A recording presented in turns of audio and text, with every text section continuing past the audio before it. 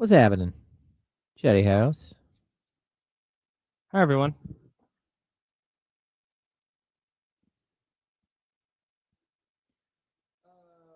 Where's my video? There Super it suit? is. Hey-o.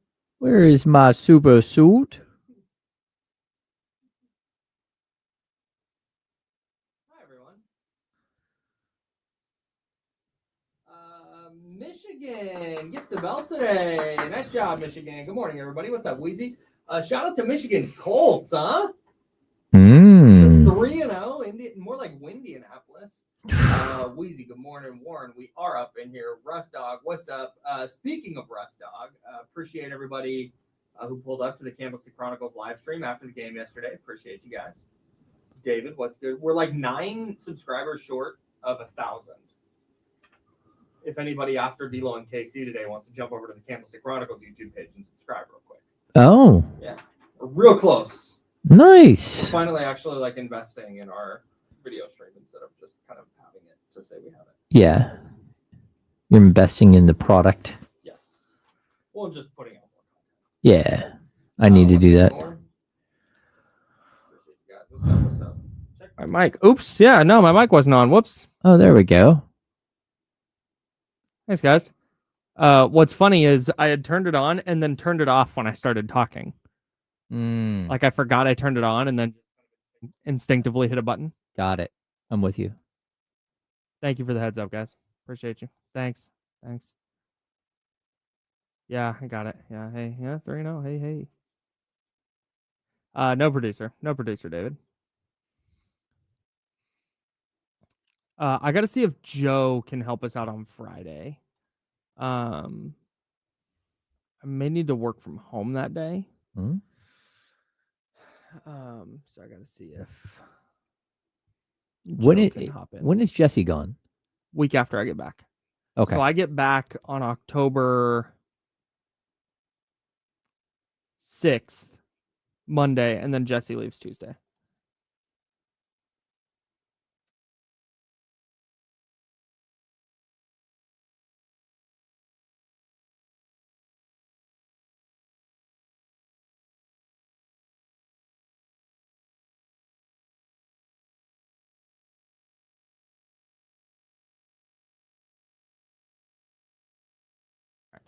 Sorry, talking employment stuff.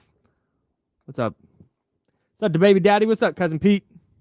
All right, let's party.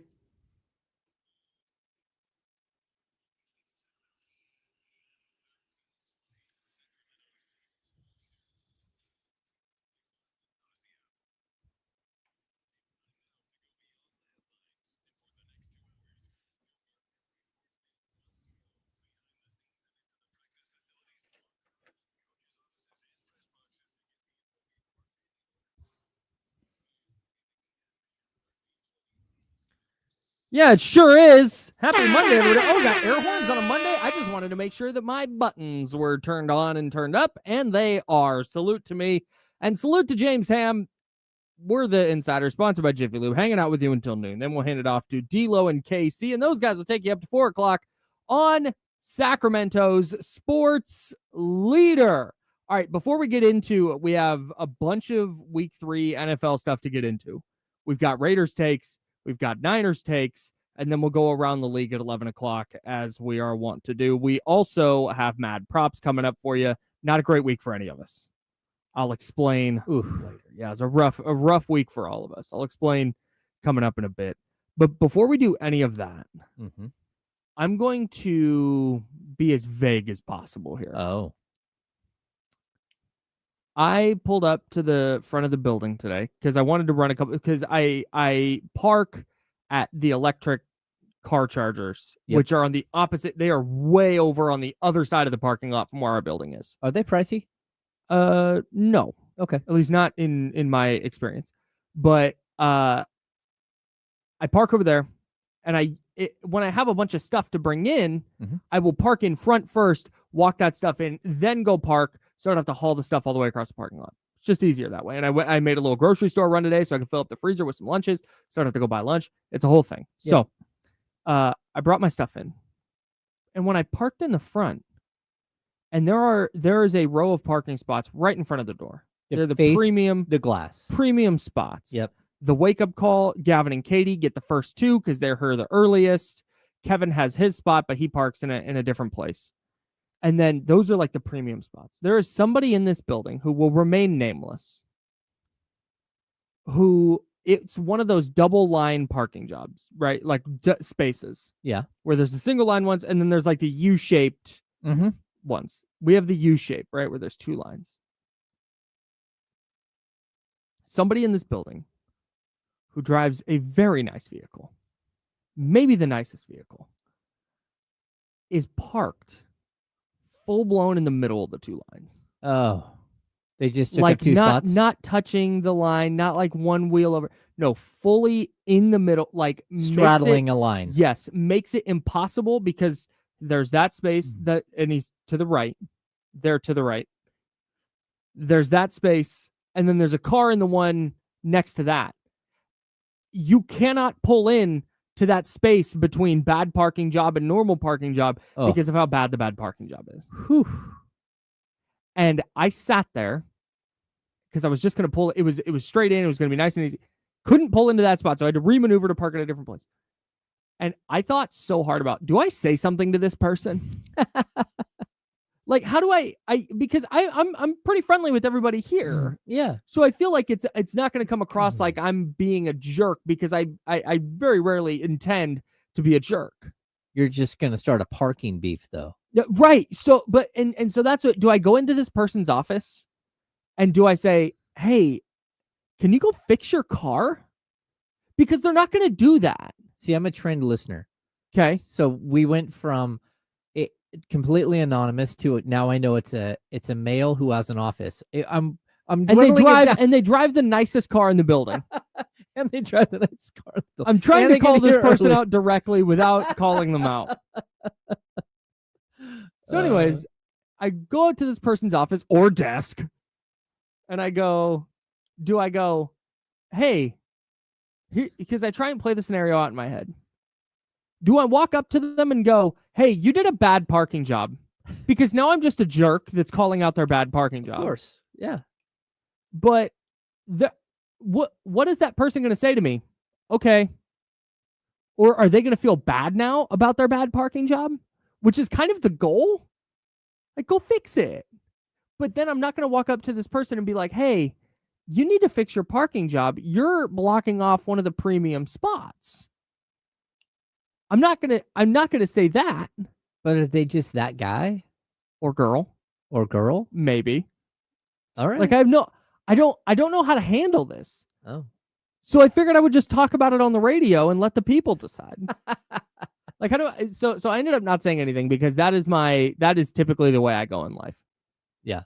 Unless I see somebody harming another person or violating another person's rights in some way. If somebody's being loud in the middle of the grocery store, I'm not going to be like, hey, could you tone it down? If somebody's cart is blocking the aisle, I'll just stand there and I'll just do the like, excuse me.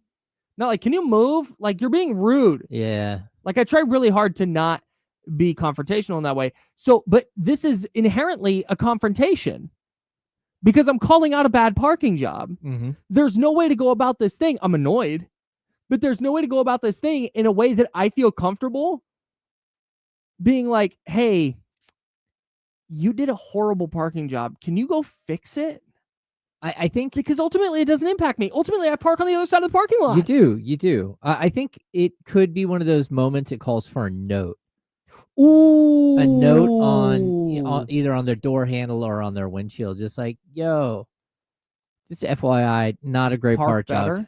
Yeah, they do have those little business cards that you can just drop on. Like, hey, this, your park job was horrible.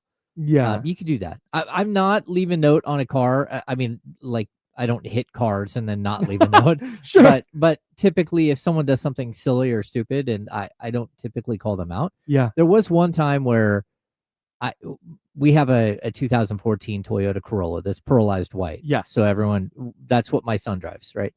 And we saw one at the Jamba Juice parking lot. And I asked the guy at Jamba Juice for a piece of receipt paper. And I wrote on there, hey, just so you know, there's a recall on your paint job, which the paint job was all peeling off the entire car. Right. There's a recall on your paint job, and Toyota will paint your car for free. Just look it up and use your VIN. I was there for that. Yes, you were. Yeah. I left it on. That's the only time I think I've in my life ever left a note on a car. More of a courtesy than a call out. It was a courtesy. Yeah. Like, hey, it's a $12,000 paint job. That's what they were. That's yeah. Brand new. My son's car looks brand new. It's 2014. Man. Yeah. So I'm struggling with this, and maybe that's what it is. But even then, I don't think this person is a serial bad parker. They just did a bad parking job. You don't think they do this everywhere? No, because I've seen this person park before. It's really hard to miss their car. Oh. It is the nicest car in the parking lot, I think, by like several levels. Until Damien rolls up. No, I would say it's nicer than Damien's car. Oh. And Damien has a very no shade to Damien's ride. But anyways, that's actually why I parked down at the electric charging stations. Okay. I just don't want to be car shamed. For all the nice ass cars in our parking lot. No, so I'm currently, and maybe it's just a note, like, hey, park better. Yeah. There was one time we have parking only on one side. My neighborhood has no sidewalks, which is not something that when you're buying your first house you think about. No. And we'll get to NFL stuff and King stuff, I promise. But it's not something you think about when you're buying a house. I wish that we had sidewalks. Having sidewalks in the neighborhood would be great. But anyways, and you can only park on one side of the street. Because the street is so narrow that the entire side on the opposite of me is red curb. Oh. So the entire side is fire lane. So you can only park on my side of the street. Well, there's my house and my driveway, and then there's some space between the houses, like a yard-ish area, little half yard on each side. The strip. Yeah. And then our neighbor's driveway. There is, depending on your car, about a car length space between our two driveways. And somebody always parks there. It's usually our neighbor who has a small, like a Honda Fit or something, and it goes perfectly there. It fits perfectly, as it were. Somebody, a stranger one day, parked their car there, and their front bumper is legit like 1.5 feet into my driveway. Oh. Which is now a whole thing, because my wife parks her car in the driveway, and now I got to maneuver around. It's just a whole thing. It's a pain. So I just wrote a note. I'm like, hey, I know parking in this neighborhood sucks, but could you just kind of keep in mind? I was really nice about it. Could you just keep in mind that you're not blocking driveways? I have not seen that car since. Oh. That car just does not exist anymore. Oh, wow. Maybe it's just a visitor. I hope so. I hope I didn't embarrass them to the point that they're like, oh, God, we can't park on the street anymore. That's right. That's not the case. If they were a little bit into the driveway, I don't even mind. It was egregious, though. Take a look. Well, that's a problem, because you're backing out of your driveway and not paying attention, and you're about to the street, and then boom, you hit something. Right. And that is my fault. No, it's my fault. Yeah. Because they parked in front of my driveway. No, yep. And it's like our neighbor has a big truck that sometimes when he parks it, the nose hangs over his driveway, out into the street. And so it prohibits your ability to kind of back up there.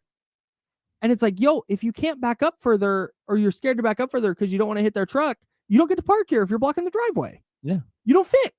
Go to a different place. Anyways, that's parking talk on the Insiders. We're brought to you by Jiffy Lube.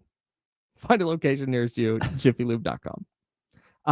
Man. All right, we got Raiders and Niners to dive into. We can start with the Raiders because they were the morning game. Okay. Ooh. They lost 41-24 to the Washington Commanders in a game that was not that close. We can talk about personnel and stuff, which I think is a worthwhile conversation. My problem with the Raider game yesterday, the reason I thought they were going to win is because I thought after losing in the fashion that they did on Monday Night Football to the Chargers, I thought there would be some element of bounce back, some element of fight and competitiveness that I associate with Pete Carroll coached ball clubs. And the way they ended that first half, just bang, bang, 10 quick points. All of a sudden, this 10-10 tie turns into a 20-10 deficit. And then it was just never close again. Yeah. That was the hard part for me. The just overall, it was like they quit. And I did not expect that from Las Vegas in that spot.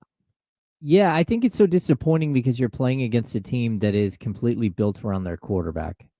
And they're trying to establish a bunch of things, right?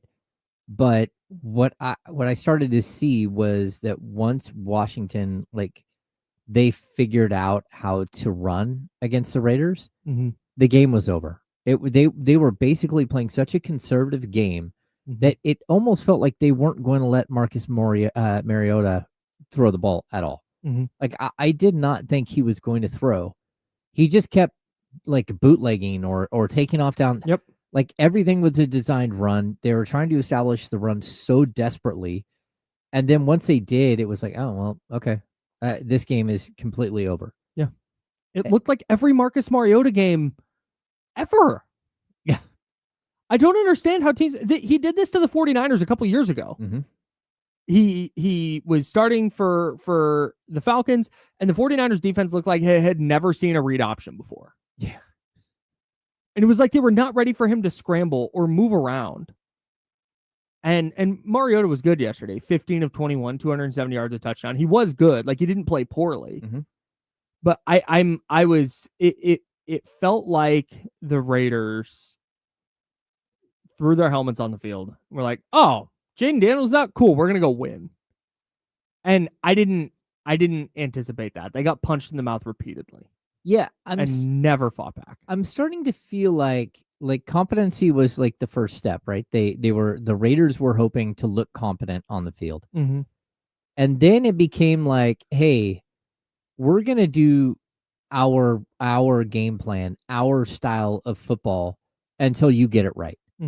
That's what it felt like. I remember Mike Brown was asked a couple of years ago, hey, are you going to switch up your defense? You guys are giving up too many threes. Are you guys going to...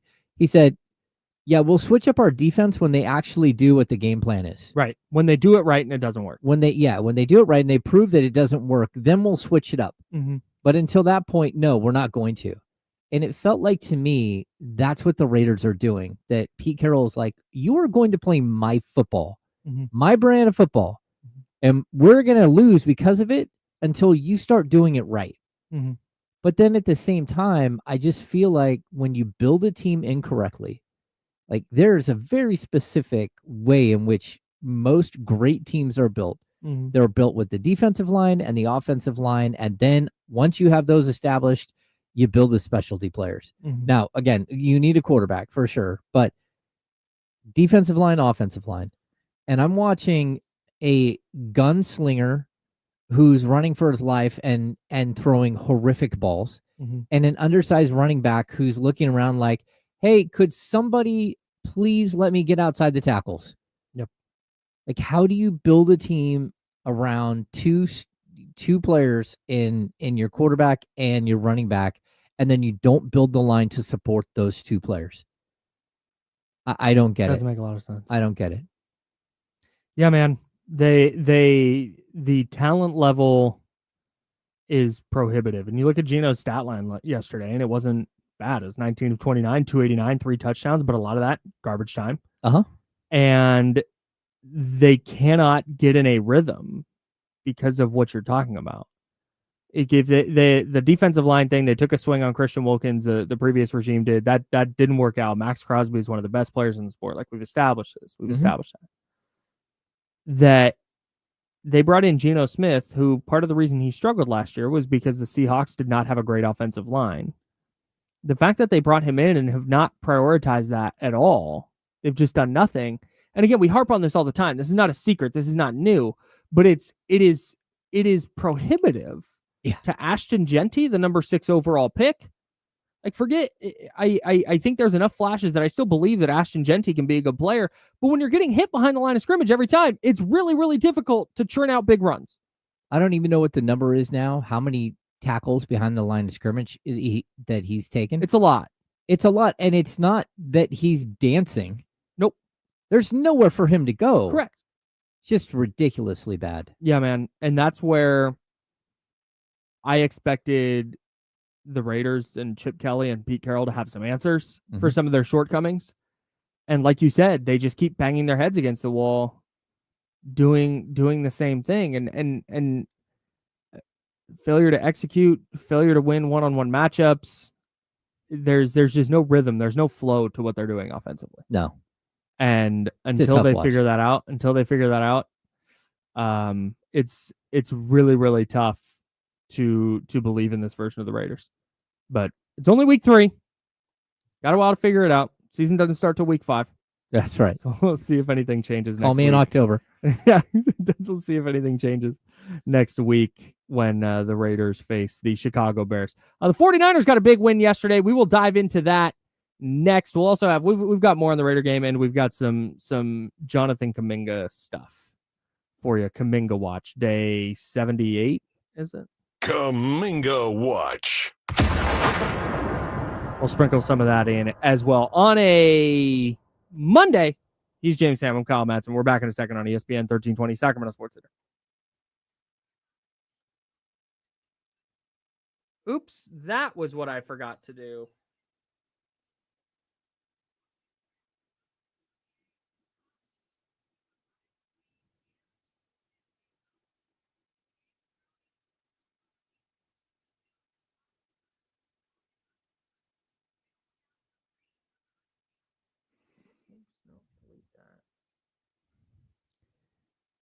Yeah, Frank, we'll get to this. My goodness. It's almost like he was listening to the broadcast. What happened? The Russell Wilson thing? Oh, dude. We'll get to that here in a few minutes, but like the broadcast was sitting there shifting to Jackson Dart talk, and it was almost like Russell Wilson's like, "Oh, that's what you think." Huh. Yes, this is my heated coffee cup, although I think the battery. Yeah, my battery's run out.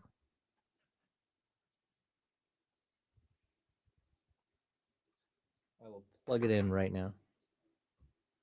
My coffee's cold.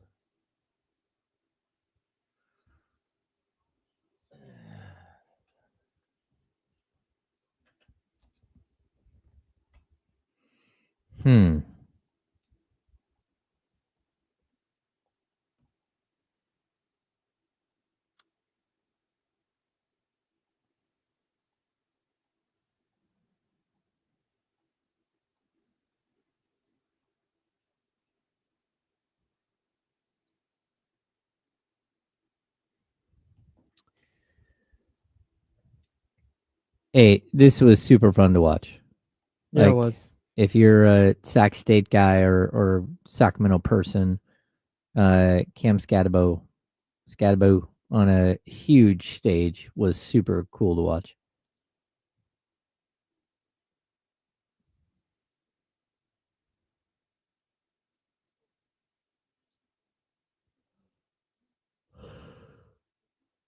Ugh.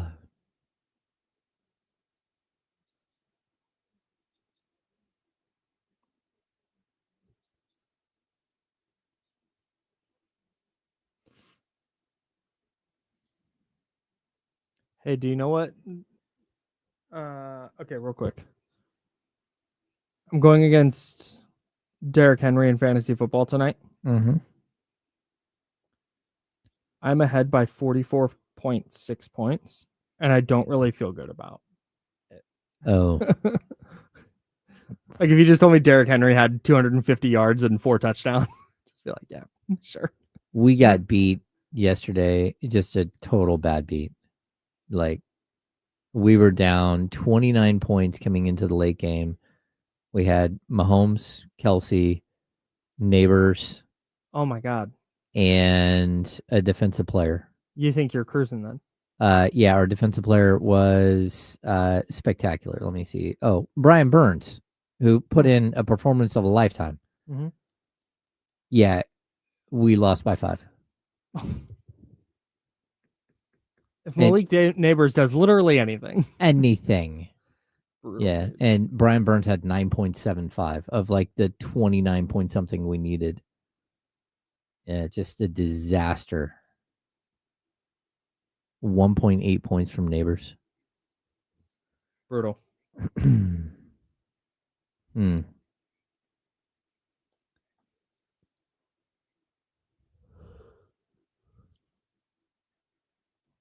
Frank, that's a good question. They probably never, because he's done enough to already get fired a couple of times over.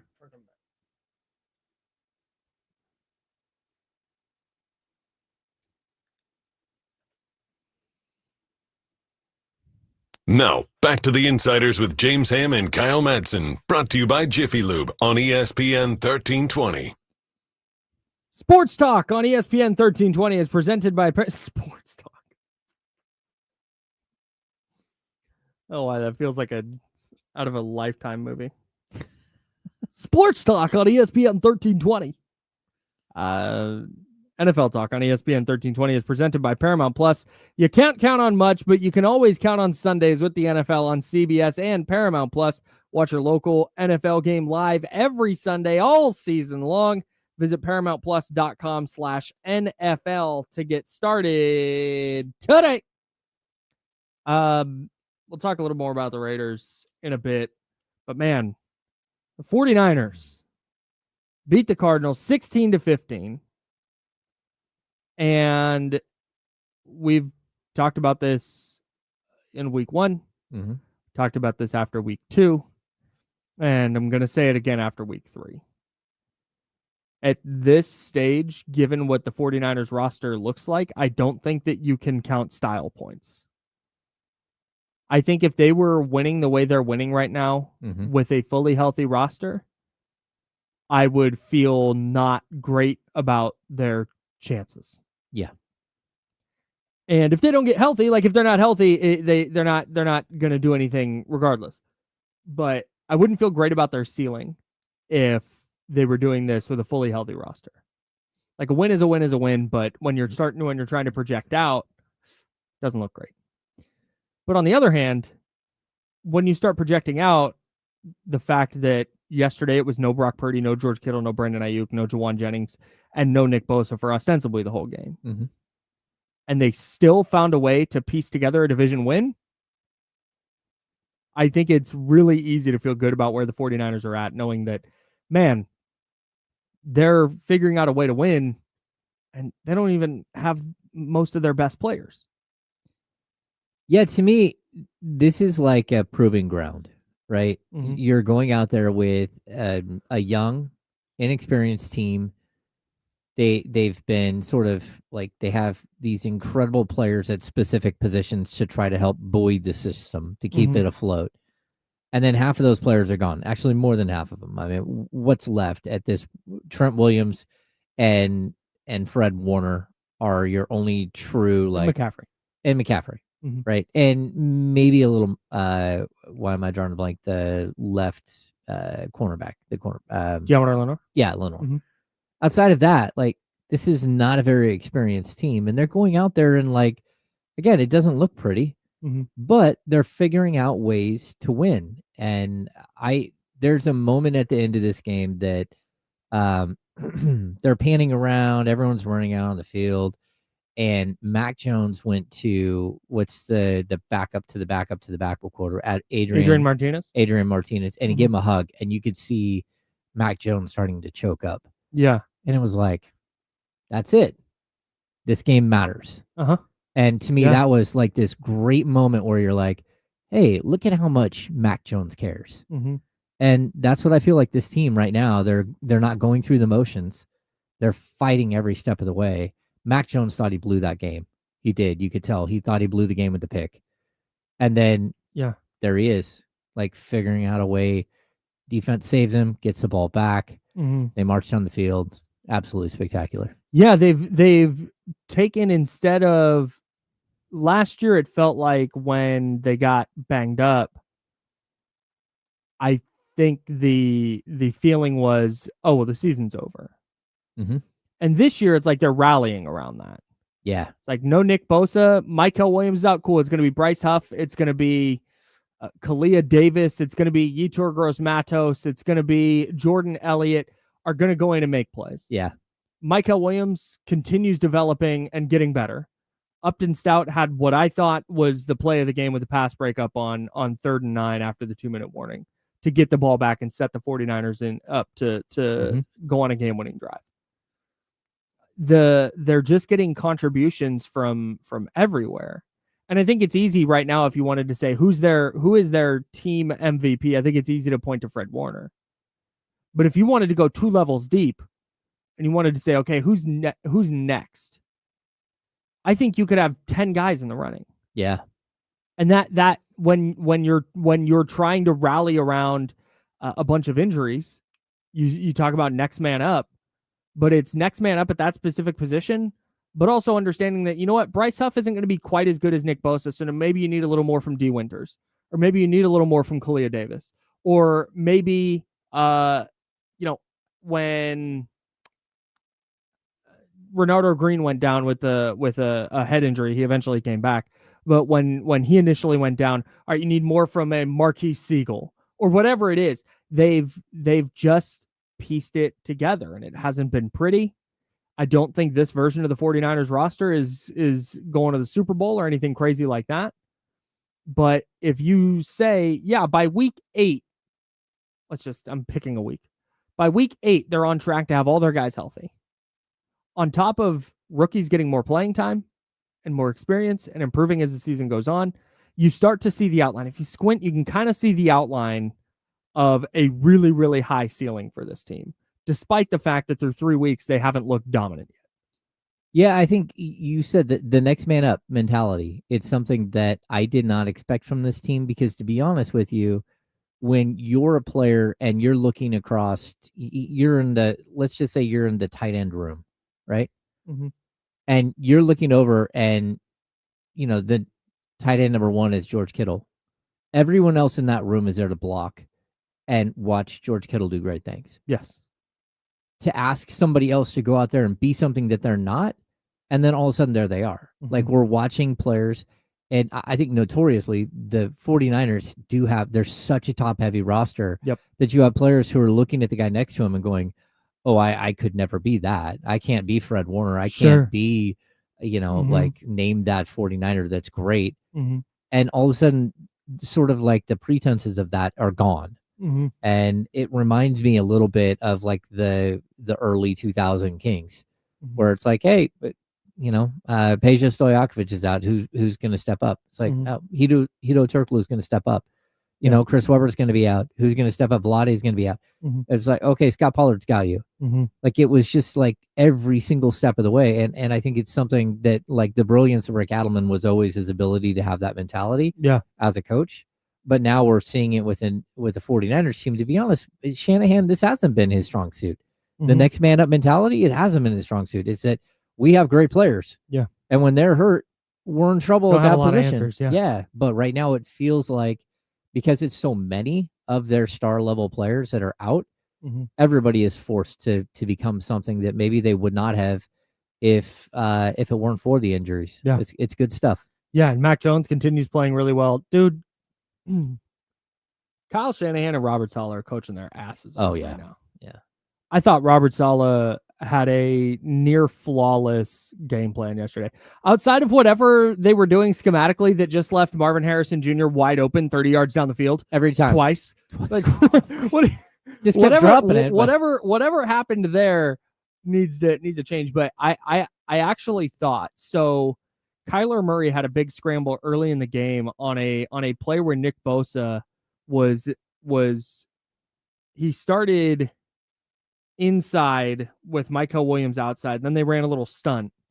And when Bosa turned the corner, he made a move inside and lost the edge. And Murray just escapes out and he goes for, I think, 9 yards and a first down, which is what Kyler Murray is going to do every single time. Yeah.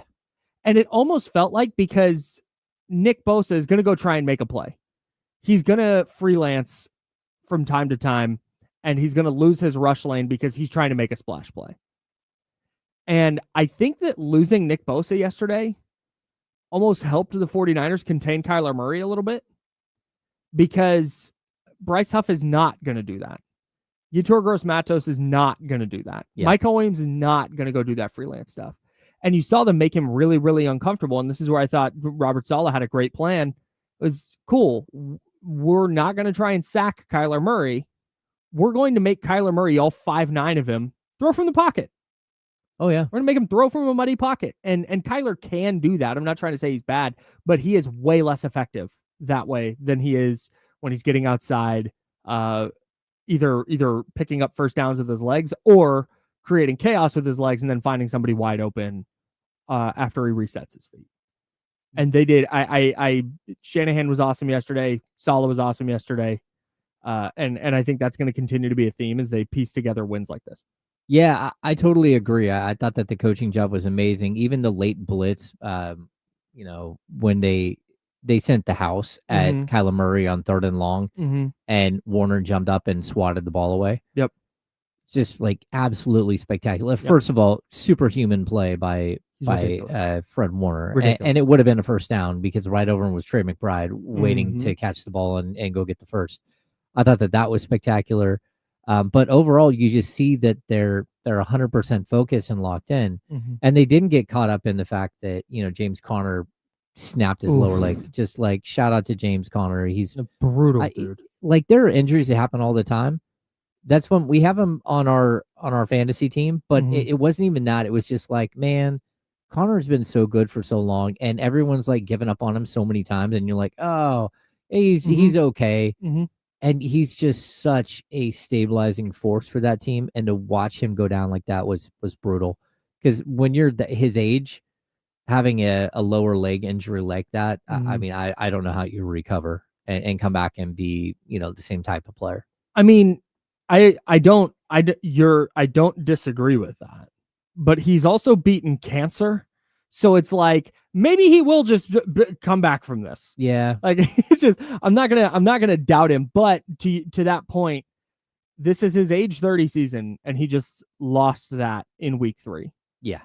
Which means he'll be 31 coming in next year, coming off a major ankle injury. Yeah. It's not impossible, but you don't feel great about a player who, like you said, got jettisoned by Pittsburgh, never found a real role in Pittsburgh. He's a Pro Bowler in year 2 with them when he had 973 rushing yards and 12 touchdowns. But then 464-4, 721-6. He goes to Arizona and he's just been rock solid for Arizona for half a decade. It's crazy. He got his first 1,000-yard rushing season when he was 28. Yeah. That's just crazy. Yep. Yeah, he's just so good. He's such a good touchdown machine. And like you could see how much it hurt that team. Oh, dude. Yeah. Yeah. They just a brutal injury. Shout out to Fox for only showing one replay. Yeah. Networks have gotten a lot better at that. Speaking of injuries from that game, Nick Bosa went down in the first quarter. We talked about this a little bit earlier, but he went down in the first quarter with a knee injury. And man, it's at some point, like I know we're talking about next man up and all this stuff, but at some point, the injury stuff just becomes insurmountable. Like at some point you have so many backups playing or so many players playing more snaps than they should be that at some point it's going to bite you. Maybe it's next week against the Jags, but maybe the Jags just aren't very good and the 49ers can win that one. But then you have a short week against the Rams. Then you've got to go to Tampa Bay, a currently undefeated and may still be undefeated when you go visit them in week 6. Tampa Bay team, a very good Tampa Bay team. It's like that's where you start to get worried. And man, if Nick Bosa is going to miss legitimate time, I think he is as irreplaceable of a player as the 49ers have, just from a pure impact standpoint. And yeah, you can rotate in Bryce Huff and Michael Williams, and yeah, they can do an okay job. Like I'm not saying the season's over, but I think as good as their defense has been, I think if you remove Nick Bosa from the equation for any amount of weeks, I think it lowers their ceiling pretty dramatically. Yeah. Personally. Yeah, man. I don't know how they survive long term, especially they're not getting the pressure on the quarterback that you would expect anyways. Nope. But they've just been so good defensively. I think we'll talk about, in our roundups segment, I'm watching like the Cleveland Browns. They're relentless. And they don't give in at all. And I feel like the 49ers, do they make a mistake here and there? Yeah, like the leaving Marvin Harrison Jr. wide open multiple times. That was a problem. But you're watching the young cornerbacks learn from their mistakes and get better. You're watching, just the physicality. You're watching D. Winters just become a star. He's like really good. Yeah. And holy smokes. Who is it? Sam Okawanu? Yes.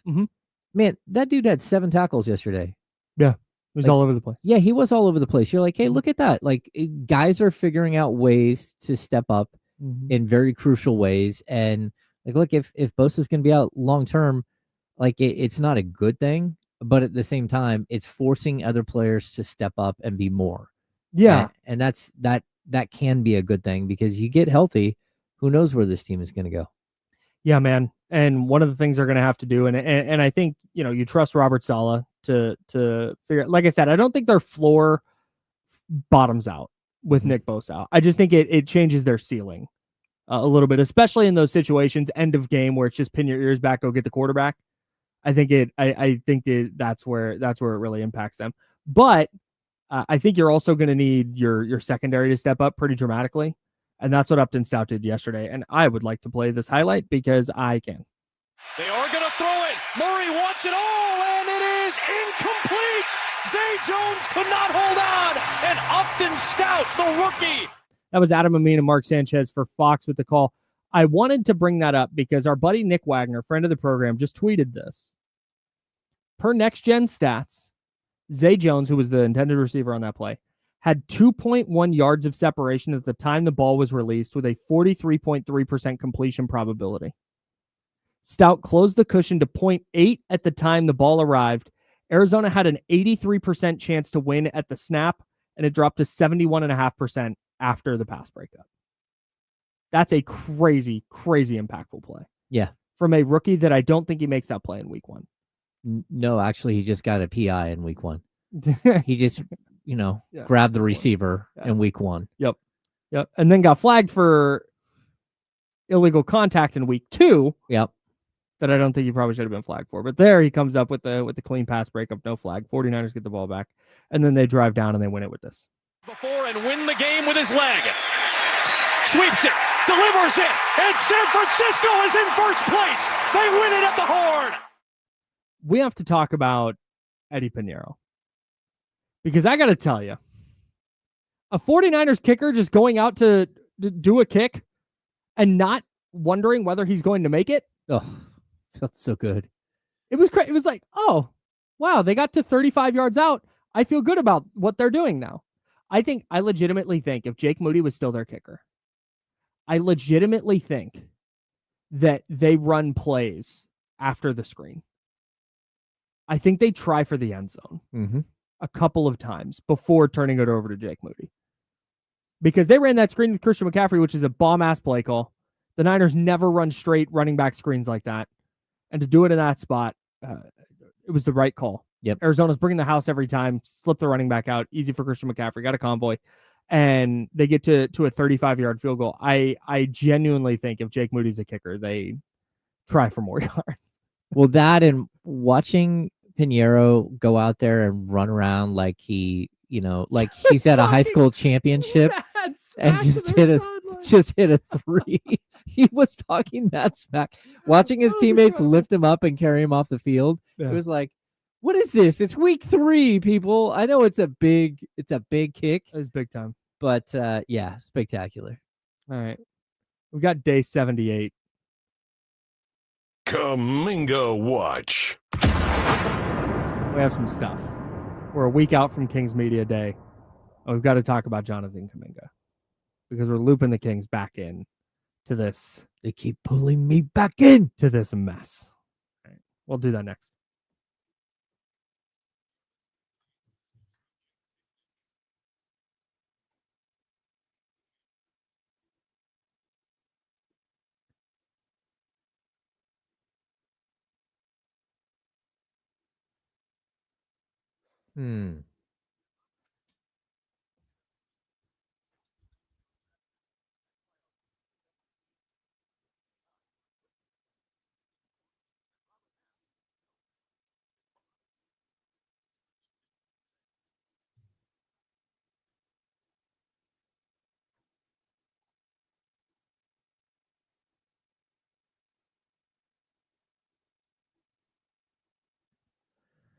Oh boy. Oh, congrats to Kelly Aiko, who's joining Yahoo as a national NBA reporter. Oh, hell yeah. He's Rockets, right? Or was? Yeah. I think. I'm pretty sure that's right. 95% sure that's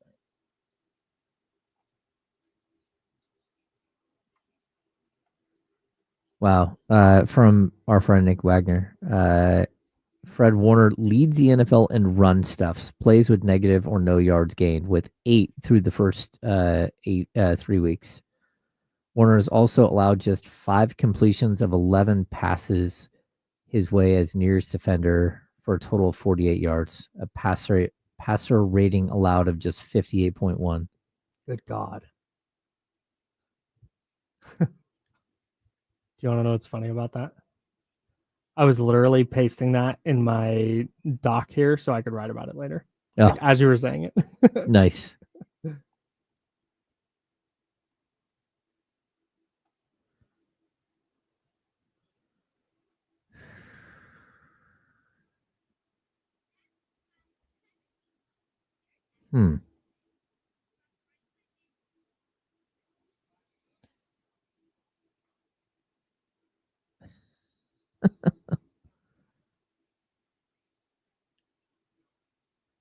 I'll be right back. We still have 3.5 minutes.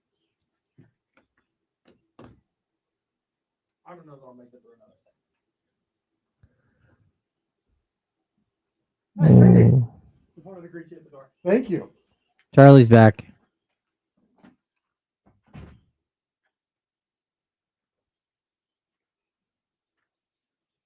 Thank you. You're welcome.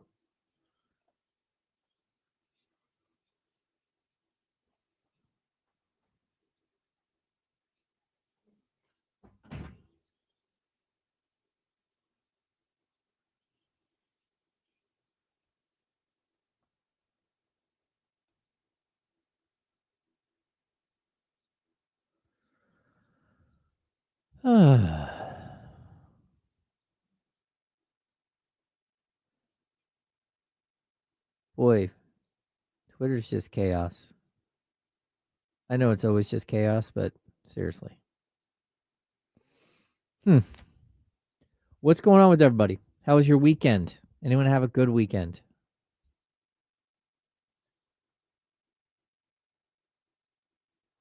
Somebody asked if most of the players back in Sac now. Yeah, there might be one or two that aren't here, but for the most part, the young guys get here around September 1st, maybe the first week of September, if they weren't already here the whole time. And then veterans start coming in early, like first, second week of September, typically. There might be some that have something going on and don't show up until a little bit later. But yeah, I think they're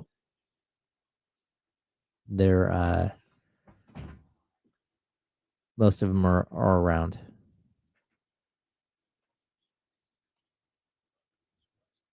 Oh, hey, I don't know. Were you talking about something important? No, Sorry. I just asked how everyone's weekend was. Good. Because speaking of this weekend, shout out to I believe Edgar is his name. Edgar. Okay. Was out at Sacramento Taco Fest, Sac Taco Fest, I believe it's called. Okay. Said what's up. Said he listens to the show. So I don't know if he listens or watches, but if you watch, salute, appreciate you. That was a good ass time. Sac Taco Fest was a blast. Oh, yeah. It's a lot of tacos, some vendors. It's funny, you hang out in Sacramento a lot more than I do. My primary group of friends lives up here. So. Yeah, I don't live and here. I love coming up to Sac. So yeah, I mean, just anytime we can. Yeah. I'm up the hill. I tend to stay in my neck of the woods. What was that? Yeah, we just well, you have friends in like Roseville. Yeah. Rockland, Roseville. We come down.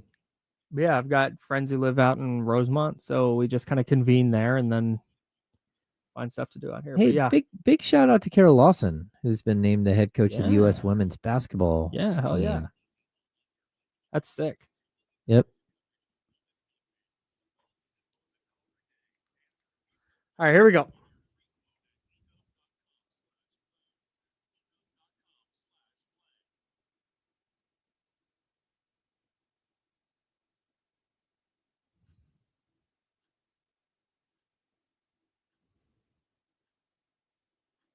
Oh, it's me.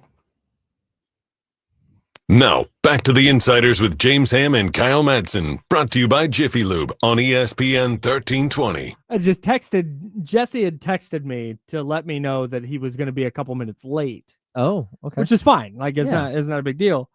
But in my mind, I was thinking about Jesse being here and did not realize that I had to be the one who hit the button for the voice guy. Of course. That's my bad. But we're back. We're here. We made it.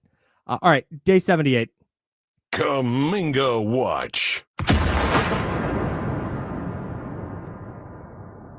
So we're a week away from Kings and Warriors Media Day. Yep. And the Jonathan Kuminga thing is not, I don't want to say is not any closer to being resolved, because it just is, because that's how time works. But I don't think that, at least nothing substantial has happened in the news anyway that would indicate we're closer to a resolution. Mm-hmm. But I heard a thing that makes me believe that a trade may be more on the table than I thought last week. Okay. And this isn't to say I think it's definitely happening. It's not anything like that. But my understanding is that we're not looking, and this is, how do I, my understanding is that had money been the issue at hand, that Jonathan Kuminga would have taken the 3-year $75.2 million option or $75.2 million contract with the team option in year 3. Yeah. Would have just taken that outright and figured it out down the road. I mean, it's $75 million. Yes. Yeah. That is a decent number. Mm-hmm. So that is not the case.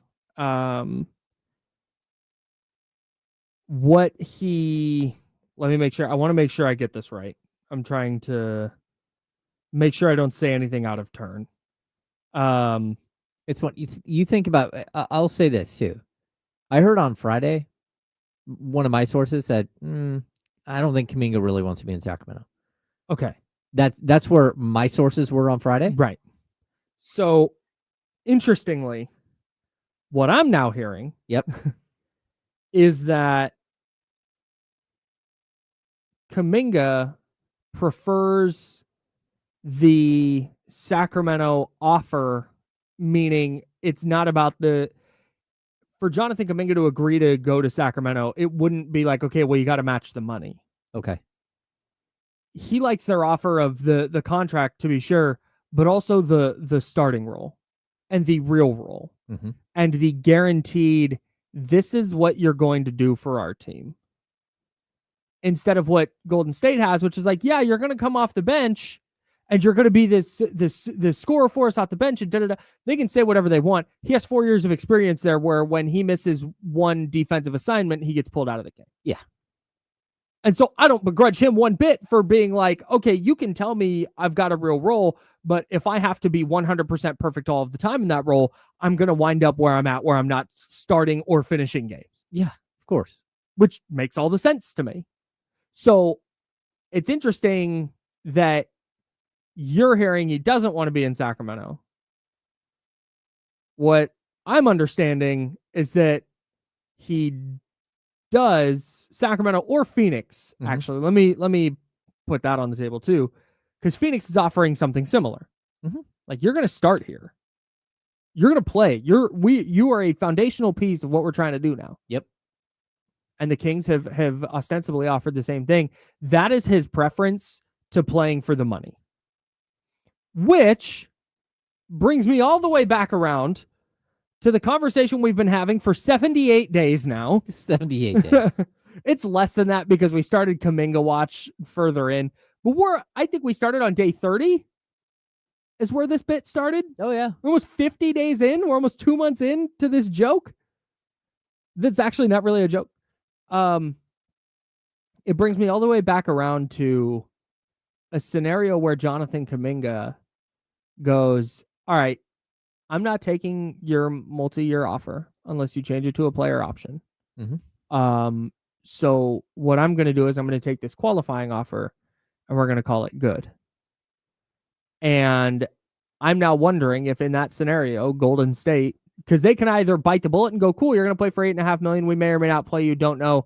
And also we have your bird right. So if you do go out and play well, we can offer you more money than anybody and maybe you wind up staying. But you're still only going to play for $8 million this year. Yep. Or do the Warriors go, okay, well, he's signing that. There's no chance he's coming back. So now we're going to try and trade him. Well, the other thing is, if he signs it, they can't trade him.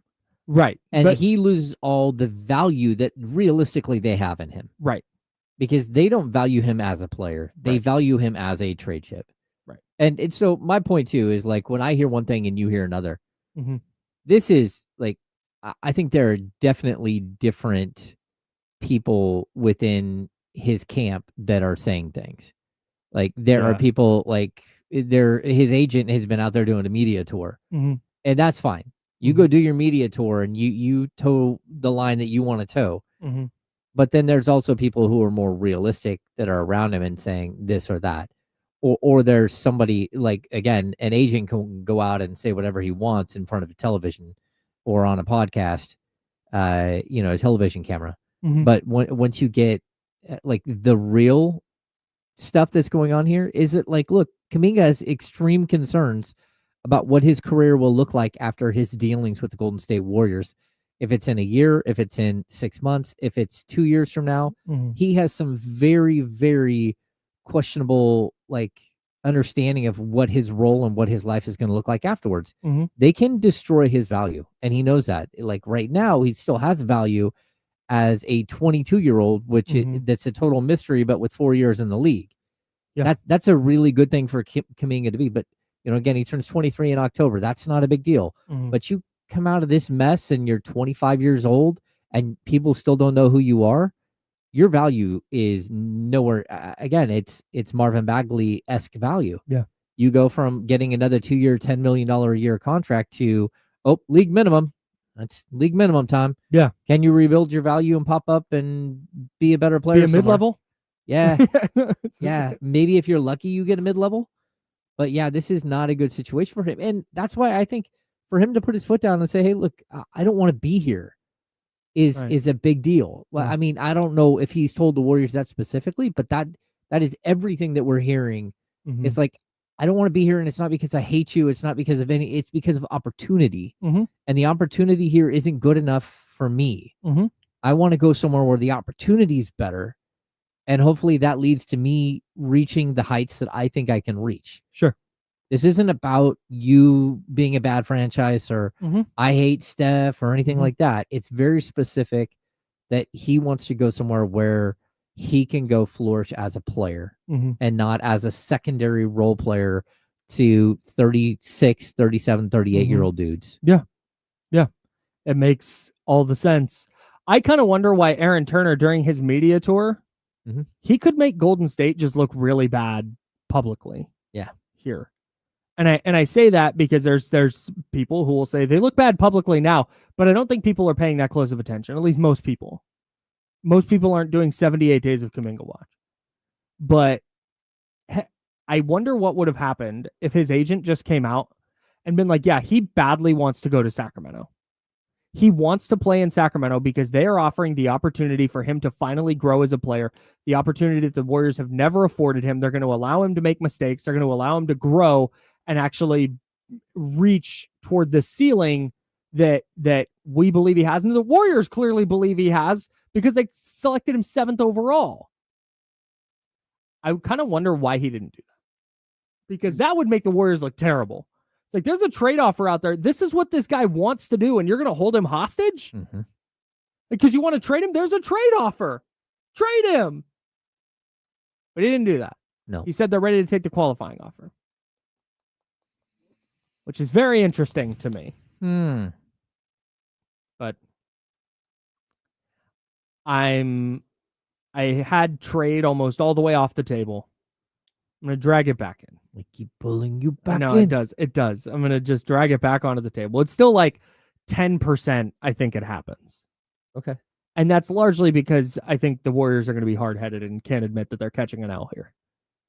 And so they're just trying to do everything they can to avoid. They are what's that?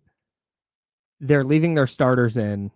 There's a minute and a half left. They're down 25.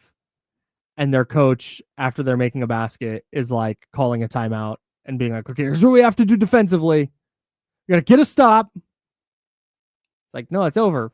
Pull your starters. You're going to lose. And they won't. And I think trading him for what the Kings are offering would be admitting defeat, which I don't think they want to do. Yep. But it sounds like Kuminga might be pushing for it. So we'll see. We'll see. So you're saying there's a chance, Kyle? I am saying that. The Colorado Rockies, by the way, 988 runs allowed. We're approaching 1,000. We're going to get to 1,000 runs allowed by the end of the week. So wild. Run differential minus 404. Same as it was on Friday. They broke even over the weekend. Good for them. They took 2 out of 3. They took two out of the 3 games they played against the Angels. They won and broke even on run differential. Shout out to the Colorado Rockies. All right, we've got Mad Props. Not a great week for any of us in Mad Props. We'll talk about that, and then we'll go around the NFL. We'll have highlights from around the league next, and we'll dive back into 49ers Raiders as well in that second hour. He's James Ham. I'm Kyle Madsen. We're the Insiders, brought to you by Jiffy Lube. It's ESPN 1320, Sacramento Sports Center.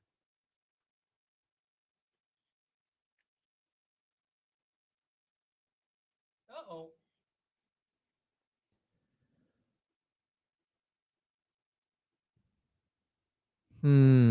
What's going on? I don't know. Did anyone else see the Leo DeVries home runs this weekend? He's the 18-year-old shortstop prospect that they got in the Mason Miller trade. Mm-hmm. Holy smokes. So they've moved him up to AA, and he crushed 2 home runs. Oh, yeah. He has never been more back, some are saying. There's the first one, Kyle. Goodness me. And then this to the freeway. The second one, his swing. It's funny. You said Edgar earlier. His swing looks like Edgar Renteria. Oh, weird. Okay. Oh my God. Oh yeah. I'm gonna have to go back and watch some Edgar Renteria to. Yeah. Yeah, he's just. Hey. He's gonna be really good. Not related to that. This Sac Republic faux back hat. Oh. Is out of control. I don't have this stream up. I don't know if anybody can see it. Oh, all right. This is insane. That's absolute gas. Hey, mountain visit.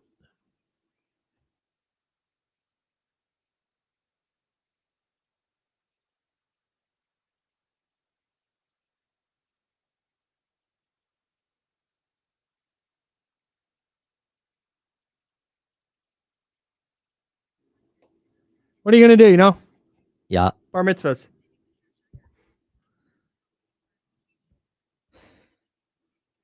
I hope that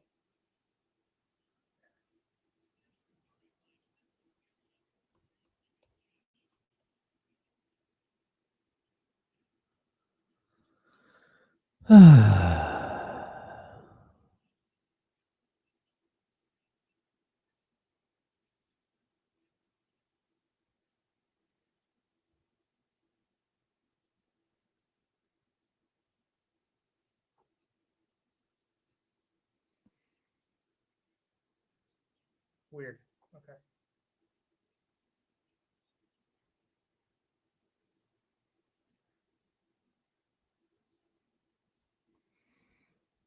Hmm.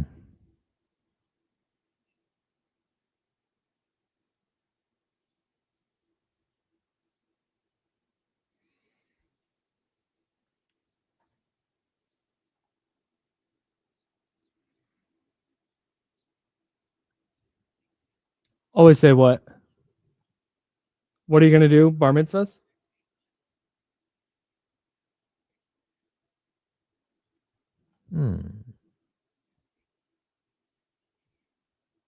Oh, nice. Honestly, with the lip reading, most of the time we're not saying anything that interesting. Like, it's literally like, hey, do we have Joe at all this week? Like, it's boring work shit. Stuff.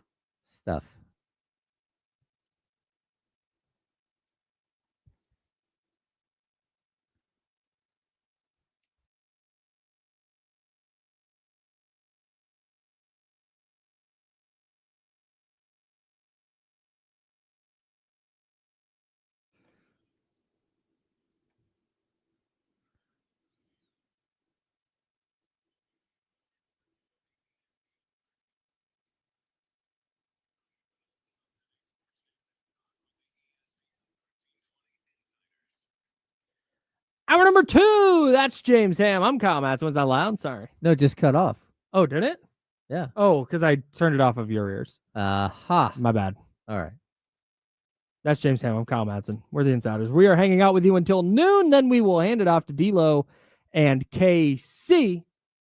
And those guys will take you up to 4 o'clock on ESPN 1320 at Sacramento Sports Leader. Appreciate everybody listening on the radio. Everybody listening on the various apps, Odyssey, iHeart, TuneIn. Appreciate everybody watching on YouTube and Twitch, youtube.com/ESPN 1320 and twitch.tv/ESPN 1320. We'll have mad props in a bit when Jesse gets here. Before we get to that, let's take a look around the NFL. A wild week 3. Somehow there were a bunch of special teams disasters, and the 49ers weren't part of any of them. And speaking of special teams disasters, let's head out to Philly, where the Rams had an all-timer. Joshua Carty has it blocked again! This time Jordan Davis! The big man looks for the icing on one big cake! Eagles hang on! Yeah, thanks to Joe Davis and Greg Olson and Fox for that sound. A tale of two halves.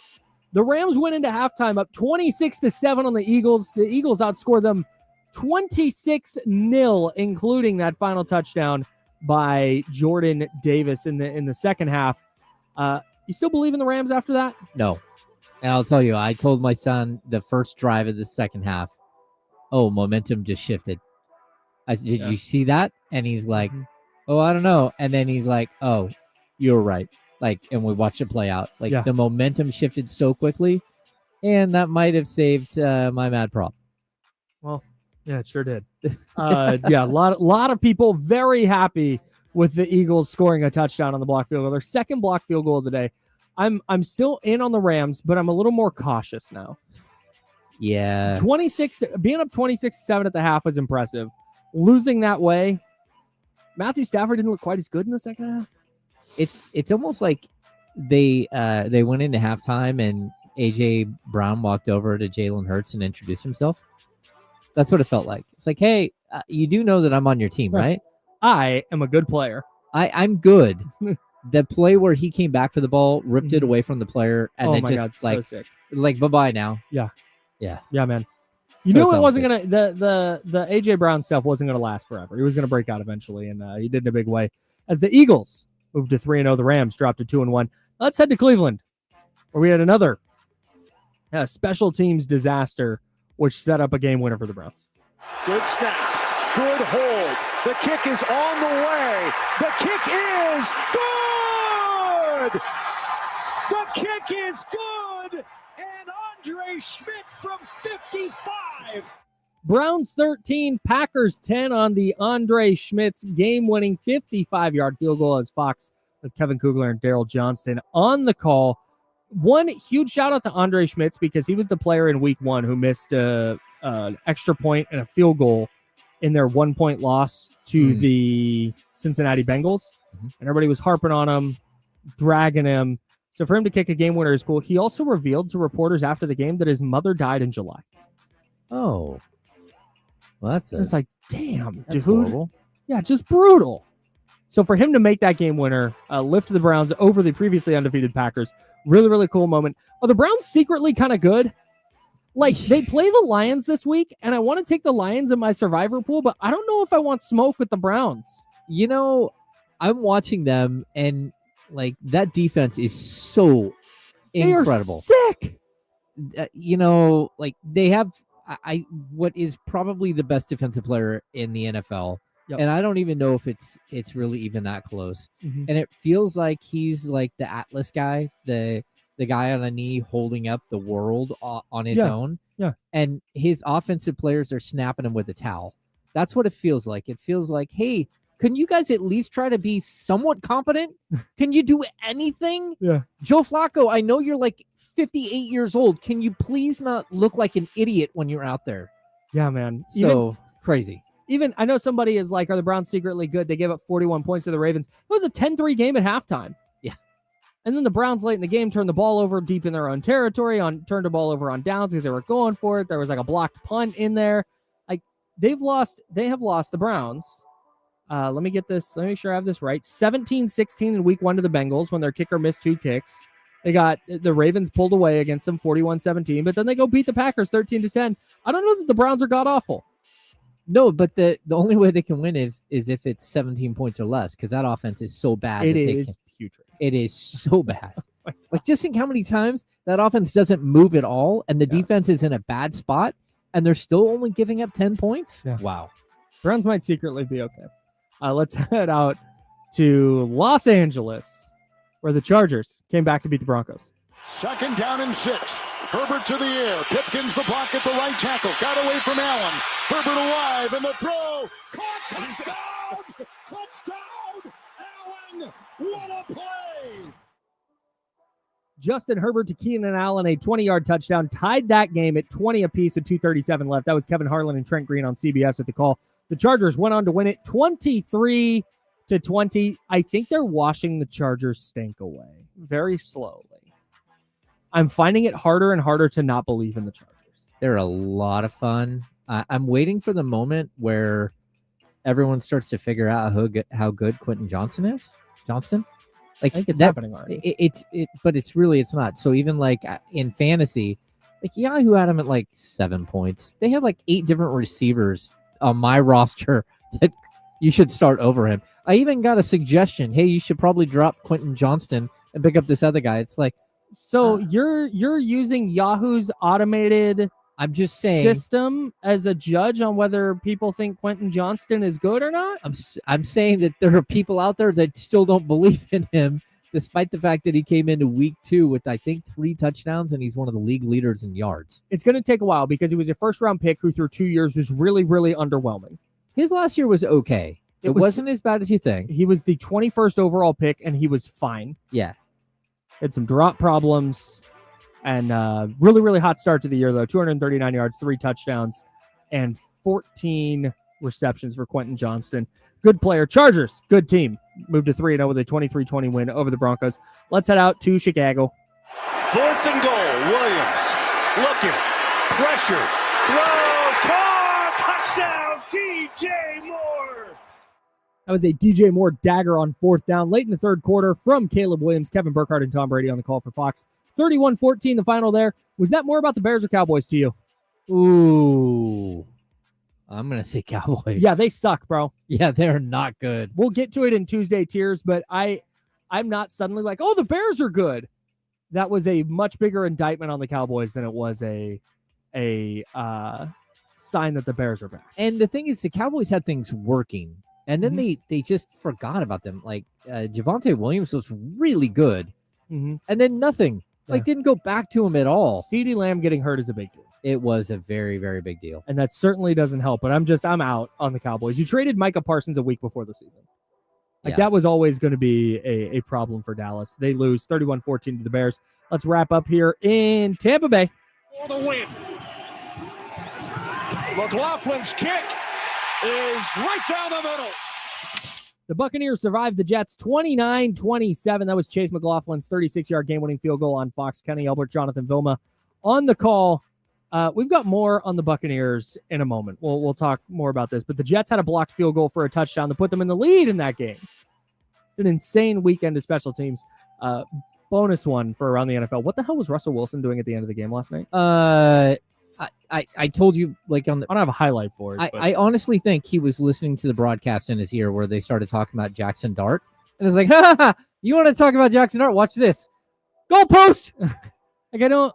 It was like, brother, you got 4 downs.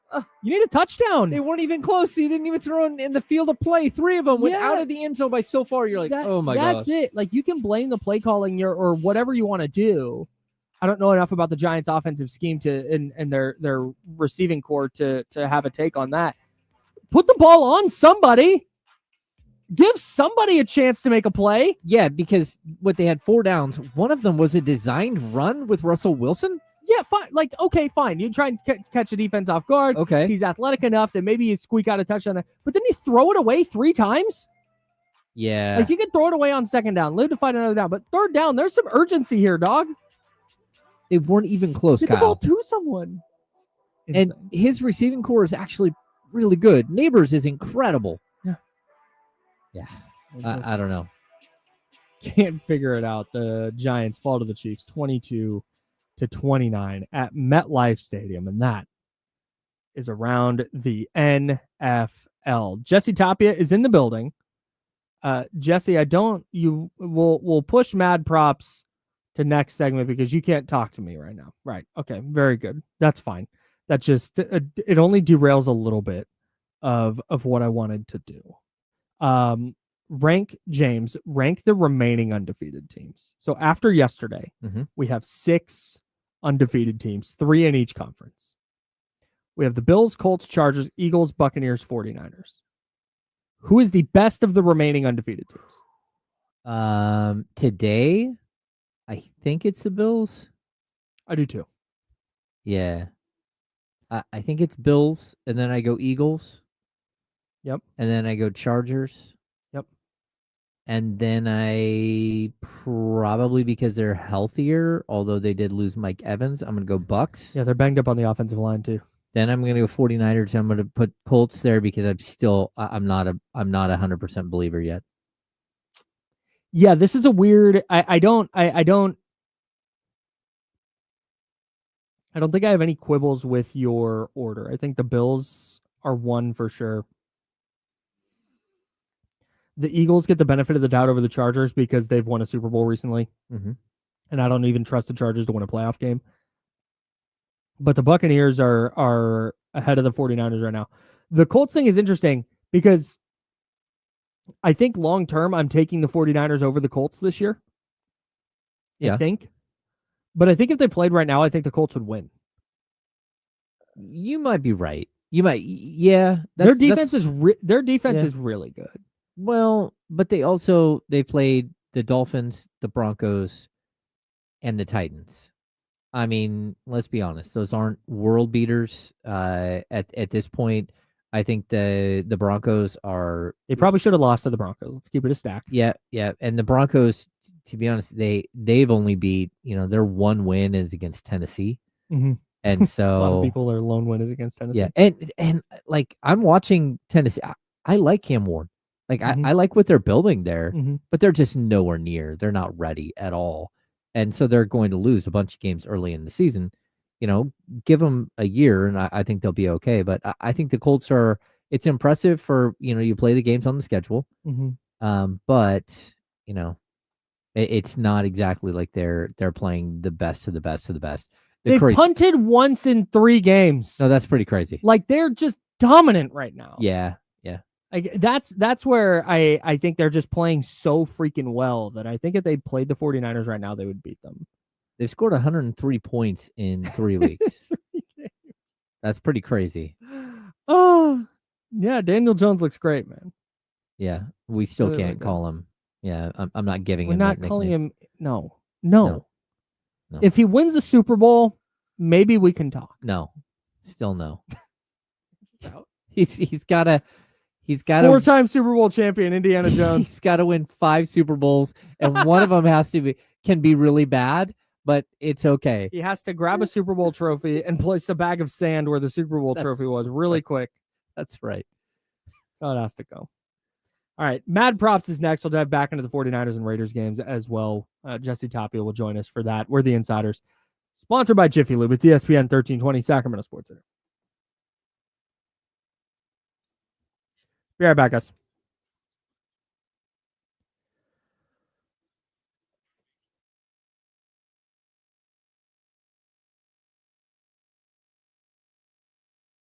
Tell you.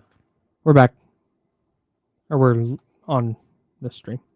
Oh, we are on the stream? Yeah, we are now. Oh, my Hi, mic's everyone. not lit up. I do hear myself, though. Ah, shoot. What time is it? Game time, 11:17. You have 3 minutes. 3 minutes. What's up, guys?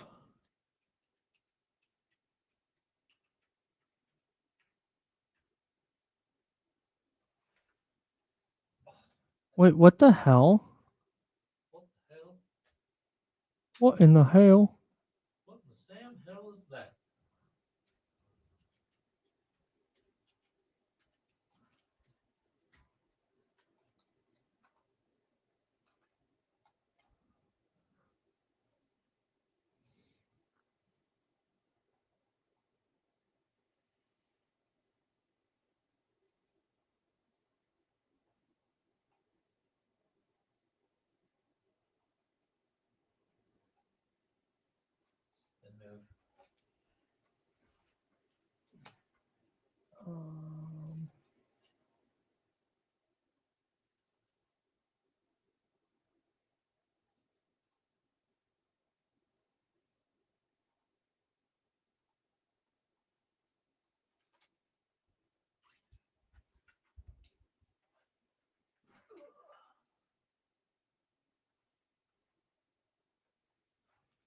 Hey, is it just me or is there a weird smell in the building today?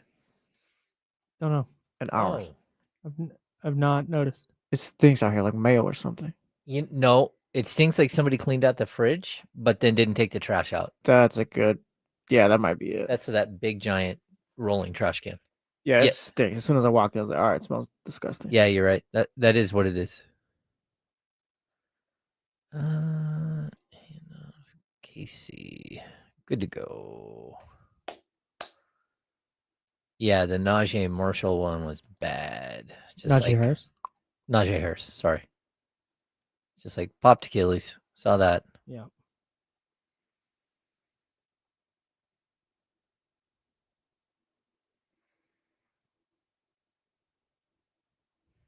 That was brutal.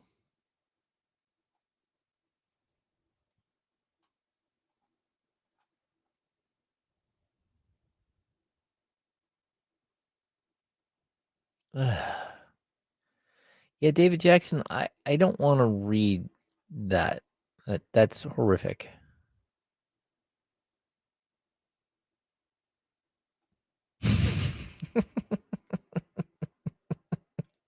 Yes. Oh, that's funny, Michael. Why would you write that in the chat? I don't know. That's disgusting. You talking about the pimple message? Yeah, dude. Yeah. Clean it up. This one though is good though. Yeah, that was that. No qualm. Yeah, you got me, Michael.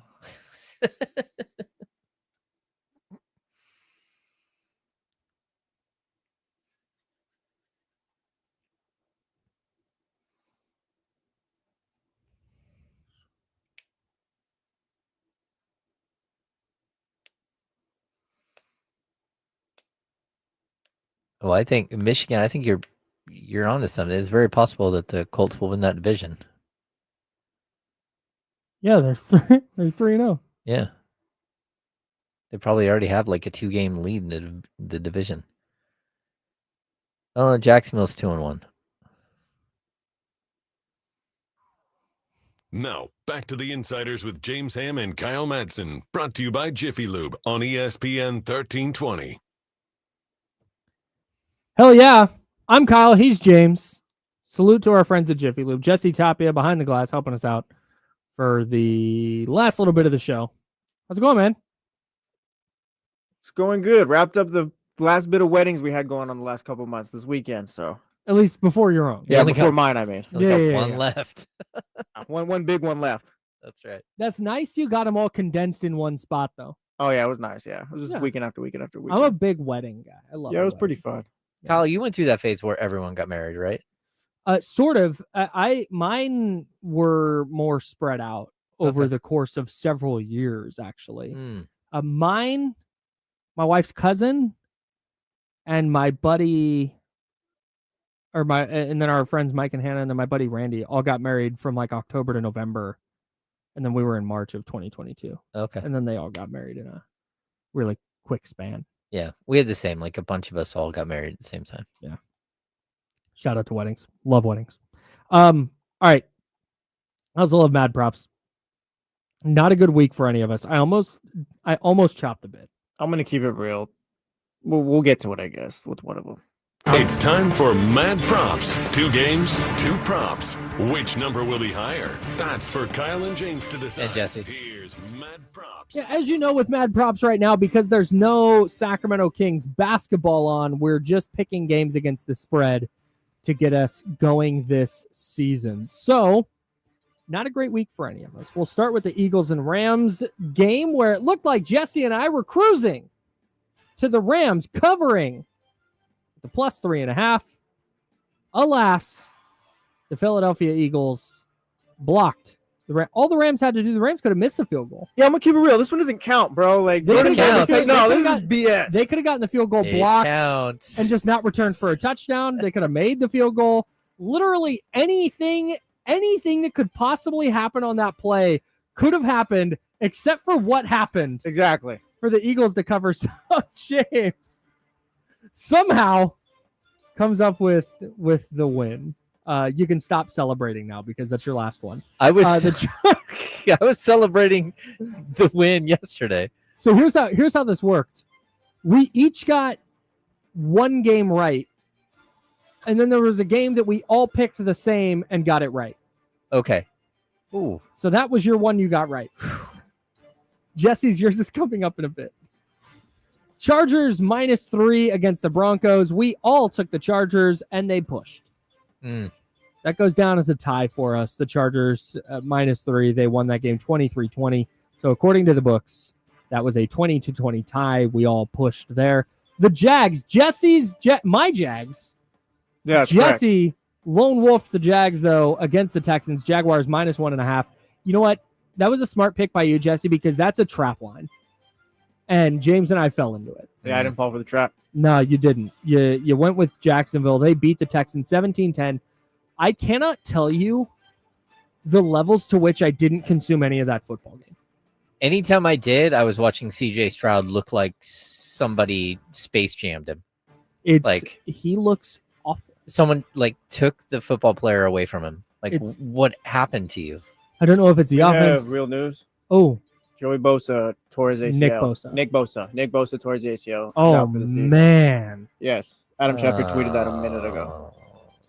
Okay, well, we will get to that momentarily.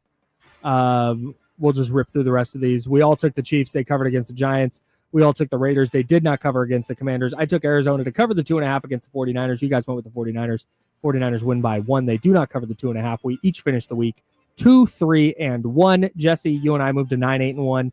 And James, you are 10-7-1. It's Mad Props. We'll get back to that on Friday. A brutal bit of news for the 49ers.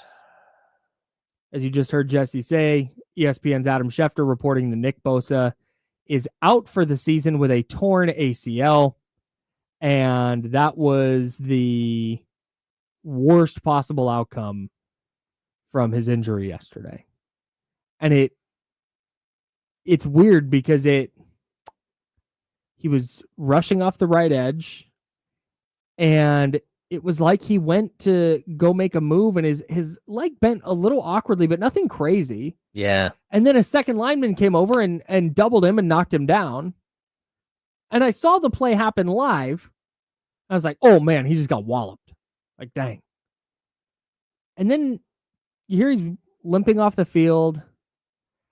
And you see him limp off, and you see him go over and like lay down on his back, which is a very odd thing for a player to do. And it looked like they were working on his right hip or like a hip flexor. That's what I thought. Like Like he was, they were working on him while he was on the ground. I did not expect this at all. So it was weird because Kyle Shanahan said yesterday that he initially said that they did a test for an ACL tear. They don't think it's an ACL tear. But then later clarified and said they're not ruling out an ACL tear. And so they got some imaging back that showed that Nick Bosa is out for the season. A clean tear is how they're describing it. But even still, he might be ready for the start of next season. But this is 2 ACL tears for Nick Bosa now in his, 19, 20, 20, 7 seasons. This is the other knee, though. So it's not, this is his it's a right knee. Bilateral ACL tears. That's not good. What? Yeah, they call that, it's bilateral. Like it's when you tear one and then you tear the other. Then I see. Typically what happens. I thought bilateral was when both of them, but it was at the same time. No. So the problem that he'll have now is that in his rehab in the second one, there's a likelihood he'll need cleanup surgeries in his right one because it's just, Jeez Louise. Yeah, it's not good. So that's where things stand with the 49ers and Nick Bosa. And I think you're going to see a lot of what you saw yesterday, where you saw Michael Williams have to step up. You saw Bryce Huff have to step up. And I think if you're Robert Saleh, the onus now goes to you to continue figuring this out. Man, that's not one.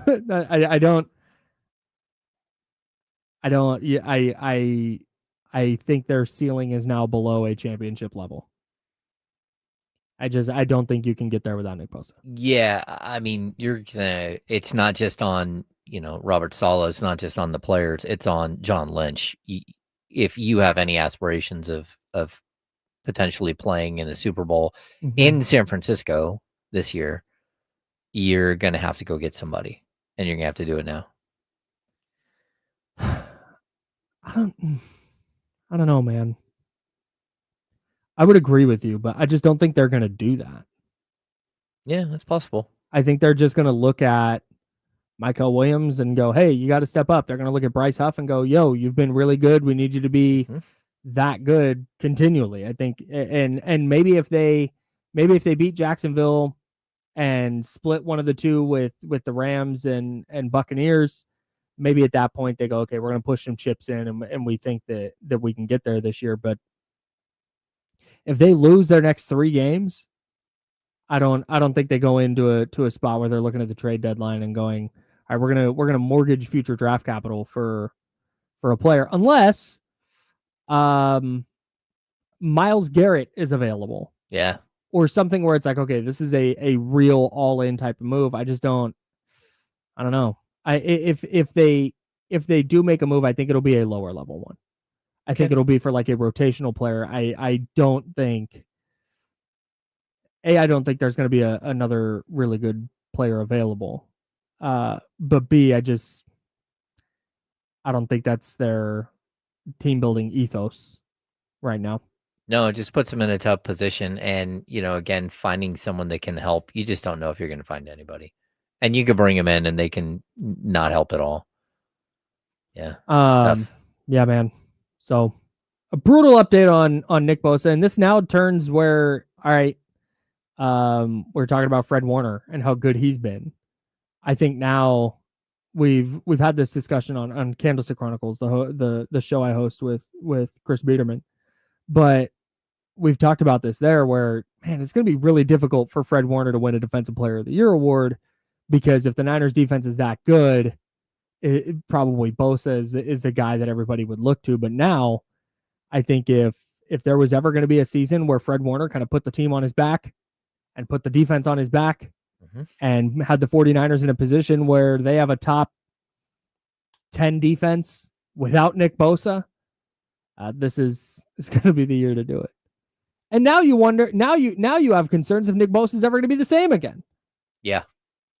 Which would be a pretty significant issue, because he was going to be a player I think the 49ers were trying to carry into whatever the next version of their core is. And now I think there's a massive question mark about whether he can do that. Yeah, I mean, it's just brutal. The list of names, Brock Purdy, George Kittle, Juwan Jennings, Brandon Ayuk, all out. Nick Bosa joins that list and wasn't. I'm sorry, I had this wrong. Same knee that he injured in 2020. Oh, it is. Mm-hmm. It's the same ACL again? Doctors are hopeful Sunday, this is according to Tom Pelissero, based on the physical test, but with the graft holding the knee together, further tests were needed and now revealed the extent of the damage. Yeah, that's not good. Yikes. So, that's where it's at. We'll see if their defensive end depth is there, and if it's not, they're going to have a huge problem affecting quarterbacks. That's right. But this is also where I think if you're looking for a silver lining or you're looking for some optimism, you talk about, okay, the ability to affect quarterbacks. Here are some of the quarterbacks the 49ers have on their schedule. Trevor Lawrence, Matthew Stafford and Baker Mayfield, good players. But then it's Michael Penix, CJ Stroud, Russell Wilson / Jackson Dart. You got Kyler Murray again, Bryce Young. They got the Browns in late November. So you're saying they've got there's the a Titans. chance. They've got the Titans in December, and Cam Ward. They have the world beater Colts, who are apparently the best team in the league, and Daniel Jones. They've got the Bears and Caleb Williams. So there is still an opportunity here where they could, despite this injury, figure out a way to win 11 or 12 games. To get to 11 wins, they have to go 8-6 the rest of the way. Yeah, they got to play a little bit above 500. Okay. Which I think they can do even without Nick Bosa. But I said this earlier. I think their floor without Nick Bosa is probably fine. I don't think they're all of a sudden going to bottom out and be a bottom 5 defense. But I think their ceiling lowers dramatically. Mm-hmm. When you look at week 1, it was his strip sack of Sam Darnold that sealed the win for the 49ers. When you look at week 2, he had a big sack late in that game to force the Saints punt. They survived yesterday against Arizona. I have questions about, and I think we'll learn a lot when they play Jacksonville. Mm-hmm. But then we'll certainly learn a lot when they face the Rams on a Thursday night and then they go to Tampa Bay. Because that'll be weeks 5 and 6. You'll start to kind of know a little bit more what this team is going to look like. Brock Purdy will probably be back by then. And we'll see if their defense can continue carrying them while their offense sputters and pieces it together as they're banged up on that side of the ball. Yeah, trying to figure it out. I mean, I think one of the biggest problems, they only have 5 sacks through 3 games, and 2 of those sacks are Bosa. Mm-hmm. One of them is Upton Stout. Mm-hmm. So you're looking at Huff is the only one with a sack on the defensive line. Like, how do you get to the quarterback? And boy, that trade right there might turn out to be one of the best trades possible. Yeah, if he turns into the player he was in 2023, for sure. Like they'd be in an okay spot, but you worry about their run defense. Nick Bosa is such a good run defender. Can they continue figuring that out? Man. Yeah. That is you lose Brandon Ayuk and you go, okay, it's Ricky Pearsall and Juwan Jennings. You lose Juwan Jennings, all right, it's going to be a lot of Christian McCaffrey. Christian McCaffrey went down that last year. As Jordan Mason stepped in. I don't know how you replace a singular force like Nick Bosa. Well, and to be honest, you just brought up McCaffrey, and he's got 52 rushing attempts for 176 yards so far, and he actually has more receiving yards than he does rushing. He's got 25 receptions for 213 yards. 77 touches through 3 games. He's on pace for 436 touches. That's absolutely insane, but this is what happens when you lose Juwan Jennings, when you lose Brandon Ayuk, when Brock Purdy is out, when George Kittle is out. All of it is going to fall on McCaffrey. And then what do you think McCaffrey is going to look like by week 7, by week 8? And that's a tough. It's tough. I mean, maybe he can keep it up, but I'm going to guess that he can't, and that's where they're going to have to find ways to get the ball to other people. I will say on the McCaffrey thing, I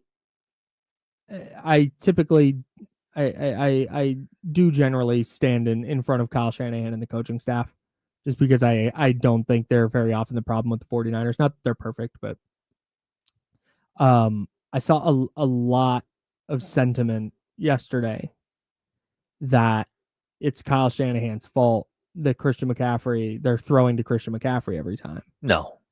And you just hit the nail on the head.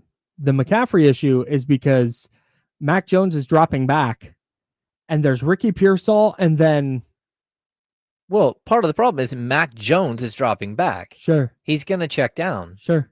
You know, that's Brock Purdy doesn't check down all that much. He will, but that's not his game. His game is to go to the mid and intermediate, passing zones. He does check down, and having Christian McCaffrey is huge. But the fact that the guy's got 25 catches through 3 weeks and 52 rushes through 3 weeks, the rushes is where you're gonna have to save yourself. You're gonna have to get Brian Robinson in the rushing game more. If Brian but I agree. I don't know if Brian Robinson is good at football. He's got 17 rushes, so I mean, even that in itself is quite a bit. Brian Robinson. I guess typing Robinson wasn't going to get me where I needed to go. There's quite a few Robinsons in NFL history. Yeah. Brian Robinson this season, 17 carries for 75 yards, and that includes a 19-yarder. Yeah, so 4.4 per game, and if you pull out the 19 4.4 yards, per carry. Yeah, 4.4. Yeah, that's what I meant.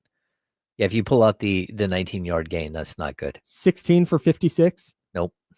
Ugh. No. It's not going to get it done. I do think, though, like at the goal line yesterday, they got stuffed a couple of times inside the 5. Like, get behind Brian Robinson there. Yeah. Like, I know that he's not been great, but that's where you can take a couple of carries off of Christian McCaffrey's play. Well, I also think, I hate saying this because you're going to be like, shut your mouth. Like, maybe try Sky Moore on an end around. Maybe try somebody on an end around to try to give that other element. Maybe give Kyle Juszczyk some carries. Maybe have Juszczyk go out in the passing downs and catch a few balls. So I think at the goal line yesterday on the little throw to McCaffrey where he just got freaking leveled. Killed. Yeah. Shanahan wanted to call the play that went to Juszczyk for a touchdown. And they had some confusion and didn't get the call in right. Like, hey, at that point, then call timeout, man. Yeah. But then it was good they had all 3 timeouts at the end of the game. I don't know. It's nitpicking, but I keep assuming at some point we're going to see more Brian Robinson or maybe a little Isaac Guerrero, because I think every touch is going to count with Christian McCaffrey down the stretch. Yeah, I totally agree. And I thought the one thing that I really liked that the Cardinals were doing is they had Wilson just tracking him, just running around. Yeah, Mac Wilson was sick, ready to crush, McCaffrey, and that was the problem. So yeah, he had a really, really good game yesterday. Mac Wilson did. All right. Speaking of a really good game, we got the handoff coming up. D'Lo and KC going to join us next on ESPN 1320 at Sacramento Sports Center.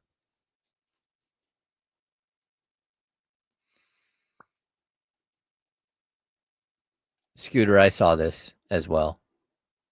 Yeah. Wait, what the? But he's been there a while. Okay. It's also possible that was an audible and they just moved him to the other side. But I saw what you were talking about. So now Matt Barrows is saying that it was the left ACL in week 2 of the 2020 season and the right ACL this year. And in 2015, his senior year of high school, he had a partially torn right ACL. Oh, this is the 3rd time Bosa has torn his ACL. Oh. Yeah. So high school on the right, then in the left, and now right again. Oh, that's brutal.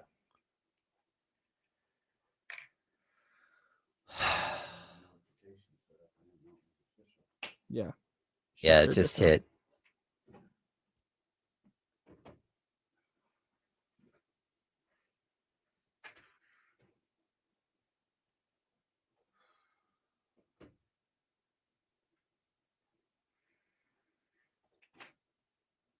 Hmm?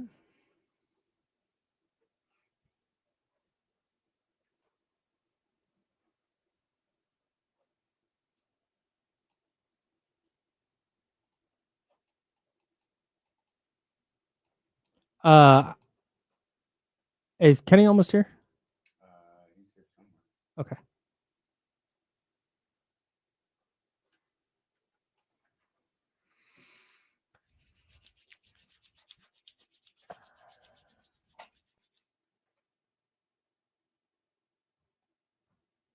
So I hit up my guy at Sports Reference to ask how we get Kenny's nickname for Jonas Valanciunas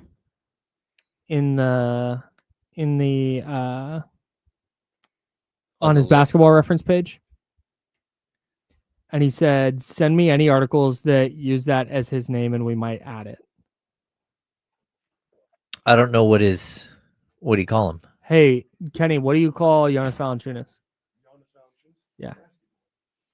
Yeah, so I was trying to get that on his basketball reference. All right, James, just write something then and we're good.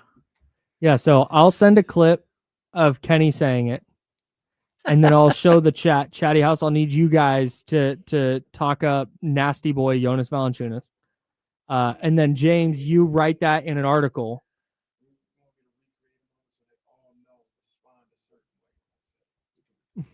Where's the nasty boy playing right now? Denver.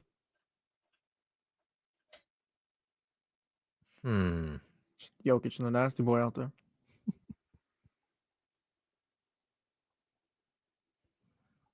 God, what a devastating injury. Yeah, it's tough. Well, Alec Pierce is in concussion protocol. Also, CD Lamb has an high ankle sprain. Oof. They want to wait 10 to 14 days before figuring out. He did come back out on the field and try to play and was like, nope. What's up? Yeah. Good. How was yours? Kenny Garwa.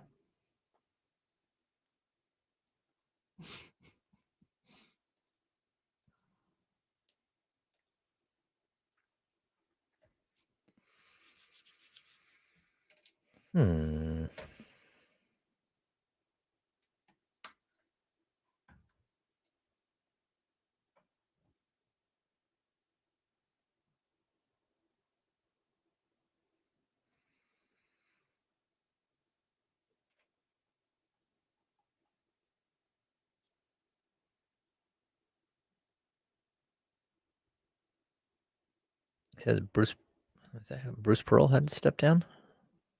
Or did step down as the Auburn head coach?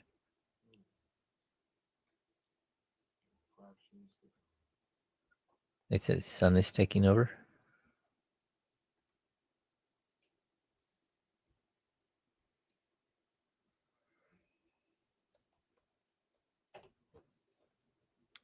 Jerry Jones, quote, if we can trade Packers picks for a really special player, we'll do it.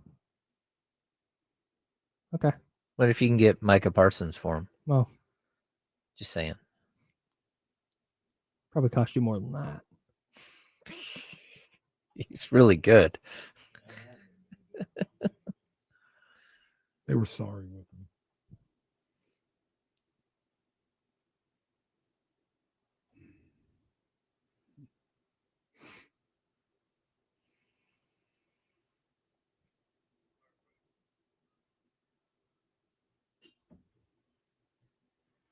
Now, back to the Insiders with James Ham and Kyle Madsen, brought to you by Jiffy Lube on ESPN 1320. Vibes are bad. Not good. Vibes are atrocious. Not good. Vibes are not atrocious. Vibes are not what you want them to be. But you guys know how I feel about Nick Bosa. I think he's a really good player. If it was 54 who was out with a torn ACL, vibes would be awful. But he's still there. So they're. I think you're going to find out how good Nick Bosa is. I think he's really good. I just think that you can survive. Excuse me, how impactful he is. Like, I don't know how you replace him. He didn't play, like you said, basically yesterday, and a hell of a performance by that defense. Yeah. Against a guy that is very, very squirmy in Kyler Murray. So you're gonna feel the impact of Nick Bosa being there. I don't want to completely minimize it, but like I said, you would, the way everyone else feels about Nick Bosa, you would feel that way from me if it was 54 instead of 97. Like if you lost 54 and you still had 97. Can I feel that way about both of them? No. I'd also say this too. I think playing against Kyler Murray, and who is such a specific type of player, like the other guys knew to stay in their lanes. Bosa freelances, he does his thing, but the other guys are like, okay, we got to stay in our lanes. We've got to try to contain. We got to keep them hidden. If you're playing like a true pocket passer, you have got to get pressure on the quarterback. And if the 49ers can't find a way to get pressure on the quarterback, they're going to have to start sending blitzes. And then the pocket quarterbacks are going to tear you apart. Guys like Kyler Murray may not tear you apart like that, but then Kyle went through the list of quarterbacks that are about to play the rest of the season. And there's like, it's not great, Bob. There's like 3 really tough quarterbacks. That's all. And one of them is Matthew Stafford twice. Yeah. Which we don't even know if he'll be there. But the goal, and this is where you may see, to your point, James, where you may see the true impact of Nick Bosa is when you're trying to win a championship. You get into the playoffs. You will be playing those top quarterbacks. Oh, yeah. Need everybody on board. Obviously, he's not coming back, but you're going to need to be full strength a lot of the times to beat those type of guys. And that's where the impact of Nick Bosa will be felt. I also, look, the numbers don't lie either. I think they showed a graphic yesterday of like the percentage of pressures when Michael Williams and Nick Bosa were in there and when they're not. And those numbers didn't lie. Crazy. Like, the proof is in the pudding there. So I'm not dismissing those. Proof is in the pudding is such a funny phrase. What does that mean? When did proof is in the pudding? Like, who came up with that? Somebody look up. Did somebody like? I'm going to look it up now. I know you stabbed him, and I know it because the knife is in the pudding. Like what? I don't know why. That sounds like where that would come from. That era that you just something silly like that would come from that era. I'm wondering if it's not proofing like bread, like that type of proofing. Like the proof is because we're both British baking show. We're proofing bread and that doesn't make sense.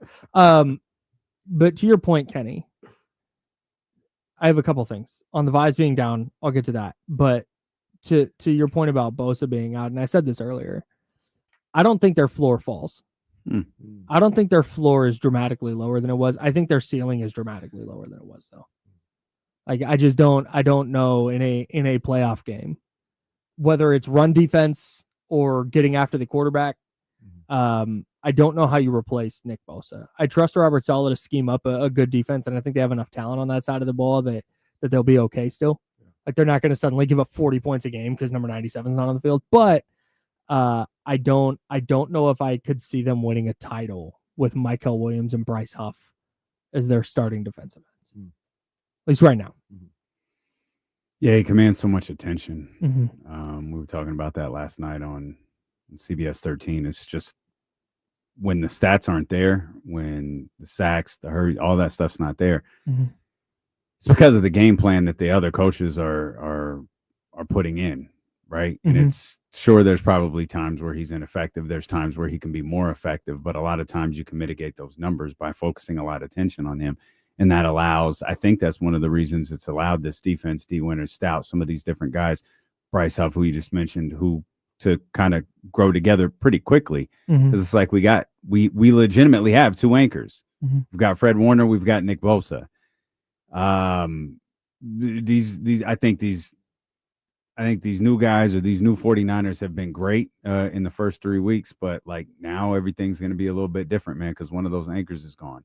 And you got Fred Warner, who is, I don't know that he can win Defensive Player of the Year. I feel like you have to have pretty gaudy numbers, like in some stat. But I don't know that there's been a better defensive player so far this year than Fred Warner. Those guys are going to have to rally around him, and he's going to have to continue to be that and probably then some. It's hard to ask the guy who's been the best on his side of the football for the first 3 weeks of the season, sorry, fam, you're actually going to have to get a little bit better. That's it. And quickly. If we want to get where we think we can go, you're going to have to get a little bit better. And you've been great. Yeah. And that's tough.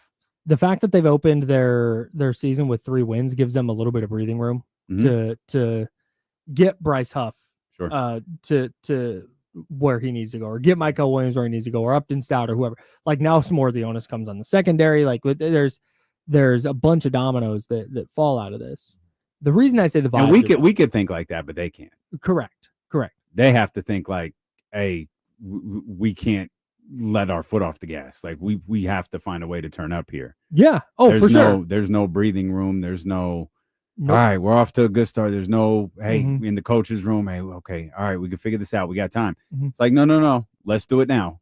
Yeah. Let's do it right now because we've got a lot of positive momentum going our way. And we were talking about this earlier, James and I were, how it feels like last year when they suffered all their injuries, it was just like, well, season's over.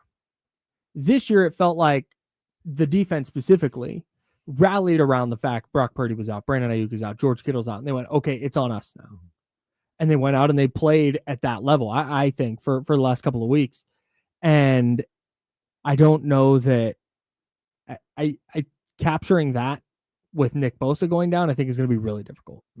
But the fact that they've been able to rally around the injuries to this point, it's like, all right, well, maybe they can real quick bounce back. You got a not so good Jags team coming in. You can get to 4-0 before getting tough stretch at the Rams, at the Buccaneers, Rams on a short week. But then it's Falcons, Texans, Giants. Like, there's a chance here if you're this defense that you can continue playing really well and kind of rallying around the Nick Bosa injury rather than having it be like, oh, we're screwed. Like, I'd call Cincinnati.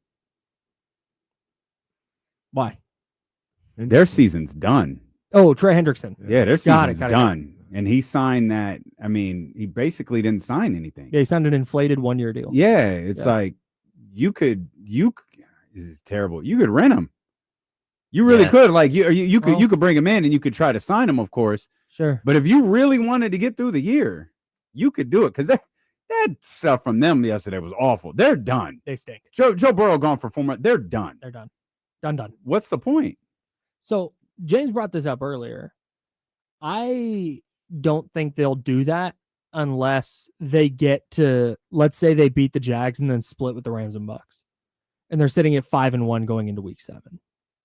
Then I think they would take that kind of swing.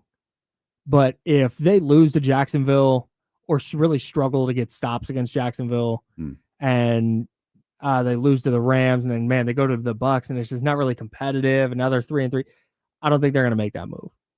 But if they look like they're getting healthy, they're getting some guys back and they can push their chips in, because I don't think you're going to get Trey Hendrickson for a 5th-round pick.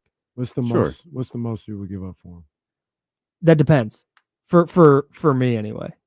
It depends on what they look like here in the next couple of weeks. If the trade is right now, when's the Rams game? 1-year rental? It's 2 weeks. Yeah.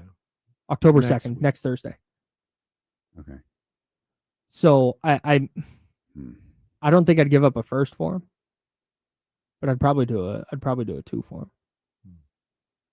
Which I don't think they would take. Maybe a 3rd and a 5th. You don't think they do it too?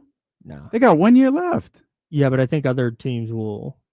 I don't think that's all it would cost. I think there will be some market for him. Yeah, I'm calling. Dallas might call about him. I also I know this sounds crazy, but can you call Christian Wilkins and see if he can just bring in an extra body in the middle and see if he works out at all? I know he's weird and there's some question marks about his rehab and his foot, but that's a no for me. Yeah. I don't even know if he's healthy. Yeah, that would be the question, but if he's healthy, I mean, he might be able to take some of the pressure off the middle so you can push some of these guys maybe further outside. This may be a little premature, and they've got some offensive line things they've got to take care of and build for when you talk about the future.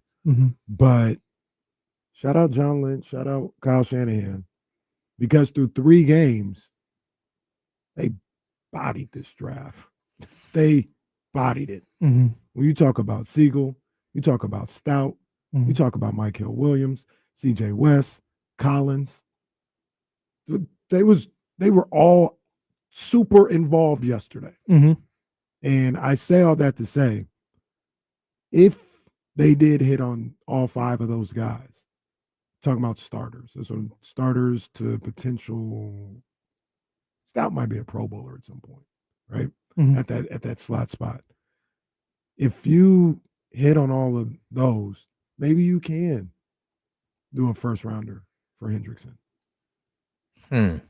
Like I said, you still got things you got to take care of that offensive line. Probably this draft, I would want them to go offensive line first. You're gonna have to replace Trent Williams. Yeah, I'd want them to go offensive line in that 1st round. So maybe that's why you can't do it. But damn, you might have just found we talk, grading drafts and all this other stuff. We talk about a good draft is if you find 2 starters. They might have found 5. They might have found 5, which is exactly what they needed. Yeah, yeah. It makes up for the 0 of the last 2, but yeah, maybe you look at that and you say, man, maybe we can get after Hendrickson with a first rounder. The reason I say vibes are down, at least for me, is because my takeaway from yesterday was they beat Arizona. That's a division. We've talked about it after week 1. You beat a division opponent, that's a quality win. Doesn't matter how you do it. Beating a division opponent with the roster that they had or the injuries that they had, that's a really, really good win. They're 3-0. They've given themselves a chance to move to 4-0 next week. You've given yourself a little bit of wiggle room in case you drop one of these 2 against the Rams, or you drop both against the Rams and Buccaneers. But then they start to get healthy. And you got Brandon Ayuk coming back, George Kittle coming back, Brock Purdy coming back. And now all of a sudden you're talking about a Niners team that getting into November, December starts to look like a title contender. I don't think they can get there given the Nick Bosa injury. And maybe they do. Like, that's why we play the games. But I don't think they can get there. And that's why, for me, coming out of yesterday, it was initially like, okay, they're on track. They've figured out a way to be on track despite all this. And I was like, oh, like, I don't. I think their ceiling dropped. Here's the only reason I'll disagree with that. And I've been consistent with this through the years, and I do think it matters. Nick Bosa's out for the year. Like, he's not coming back. Right. So you have to come up with a plan today that you're going to implement the rest of the year. Whether it's calling somebody, whether it's making a trade, whether it's moving some personnel that you already have around, whether it's elevating somebody, you have to make a move right now. And it's not a move till Nick gets better. Oh, it might be 3 weeks, might be 2 weeks. It's not the Brock Purdy thing where it might be 2 weeks, might be 3 weeks, might be 4 weeks. He's gone. You have to move on without him. And I think the sooner that that's why I don't like your idea of waiting to see where things are in 2 or 3 weeks. If you're 5-1, maybe you make this championship push. No. You won yesterday. You're the top team in the NFC West. If that's something you're entertaining, entertain it now. Don't wait for a win or a close game, or don't wait till George gets healthy. Like, no, do it right now and try to keep everything that you're doing, because to me, that win yesterday, they looked like a championship team to me yesterday. That when you win games like that, when you win games that are ugly, when it feels a lot of things aren't going your way, when you feel like you've given up when you have given up the go-ahead score on a safety penalty and still find a way to come back in the woes of the kicking game, you still march your kicker out there who's been with you, 2-3 weeks or whatever, 2 weeks now, and you allow him to decide the game for you. Yeah, like that's championship caliber to me. And he made it. Make your decision now. Yeah, he did. I think everything's still in front of them. I think so too. Once again, that's not taken away from who Nick Bosa is as a player. This is just me. This is my with the kids. They got a blankie. Yeah, it's 54. As long as he's there, I think all things can happen for that team. And that's just him, right? But now you're starting to knock on wood. We don't have any in here, but what's going on with him and D Winters? Do we have the best linebacker tandem in the league? Like, it's looking a little spooky. I'm gonna give it some weeks before I really give it that title. But Winters looks good. Winters looks way better than I thought he was gonna. Me too. Yeah. Me too. So you've got that. You've got a shutdown corner in De'Amon Lenore. They just don't even really throw the ball his way at this point. And Upton Stout, if he's really who he's shown himself to be in these first 3 weeks, the whole point being, I think there's enough on that defense that they can be good, not dominant. With Bosa, they could be dominant, but they can be good. And once you start to get these offensive pieces back, Kyle and everybody else can start cooking. And I think you still can't get to that level. All right, you're listening to KIFM West Sacramento, KRXQ HD2 Sacramento, ESPN 1320 Sacramento Sports Leader, always free on the Odyssey app. Kyle, you, like in one of our text threads yesterday, you were explaining how that was a safety. I'm still confused by the safety. Yeah, it was a little borderline. I thought Pooney held Campbell again in the end zone. Oh, they threw the flag though. That one I was saw spotty. a flag in the end zone. I thought the hold was at like the 2. That's where I thought the hold was. I saw he kind of wrapped the arm around in the end zone, but it was I don't know. I could have. I see why they called the holding in the end zone, but I think that could have been at the 1 or 2. Yeah, because my my understanding of the rule was that if the hold happens in the end zone, then it's called. But he wasn't in the end zone when he held him. I mean, maybe he held him again, but the clear hold where I thought the original flag fell was like very clear. It was at like the 2 or the 3 yard line. I thought so. All right, hang on. I've got the replay right here. Hang on. Did we get dinged? Did we get dinged for this? Yes. So I shouldn't play it? No, play it. Who cares? What are they gonna? They yeah, it's fine. Adam Right. Silver will let you play it. Well, that's the only way Adam people Silver watch would encourage the you. highlights. Adam Silver would encourage you to air the whole game on the Insiders. And then Is cut that it and put it on just TikTok. watch parties, Kings watch Yeah, parties on yeah. 1320? Yeah. Well, we've done it once. The Olympic game. Blast. All right, so 77. Are we going? is- Are we is going? here. Kyle Matson, telestrator here. Yeah, so 77 is Yeah. here. The hole's at the 4. No, this is Dominic Pooney. Now here's a guy. No. So, So okay, I think that's the Yeah, hold kill right the now. sound. Yeah. That's All right, the so- hold at the 3. So we got a little sound there. Still holding on. Lets him go. It grabs him again. I think he grabbed him there because this The official. right hand. I think this official throws a flag. Yeah, the right. Bang, but right look, there. the right hand's already off. Yeah. The right hand's already off at that No, point. you're right. It was the Oh, right. now hang on. Did we get it hang wrong? on. Let's watch Colton McKivitz. I think this ref might be throwing this on McKivitz, who's down bottom of the screen here. Mac Jones, if you're listening on the radio, sorry, currently in the end zone, is trying to escape Calais Campbell. No, it definitely wasn't that. Never mind. Yeah. He's not throwing it on. So what happens is Pooney, he initially holds him at the 3 or 4. Right. That's where I thought the there. hold is. But there's no flag yet. There's That's no flag. clearly the hold. What though. the ref sees is now the right arm is around because they end up showing it on the replays. The right arm from Pooney is around Oh, I see Campbell's it. waist. Yep. But it's real soft. It's not. Well, hey, No. when The the, penalty is No. soft. the other angle Play where on. he's holding is like Did we get a play on? Play on. they get it's inappropriate where he was holding the original on the But other that's view. clearly, but that is very clearly you're what the right. ref was flagging. Is it because he throws the flag. inappropriate because it was soft? Is that why it was inappropriate? See, now you're just tempting it right now. Hold Yeah. on. No, Let me hold get- on. Hold on. Wait, Now, wait a minute. Hang on, look, the it's a ref flag on Damian Yeah, Barling. look, real quick. Wow. because the ref literally throws the flag Yeah. to the Yeah. spot. In the end zone, yeah. So I agree. Like I think that's what he's flagging there, and I do agree. But- that looks a little ticky tack. Mm. But he definitely held him on the play. Well, the problem is he's looking right at it.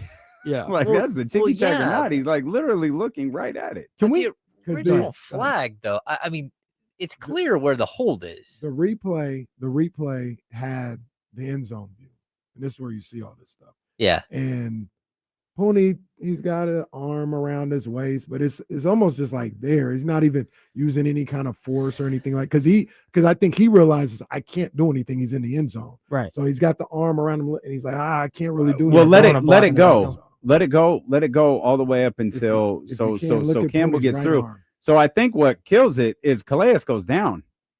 Yeah. I think. I And agree and with then you. he's probably like, oh, he wrapped him up and took him down. Now here's Oh, the yeah. That's exactly what happened.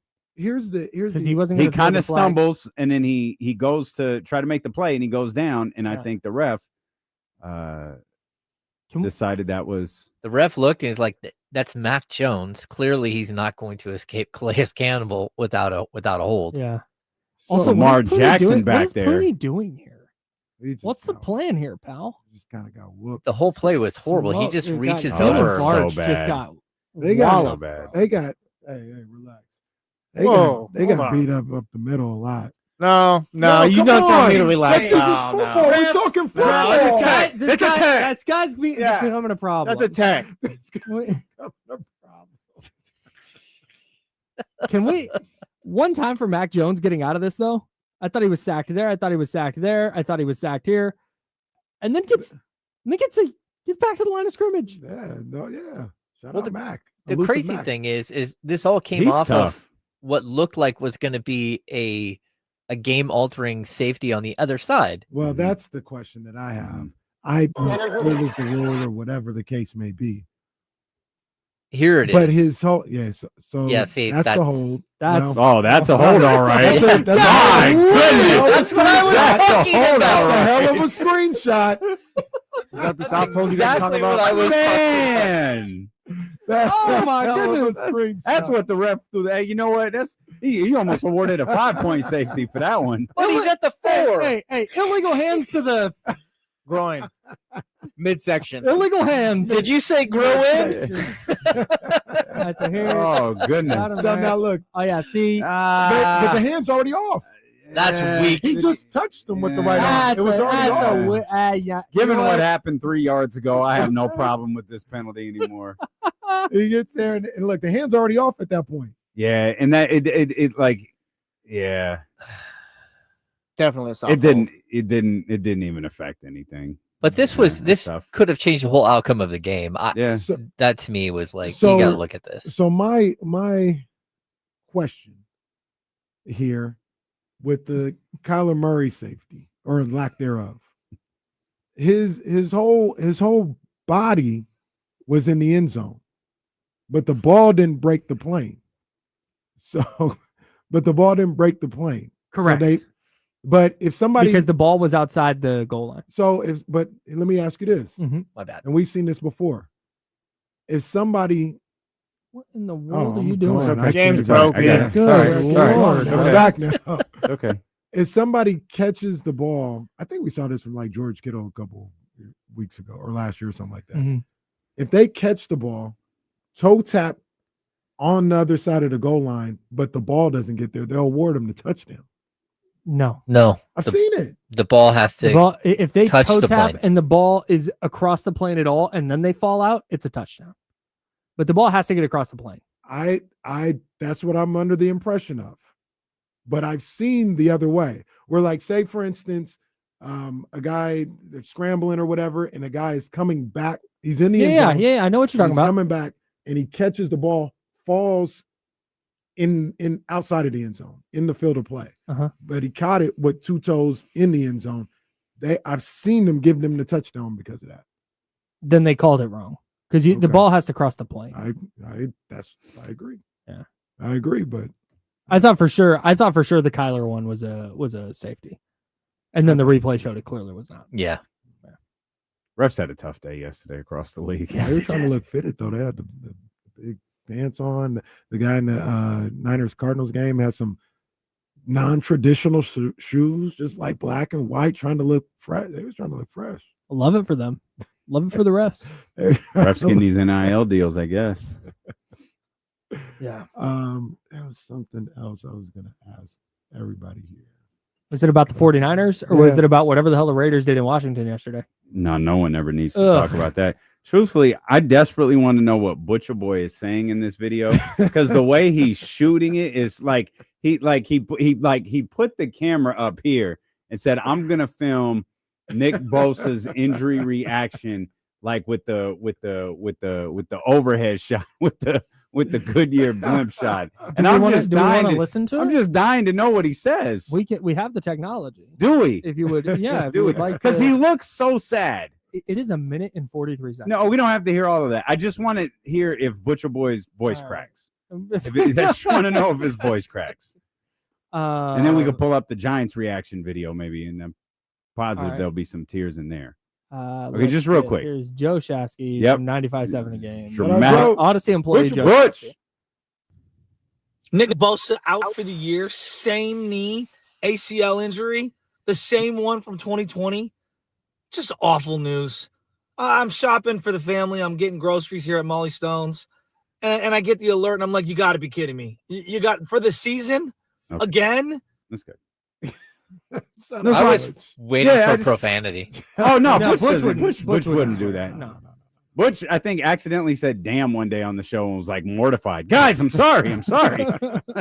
Butch just He's the clearly best. never heard us before. Shut up, boy. He's a really, really good guy. He loves sports, man. That's Boy, why I does wanted he. to see if he was crying. No. Only watched like 20 seconds. It's possible he. It's possible the tears have been immense later. Yeah. That's fine. I It's think a if minute Fred, and 43 second long video. To fine. your original It wasn't a question, but it was like, hey, let's see what's going on over here. Mm-hmm. The Raiders just aren't good enough, bro. That's it. They're not.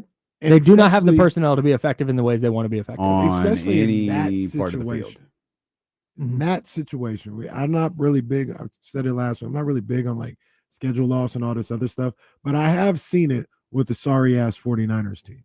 I saw them start the season on Monday night, look great, fly across country on a short week with a team waiting for them, and they just weren't good enough. Yep. Whether that's Pittsburgh or Carolina with Tom Sula or Chip Kelly, like they just didn't have the talent to overcome that type of stuff. And when I looked at the Raiders going cross country, short week, a team that is on a little extended, the little mini bye, the Commanders were, even though they had some injuries, they were looking at that game like, yeah, this is a game we got to win. And I didn't think the Raiders had much of a chance in that situation at all. Now, that's not indicative of when everything's even across the board with rest and practice and all this other stuff. They can compete. Like next week, for example, I think you'll see them play a better game. But in those situations, they don't stand a chance. It felt like when they gave up the 10 points right before the half, it was just like, oh, they're cooked. And not being able to, and James has talked about this since training camp, and it has bared itself out over the first 3 weeks. When you don't, I know this is so cliche, but with the Raiders, I feel like it manifests in a way it doesn't with other teams I pay any attention to. I guess Houston, but the Raiders' offensive line is just prohibitive to them doing anything offensively.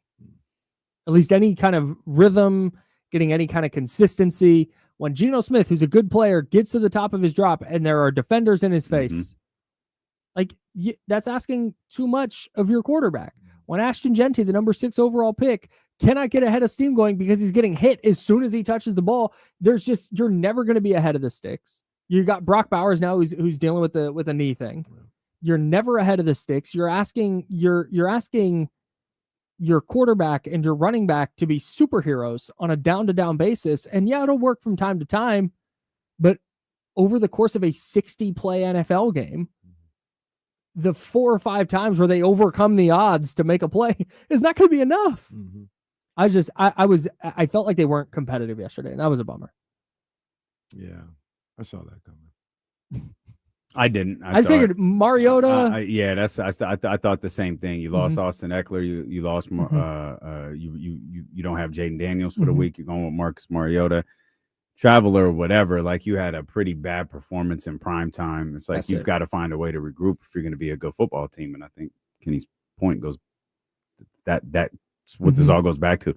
They're not a good football team. That's it. So you can't regroup and win games like that. Even though Geno was better, like they were just bad in every facet of the game. They were bad. But what I will say, and I don't think they're like particularly good. But now this week, when things are back to even, I think you will see a better performance this upcoming Sunday from the Raiders. Like, I think they're coached. I think they'll look better. I agree. And they might even win the game this week. But if it, like, they played Denver in a couple of weeks on a Thursday, just chalk it up right now. It's a loss. They have no shot of winning that game on a short week. They have no shot. They don't. Division games are weird. If anything, I'll give them that. True. If anything is outside of the norm, they don't have the talent to overcome that. Well, that and their team is just built backwards. Like, you can't just like go start filling out specialty positions when A, you don't have a quarterback. They went a couple of years without a quarterback at all. But then B, you don't build an offensive line. So you've got the next 2 picks on offensive linemen though. Yeah, but you have an undersized running back and a gunslinger quarterback. That just tells you right there, like, you've got to have an offensive line. And you're going to go out there and like leave those guys hanging out to dry? But we went second round and third round on offensive linemen who were starting, and they just not getting it done. I think the offensive line just in general isn't very good. But you guys know, I've said a number of different times, I don't think they got the right coordinator. Yeah. Like if Chip is going to work in 2025, everything got to be top flight. Right. And clearly it's not. And you combine that with the fact that I think the NFL game has passed them by. They can't run the ball. That used to be his staple. That used to be his thing. Yep. We're gonna run the ball. Design forever. a sick ass run They game. can't Yep. run no more. Yeah, they also have like the worst special teams in the league. Wow, like they're terrible. Like you can't be terrible in that part. Like if you're trying to figure out things with your offensive line, your quarterback, your receivers, your running back, whatever the case, you can't be awful there. Nope. You certainly can't be, last in the league or close to last in the league, wherever they are. Yep. In that category, and that's going to put you in a bad spot. Yeah. Every single time. Every time. They give up the touchdown at the end of the first half. Then their offense goes 4 yards. These are by play. 4 yards, 5 yards, no yards. 2 yards on a 4th and 1. Incomplete. Sack for a loss of 7. Run for 2 yards. Like, burn some clock. Do something. Yeah. That play call too. Sack for a loss of 7, then run for 2 yards. Yeah, they gave up on 3rd and 17. Because and forced Washington to use a timeout, but it didn't matter because Washington drove down and got in field goal range. Yeah. Yeah, they're not. They're just and I think I'm with Damien on this. Like the reason I thought they were going to bounce back against Washington is because how bad they looked against the Chargers. And I thought, all right, well, we're not going to see that again. And then we just kind of saw it again against Marcus Mariota. Like, I know he doesn't suck, but like that's a spot where you can go steal a win, and they just didn't look competitive. And the fact that they didn't look competitive in that spot, the fact that their special teams is ass, the fact that they have no problem solvers, like that's Robert Saleh's superpower, right? Like problem solving on the fly. DeMeco Ryans is great at it. Problem solving on the fly. I think it's something Kyle Shanahan I think struggles with a little bit. Problem solving on the fly anyway, like in game. I don't think the Raiders have any problem solvers. And when you look at that, I am floored by that coming out of a Pete Carroll coach team. Like I really thought that was going to be a strength of theirs. Where on the margins, hey, you know what? Maybe the offense and defense aren't great, but special teams are going to be super buttoned up. And maybe the defense doesn't have the talent, but you know what? They're going to play really high quality, high level, high IQ, like fundamentally sound football. And they just don't. See, and that's probably part of the problem with the Pete Carroll hire is he doesn't know exactly what they have yet. Yeah. He doesn't exactly know what this football team is. Mm-hmm. So you're taking some time to try to figure it out. You're probably taking a year to figure it out. Mm-hmm. Okay, well, Pete Carroll's 76 next year, 75, whatever. 74 now. So 75 next year. It's like, okay, all right, cool. Okay, all right. He's figured some things out. Okay, great. His third year, he's 76. Mm-hmm. How long is he going to do this with this football team? And at some point, it's probably sooner rather than later. Mm-hmm. You're looking for a quarterback. Yeah. And so now you're throwing that dynamic into the Pete Carroll thing also. And it's like, I don't even fault Pete Carroll because I think you're right. I think these are all things, special teams, button up problems. So all of that stuff is stuff Pete Carroll will eventually be able to attend to. I just don't know that he can do it right now. Collinsworth said something on the broadcast last night. He always does. That I thought was like, oh, well, they were talking about Jackson Dart. And they were asking him about like, well, what are you going to do with Jackson Dart here and all that stuff? And he said, well, that's the quarterback that you drafted for the next head coach. And it was like, oh, that's crazy. He said it though, right there. It's like, oh, that's for the next head coach. And I mean, I get his point. He's probably not wrong. His point is that Russell Wilson is here to try to win games and try to keep Brian Daboll's job. Mm-hmm. But Jackson Dart is realistically going to be for the next guy to have his, but that's dumb because but now you're hiring your coach based on whether he wants to have your quarterback or not. Yeah. That's hustling backwards. Yep. There's no good spot to get Russell Wilson in there. I mean, to get Russell Wilson out of there. I give him one more versus the Chargers. Dude, Jackson Dart look debut at their schedule. Oh, I know we did. The Jackson debut against the Saints and then just jump in the fire. In New Orleans? Yeah. Like we're just gonna open up in the Superdome, kid. You got this. Be fine. It feels like fine. it feels like I'm far more worried about the Eagles the following week and the Broncos and then the Eagles. I'm far more worried about that. Yeah. That's so brutal. That's tough. That's tough. You just let Russell Wilson do it all year. Russell Wilson made like at some point though, man. Like at some point. The some point might be now. This guy He made like 5 or 6 of the worst throws of the week. And in the final 3. It was 3 of the last 4. Goal, and he shot it through the upright. He hit the upright. What are you doing? 3 points. What the hell was that? This is not rugby. You can't just run and kick it through the. What was that? He was terrible. He was terrible. Real quick about the Raiders though. Yeah. The one thing that I don't want to maybe stall them out or whatever, however you want to phrase it. I know what that means. Is I don't think they were going to be the Colts.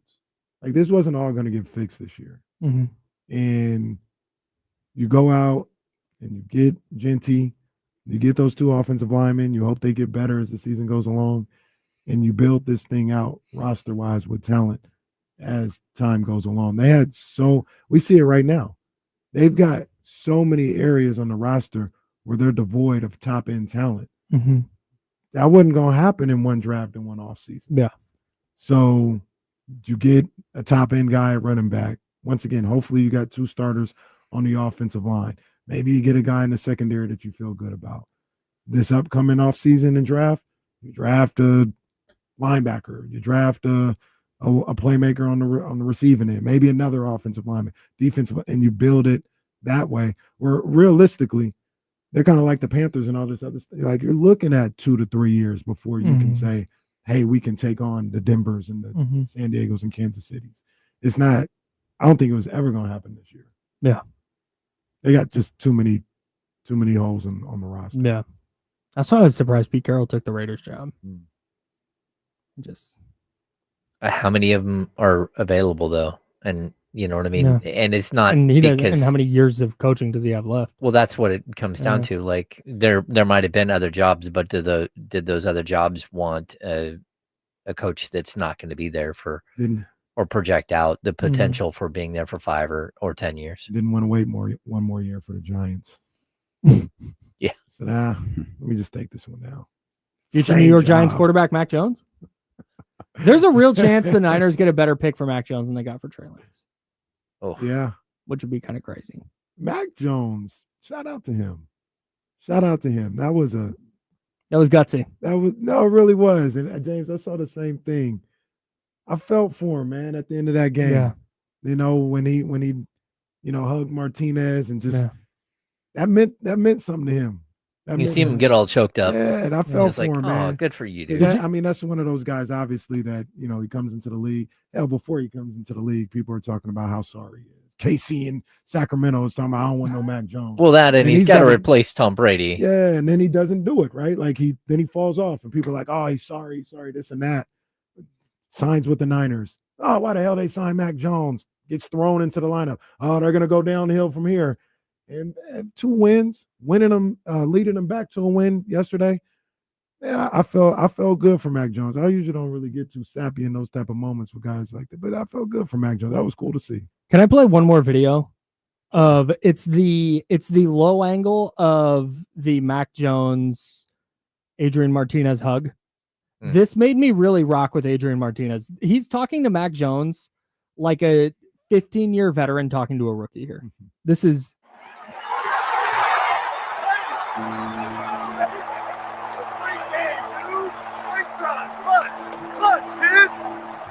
Come on, let's go. That's what's up. It's good stuff. That was awesome. That's what's up. And you know Shout what? out to Adrian Martinez. Also I noticed about Mac and the 49ers. They talked about, I think, on the broadcast too. Like those guys seem to really like Mac Jones. Like they rock with Mac Jones. Mm-hmm. You can tell. I feel like you can tell when a team really embraces a player, whether it's a quarterback or not, and the difference between that and when they just kind of like, oh, yeah, he's my teammate.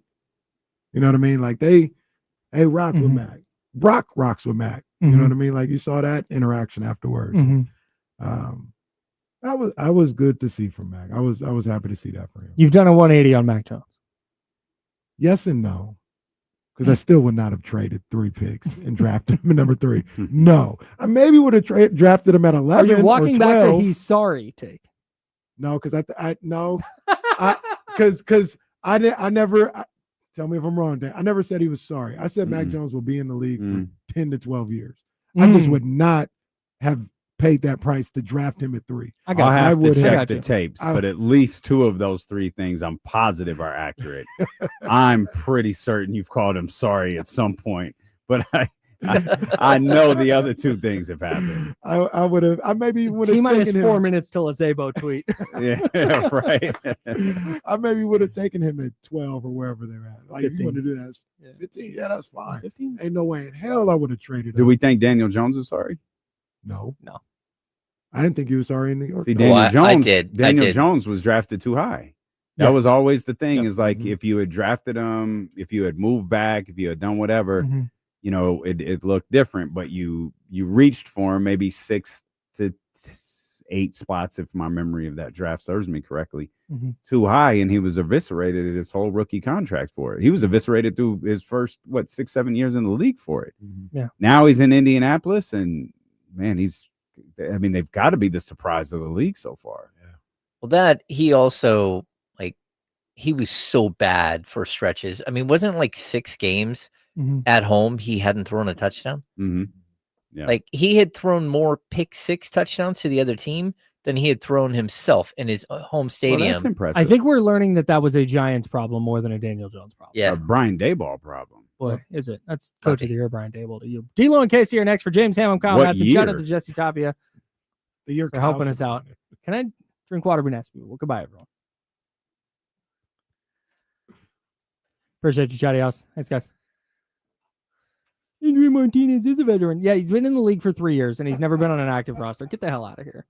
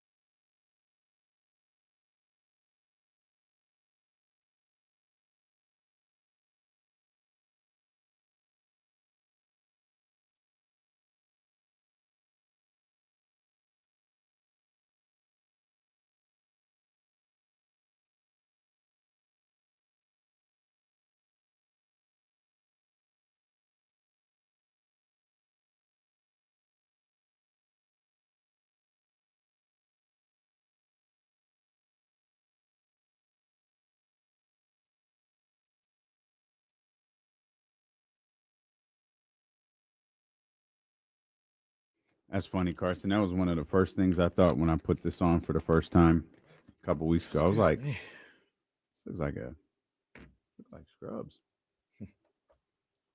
I'm gonna make them look good, but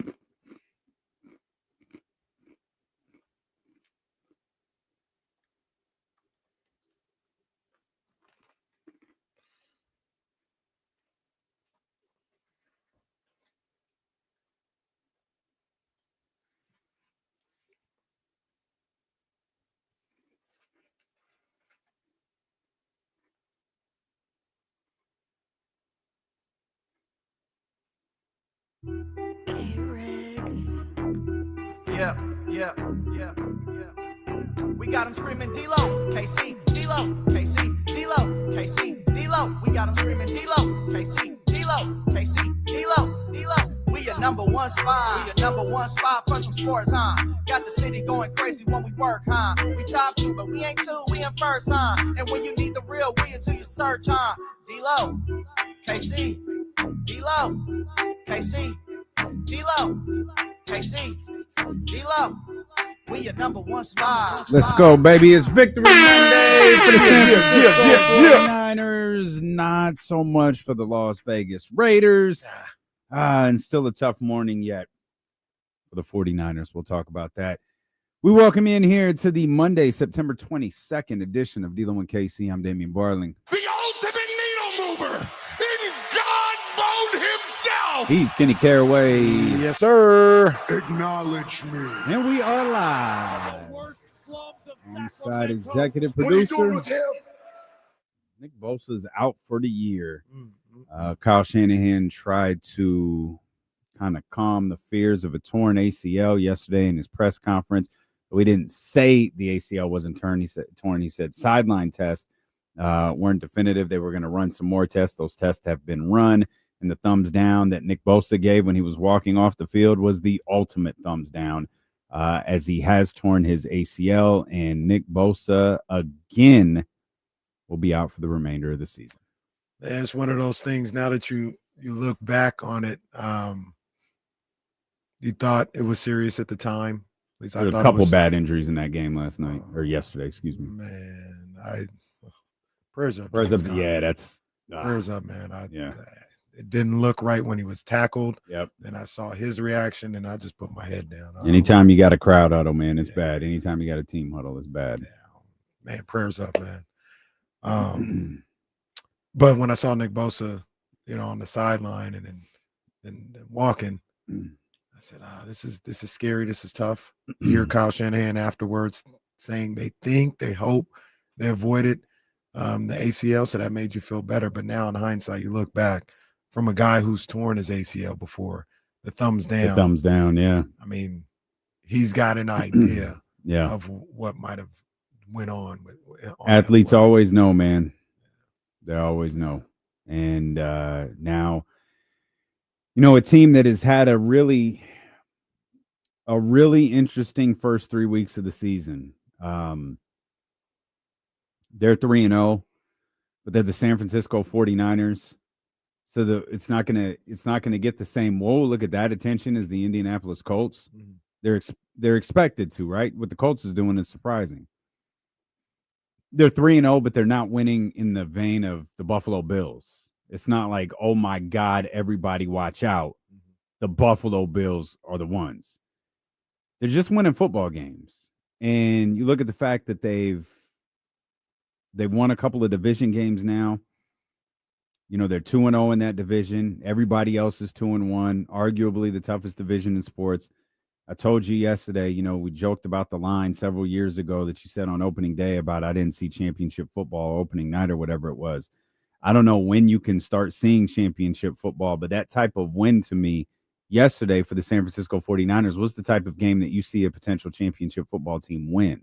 Much was made about the Kansas City Chiefs and whether they were good or not last year.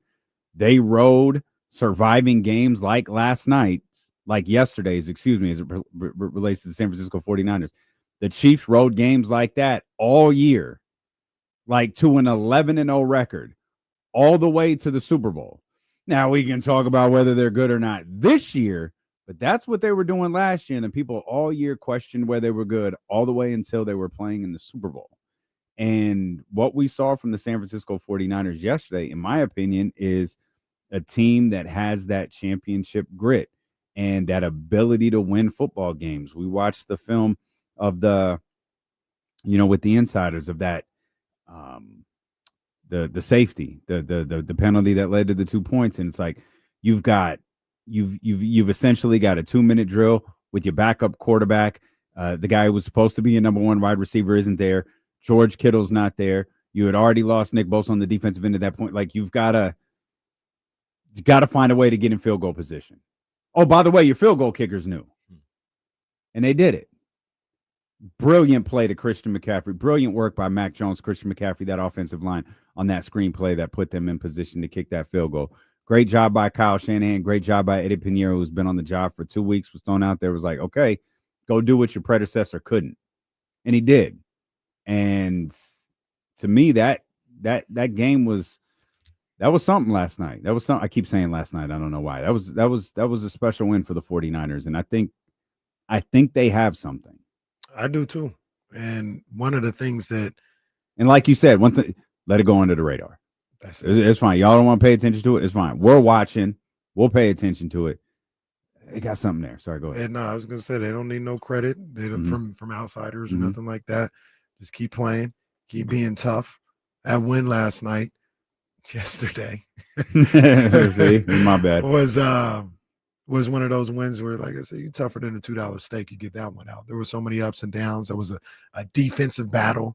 You were down a number of different players on that offensive end, and you still found a way to come away with the victory. And that is a character-building win and something that reveals character as well. You have to be mentally and emotionally tough to be able to get off the mat the couple of times they had to in that fourth quarter.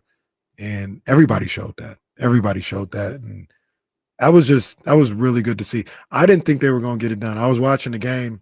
I was actually watching it in the car because Reese had a baseball game that was super delayed because there was the adult league on the field they were playing at went to like 14 innings. So it was supposed to start at like 3 and then start to like you don't 4:15. You're trying to relive my glory years. It was the playoffs. Field. It was the playoffs. Get off the field. I'll tell you right now, Grandpa. I'll tell you right now, if I was playing the league, I ain't going nowhere. The kids get off the league, Grandpa. Let these kids play. Them kids can wait. I gotta win this league. But anyway, I'm watching the game, and Major League Baseball's not drafting you at 60. This isn't the movies, pal. What was that? Kevin Costner, For the Love of the Game. Oh, is that what it was? I was trying to think of it. I couldn't remember what it was. Love of the Game. Yeah. There it is. Yep. And they got the ball back with a chance to go down the field, and I was just talking to myself like I do from time to time. I don't believe Mac is going to get this done. I don't believe in him. I don't believe in him. I just don't. I don't believe he's going to be able to get this done. And then the first throw he made was just like a little ground ball to Pearsall nowhere. I said, nah, he's not going to get it done. And I think Adam Amin, I think his name was like, Mac Jones, he's led 3 game-winning drives earlier in his career. Can he do it again? I said, no, he can't. He ain't going to do it. I don't believe in him. And after that first pass, that was perfect. They did a phenomenal job on that final drive, starting with Tunges, hitting Kendrick Bourne a couple times, hitting Ricky. Oh no, Ricky Pearsall didn't even get a catch in that whole thing. I think he got Sky Moore once. Then obviously the screen call.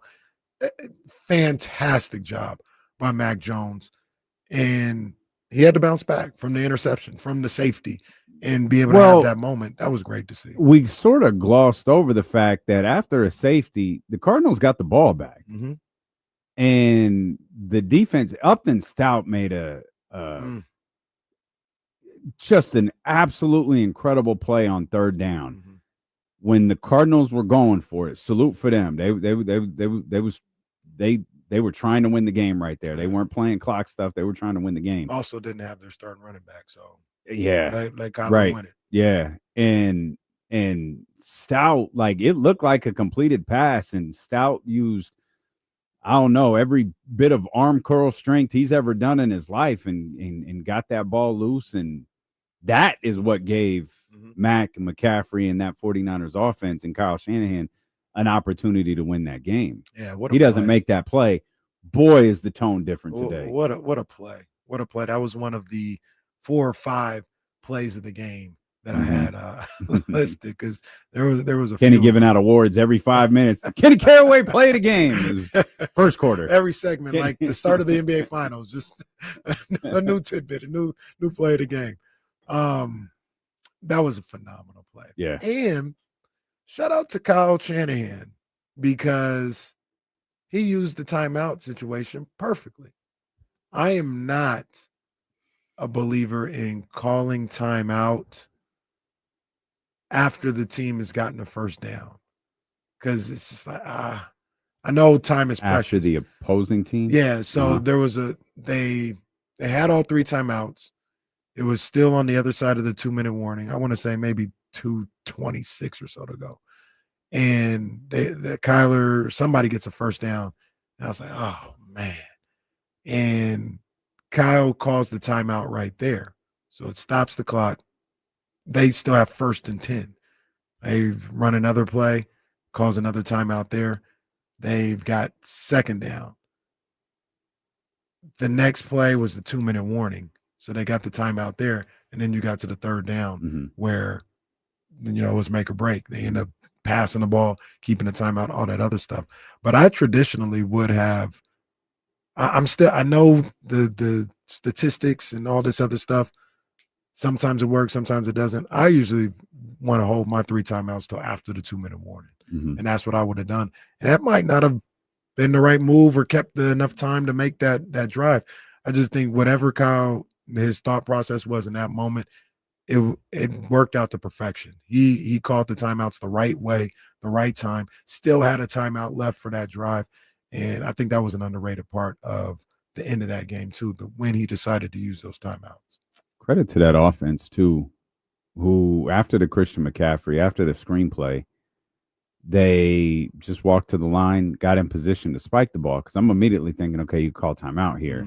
And they don't. And I'm looking at it like, well, what are you banking the timeout for? And I assume they did it to make sure that they had the spot that Eddie Pinheiro wanted. It's like, they're going to, move the hash, as they say. Yeah. And obviously that they wanted to move it. They ran that play, immediately called timeout. But I thought that was just great poise by them. Great awareness, clock awareness, understanding. We're here. We're fine. We don't have to rush. We don't have to risk making a mistake. Line up, snap, spike, see what's next. That whole final, from the safety penalty on, from both sides of the field was executed perfectly, even off the even on the kickoff, free kick, whatever it is. You heard the announce team say, well, yeah, if it doesn't land in the landing zone, this ball is going to wind up going to the 50. They had to execute that perfectly. And they did. And everything from the moment that penalty was picked up and those 2 points were put on the board, the 49ers special teams, defense, and offense executed perfectly. And you're 100% correct. And I give a lot of credit to that, especially that final drive, clearly on Mac Jones. When you talk about composure, when you talk about understanding time and what you had to do, he was the catalyst for that. If you just watch him on that drive, every completion he makes, he getting back up to the line, he making sure everybody got the calls. It's not frantic. It's not anything where it's like, oh, this guy's not sure, the moment's too big. It was nice, calm. There was leadership there. He played a huge role in making sure everybody knew how they were going to handle that play after the screen pass. Nope, we're coming up. I'm spiking it. Everybody get up here. We're going to conserve the timeout so we can move the hashes. Mac Jones was fantastic at the end of that game. He was really, really good. And we talked about it on the handoff. I was happy for him to have that moment, man, because it meant a lot to him, it looked like. So that was good to see. Yeah, it definitely was. And the 49ers are He was hurt too. 3-0. Yeah. PCL, yeah, threw a brace on. So yeah, so I saw him when he got hurt and he was limping a little bit. And then he goes back out there and I said, did he throw a whole damn ACL brace on? Not a sleeve, not a compressor. Threw a whole ass brace. What the hell's going on? Yeah. Thankfully, he had one handy. And he played through. He had one handy and said, "Hey, just go get my brace. Throw it on there, man. We got a game to win." Mac is tough. Mac is tougher than a $2 thing. He has been really impressive these last 2 weeks, and I think that's a testament to him first and foremost. I also think this is another feather in the cap for Kyle Shanahan. You know, we're seeing it time and time again with if he has time. His Achilles heel is working on the fly. Mm-hmm. Somebody goes down immediately. I don't think that's a strong point, be able to recover from that on the fly. Mm-hmm. But if he's got an opportunity to scheme some stuff up, game plan some stuff, we're talking about Jimmy Garoppolo. We're talking about Nick Mullins. We're talking about Brock Purdy. We're talking about Jimmy Garoppolo again. We're talking about Mac Jones. Like, he has done it a number of times where he's gotten guys that Sam Darnold, the way he played in San Francisco. When he's given time to work to his team strengths and that quarterback strengths, he kills it every time. Mm-hmm. It's just another example. You brought his name up a few minutes ago. You were speaking in the context of the final drive. That obviously is the highlight. Really, the final two possessions, or the final possession for the defense and the final possession of the offense. Really, just you've got to spend time talking about what those two entities did. But you mentioned Ricky Pearsall's name, and this is the second time in 3 weeks. Rick. White boy Rick. Man, this is the second time in 3 weeks where we're like, hey, you wanted to see him emerge as a number one. And I can't remember if it was Trent Williams or Fred Warner last night who was like, yeah, no, Ricky Pearsall is going to be a number one in this league. Forgive me for not remembering which one of those two guys said it. But 8 receptions, 11 targets, 117 yards. It's his second 100-yard game as a San Francisco 49er this season. Mm-hmm. And you were looking like who's gonna be the guy with Jawan Jennings just battling everything that he's been battling. Obviously, Brandon Ayuk out. You lose George Kittle. It was the first quarter of the first game. You need somebody to step up and emerge and be that guy. And man, it looks like Ricky Pearsall might be that guy. Oh man, Slick Rick, that boy nice. He is nice. He is smooth with the route running. He's fearless with his hands. The couple of catches he made yesterday, obviously the 4th and 2, being able to snag that ball was fantastic. There was another one late in the first half where it just got on him quick. It was kind of thrown off to his left, just the hands to be able to go get that. That's a reliable receiver. I think in a pinch, he can be your number one. If they can find a way to get Brandon Ayuk back, it's something, maybe not this year, but just over the course of the next year or so, maybe find another guy. Pearsall would be a deadly number 2 receiver. But right now, with all the injuries that's going on, he's been thrust into that position of having to be that top guy, and he's answered the bell, man. He's been great. He has been great, and this is the guy that they thought they drafted with that 31st pick in the first round a year ago that would have been there to help this team last year if he hadn't gotten shot, if he hadn't had to deal with all some. It's pretty good when he's not recovering from gunshot wounds. Yeah. Very good. So, man, loved his game yesterday. He was big time. He was big time. And having a guy that, your quarterbacks can find down the field, like now you have now the level of threat you have as a quarterback, it grows because now you have Ricky Pearsall down the field. You have Christian McCaffrey virtually anywhere. And this is where, Kyle was talking about this earlier, but in a different context, of course. But this is where now you start thinking about, what does this look like when George Kittle comes back? what does this look like when Brandon Ayuk comes back? Like, I know Kyle Shanahan said the 6 weeks thing. I've been really hesitant to kind of buy into that. Like, Brandon Ayuk will be back whenever he's back. If it's week 6, great. I'm not expecting it to be 7, 8, whatever it winds up being. Like, now you start to like wonder, like, man, this you start to see the makings of a dynamic offense. You start to see the makings of a dynamic passing game. I don't know that you have the dynamic run game that you want to right now, but I think you have it. I think you have it in the air with your 2 quarterbacks. You do. You touched on it a little bit, though. I need to see that run game improve. I need to see that offensive line in general improve, especially up the middle. There was a few jailbreaks straight up the middle yesterday that I did not like. The sneaky part of that 4th and 2 completion for Mac Jones was he might have been going there anyway once he saw the one-on-one coverage, but look back on the replay, there's guys in his face immediately straight up the middle. I don't know what Brendel and I think it was Pooney was on his side. I'm not sure what they had going on, but that happened far too often. The safety, that's another moment where just an easy jailbreak for Calais Campbell. Mm-hmm. So they're going to have to figure that out. They're going to have to figure out the run game.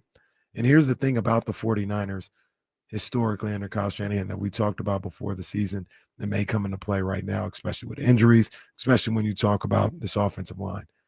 Historically, they get better as the season goes along, and that includes the offensive line. Yeah. We've seen a number of different times in the Kyle Shanahan era where early in the season, it's, man, I don't know how they're going to be able to do it with this offensive line. And what happens every time? By the time we get to week 14, nobody talking about the offensive line no more. They done won 8 or 9 games. And that's the thing that I look at this team right now, and then being able to get these 3 wins to start the season off while dealing with the injuries. I believe this team is just going to get better as the season goes along. I said it earlier in the season, say it right now. The rest of the NFC better get them now while they're dealing with injuries and while it's just early in the season. Because historically, as the season goes along, they get more comfortable with Kyle Shanahan. They get more comfortable with his scheme, what he wants to do. You get people back. The way the schedule goes, because people worried about the sun and all this other stuff, the home part of the schedule is backloaded to the second half of the schedule. You better get them now because they are about to start gaining steam. Better get them now before that sun gets you. Right, it looked hot yesterday. It was hot in Sacramento.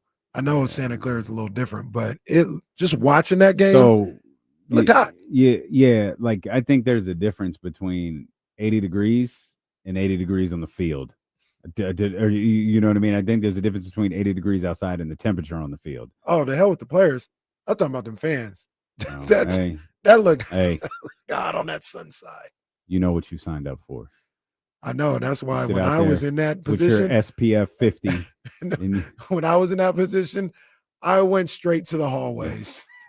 Said, I'll watch it on the TV. See, it's too hot. KC paid all of that money to take him and Cheryl L. Grove to get 50-yard line seats.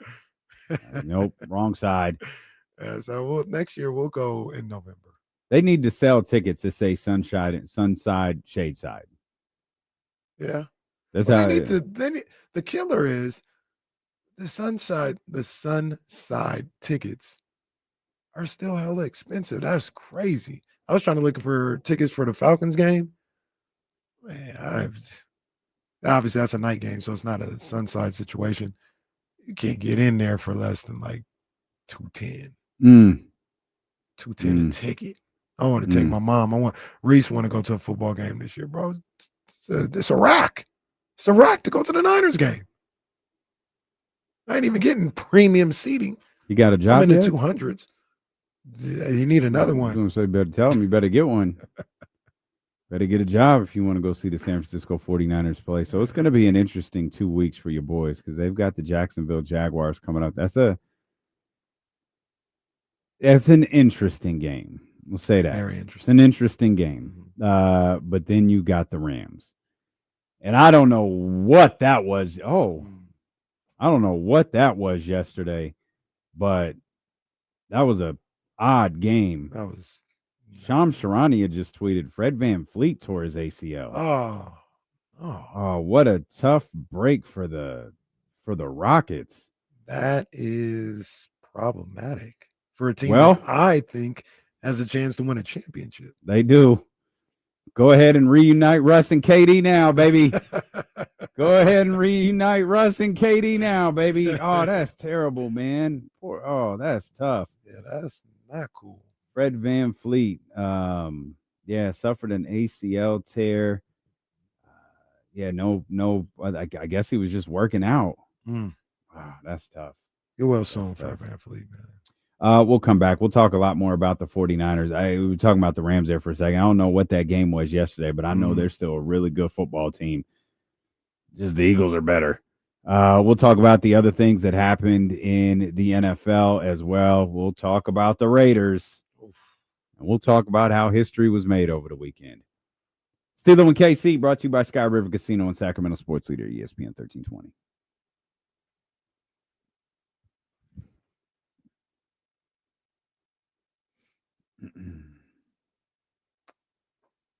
Shout out. Thank you, Cisco. 300 a piece or 300 total? If you're in a 234, you might be like, it might be 300 total. Jack's game was like 160, 150. That was just to get in the door. Yeah, okay, you're right. 300 a piece. Yeah, that's tough. That really is tough to be like, yo, I want to go to the football game.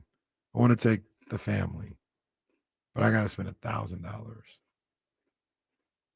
That's tough. Brother, you have a choice. You can spend $1,000 taking them to the football game or to Disneyland. Oh. Either way, it's going to cost you $1,000. That's why we ain't going nowhere. we gotta wait. Or you can put your life in your own hands and just go to the state fair. Shout out to the fair.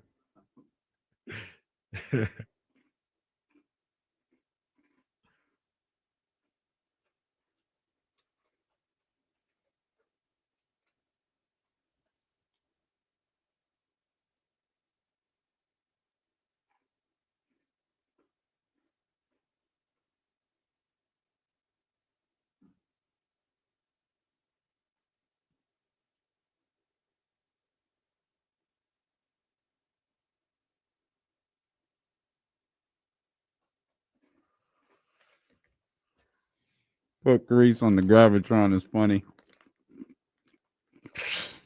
Be careful. Be careful.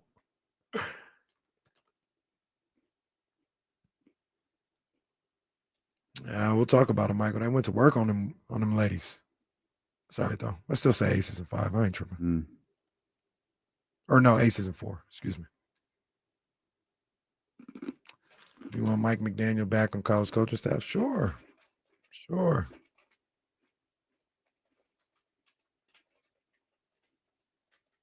We're not done with Mike just yet. Every day that passes, I wonder if it's just number one. That sucks. I was about to say, I don't know, did our guy Russ Dog get chatty housed? He said Mike got fired on Saturday. Jeez, Russ. We'll take a lap. The entire show, actually. The idea that Russ is the only one that knows is so funny. I said, did I miss something? Did I? Russ was too busy. Russ, he was busy recovering from the game he reffed. It was 12 Bridges and somebody. By the way, shout out to McClatchy. 3-1, beat up on the K House. You know what I mean? We did what we had to do. I see Coach JT in here. We did what we had to do. You know, that's just what we do. You know, McClatchy versus the K House is always a dub for the Lions. You know what I mean? You know, just another day. It's another day. Oh man, hey, we go. Hey, we gonna talk about it. Coach JT went to HBCU. He told me, he said, "Bruh, what? What is going on here?" Saw some of them videos. I go a little bottom line treatment for Coach like that.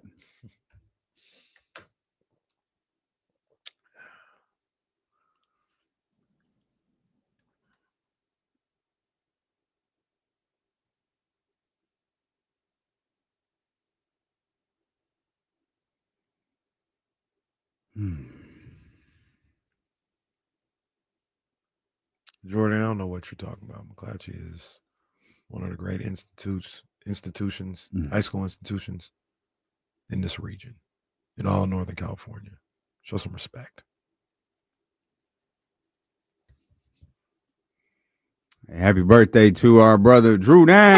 Hey, happy birthday, Drew Down. I saw Drew Down and the crew and the Poles boys, and Michigan was out celebrating yesterday, man. That's what's great up, stuff. man. That's what's up. Big Absolutely great stuff, man. Happy birthday to our brother Drew Down, who we won the rights to. It was like a Drew Down. Remember when they had the Dominic on a pole ladder match? Yeah. Now we had Drew Down in 1320 and 95-7. This version is like if Eddie Guerrero won. Yeah.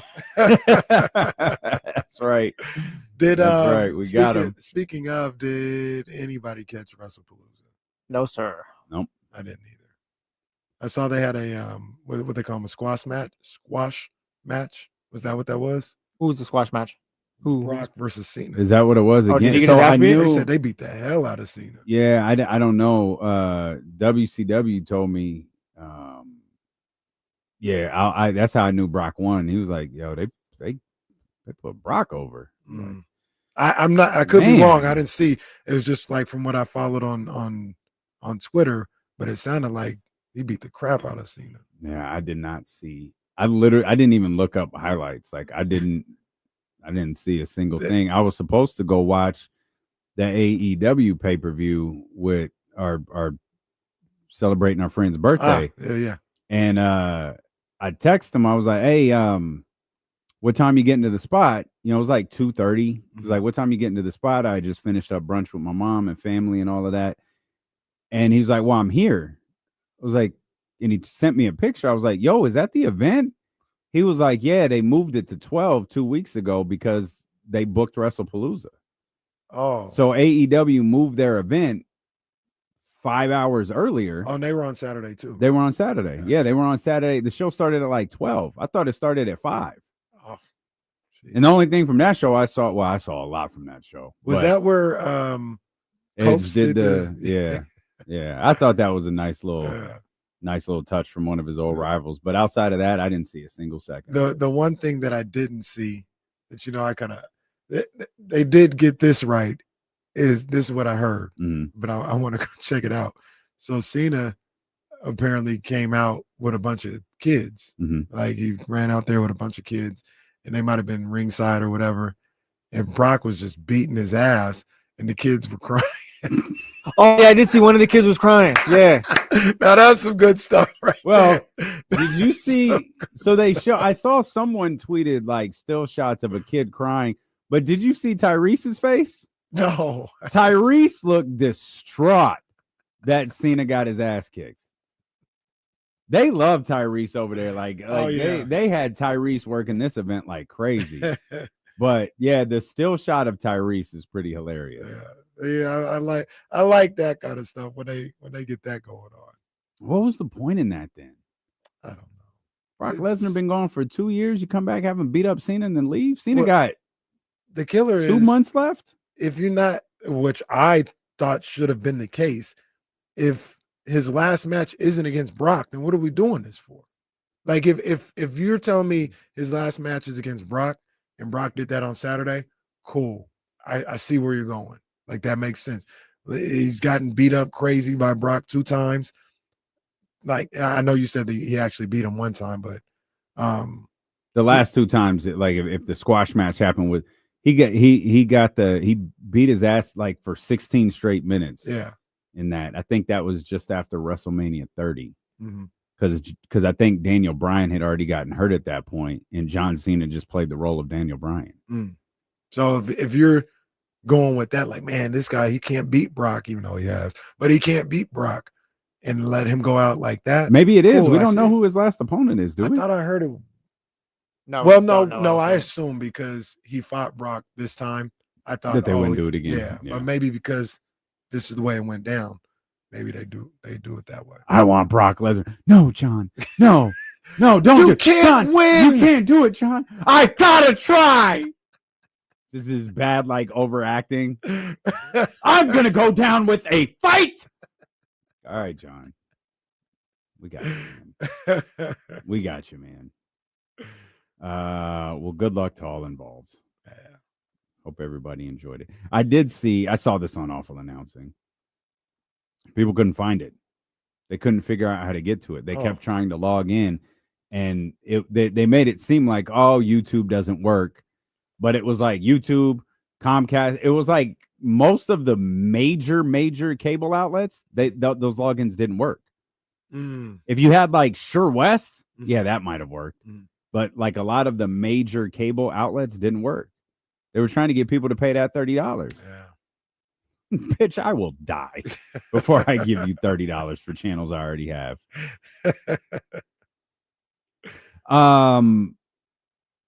A couple of quick notes here before we'll get to the Raiders. Shout out to former Sacramento Monarch Kara Lawson. Hey, she is we'll go air horns for that. Absolutely. She is the 13th U.S. women's basketball coach in history. She will coach the 2028 team in L.A. I've already asked for tickets. She said, of course. We both know she's going to forget. Just got to remind her. But D'Lo and Casey are going to the Olympics. Yes, sir. Let go. So congratulations to Coach. It's going to be one of the. It's the last Olympics was brutal. So this one, she's got her work cut out for her, man. This is going to be the tallest task a women's basketball coach has ever faced. The international game is for the women is growing at the exact same rate the men is, and that's why we saw, I think, a 1-point gold medal game last year. Yeah. That's why we saw the tournament that we saw last year. So this time around, I think she'll have Asia. She'll have an Asia. I'm certain. Caitlin, Paige, Juju. She's gonna be nice. Yeah, no. This squad gonna be there. No disrespect to this squad that just won the gold medal. Yeah, this team better. This team gonna be better.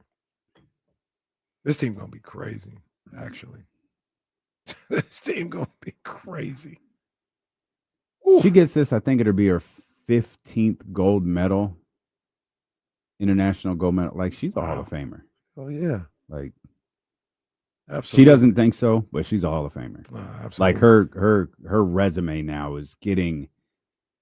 I mean, you talk about a WNBA championship. You talk about a gold medal as a player. She was the first gold medal.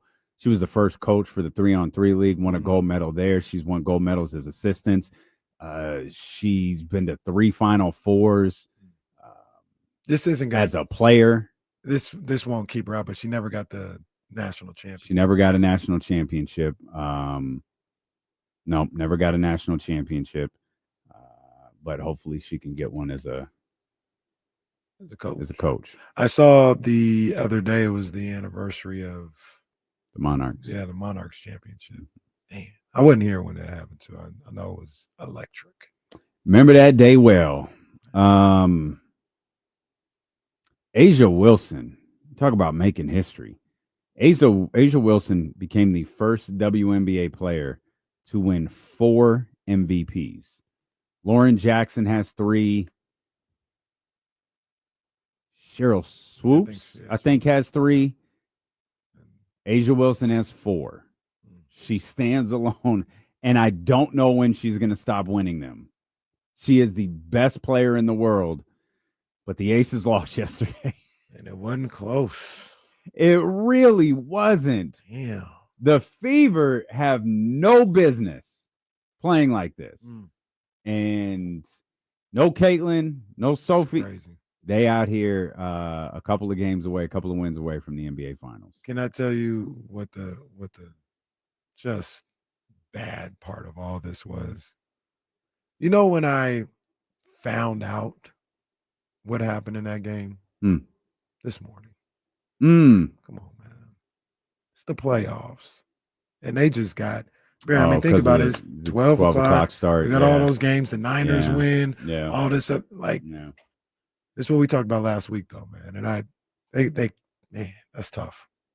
That's tough, especially considering they had such a great week, right? Like once you got away from football and they were kind of by themselves outside of Thursday night football, they had a great week of playoff basketball and drama and all this other stuff. Just didn't have it yesterday because football was on. They got to get away. Yeah, I was able to keep an eye on both games. The Lynx beat the Mercury in that game one. It was a bit more competitive than the final score showed, but these WNBA playoffs have been incredible. Shout out to Kelsey Mitchell, 34 points in that game against the Aces. She's a bucket, man. Coming off, she had an incredible series against Atlanta, and I completely missed the fact that Asia Wilson already won Defensive Player of the Year. Completely missed it. I remember when it was co-Defensive Player of the Year with Elena Smith from Minnesota. But yeah, she's MVP and Defensive Player of the Year. Unbelievable. Unbelievable. This era, so there's one Mark Davis team. Let's talk about the other one. The one that's not so good. Or at least doesn't appear to be right now. We'll talk about that. We'll also take a look around the rest of the league, and we got a big day tomorrow. We'll tell you about that when we return here on Sacramento Sports Leader, ESPN 1320. What was it, today or yesterday? It was the anniversary of Stone Cold's first stunner on Vince. Today or yesterday? I think I retweeted. September 22nd, 1997, I think. Madison Square Garden. You are correct. 28 years ago today, Stone Cold gave Vince McMahon a stunner for the first time. The eyes wide open stunner. It's crazy. He hit him with the stunner, and Vince's eyes went like this. Is that the I don't think it was the push. I think it was the stunner when he says, "Well, you can kiss my ass." Oh, wait a minute.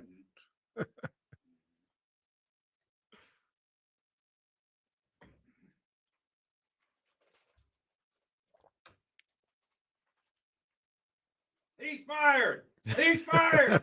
He's got to be.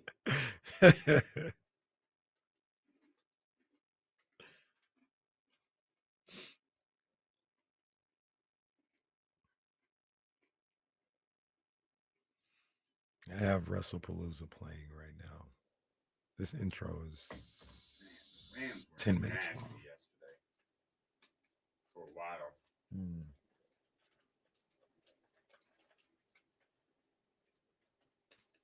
Ooh. Ooh. Shout out to Ryan Clark, who wore the purple suit to Baltimore. Nice ensemble. I'm going to piss off the Steeler fan base. Yeah.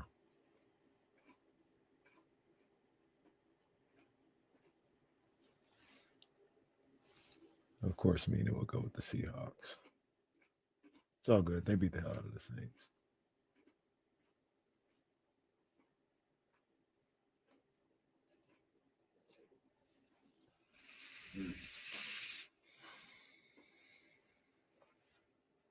Donald just dropping the ball into triple coverage. What a time to be alive. Yeah, man. It's emergency pod time. There you go. Listened to you guys this morning. Well, thanks. Okay. Shout out Candlestick Chronicles, man. You do it all the time. My man. I think I'm going to have to DoorDash something. Vikings really just beat their ass yesterday. That was embarrassing. That was awful.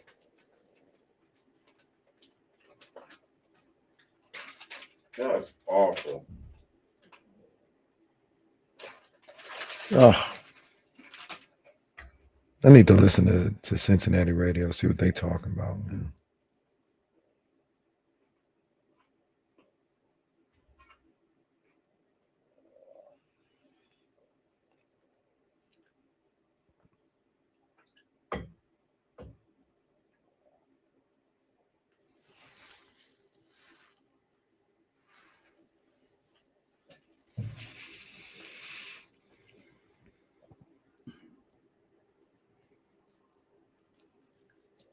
Just seen a video of 49er fans fighting. Who, each other?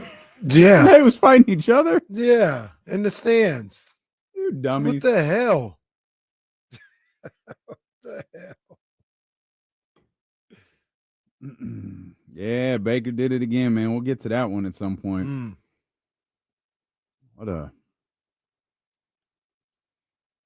I actually got excited for that. Like, I got, you talk about, I don't remember what game you were watching when you talk about getting up out of your seat. I got out of myself. I was like, oh, they about to do it. That was a crazy finish. Yeah. Aaron Glenn over there dancing. All right, man. Let's talk some football here. Real quick, I give a shout out to our guy, DJ Automatic. Yeah. Because he made the video last night. You know, he got the shout out. You know, because the Niners beat Arizona Cardinals. He made the video, yeah. And he made the shout out, and he hit me back and said, "I'm a Vikings fan." Did you tell him that it doesn't matter? I didn't. There's no rhyme or reason for this. Just you're just in deal Arizona, with it. pal. Yep. You got to wear you're this. Getting tagged. You got to wear this.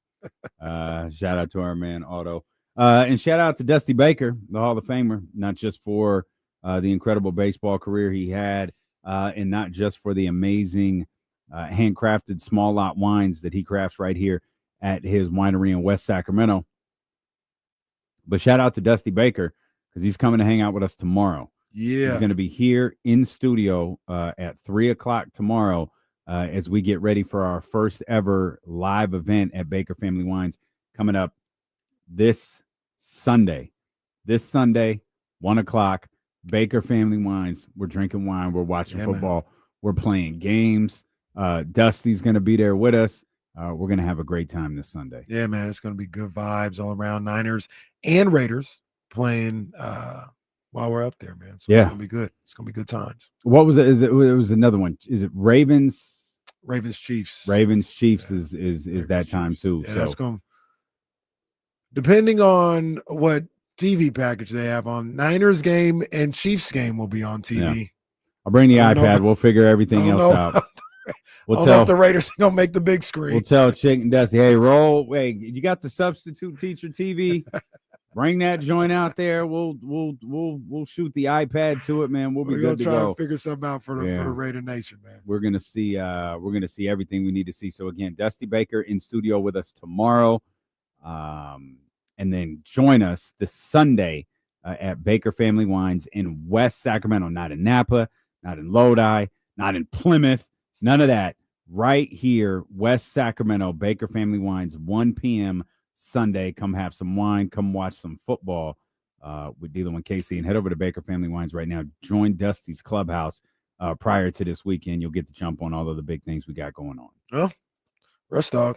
It's not a your wine. No, it's not a. Russ Dog is killing it in the. Russ is like by himself. Like I don't think anyone else is playing this because Johnny G has 5. It's not real. He's tied with Johnny G for first place in the BFWL. The what? BFWL. Baker Family Wine League. This is your league, by the way. It's not my league. Yeah, I'm gonna keep it real. Stop putting this on me. No, it's not my league. When we were doing the belts thing, like you turned into Ring of Honor and it discontinued, and now we got this league. And again, you need to put more effort into your leagues. And your belts. This is your league. I just keep this. Not my league. We can't keep shutting this down. You're like the new football league. I'm sorry. When did I do catchphrases? When am I the guy that does catchphrases? We're all D'Lo and Casey on this show. Casey does it. We all do it. This ain't got nothing to do with me. I'm just keeping the stats. This ain't my league. He's helping you out. The way I'm the board of directors for the Oh, you talk about. But by the way, no. Look, you don't even know. That slogan No. It's the No, you don't even know. It's the IGTBRF. You're talking about belts. Let me ask you too. Who's got your belt in any league? Which league? Any league in Shohei sport? Ohtani and MLB. I'm gonna skip the NBA because I don't have an answer for that right right. now. Hold on, wait. No, the NFL yep. is the NFL is Don't Lamar know. Jackson. Nope, don't know. I got Subject to change in 3 seconds. This is I a got joke. Aaron Judge, and I've got Okay. I got Josh Allen. He beat Lamar. He got the belt right. Yeah, Your Josh NBA. Who ended your season with the belt? In the NBA. Yeah, in the NBA. Stop stalling for time. Who ended your season with the belt? This one.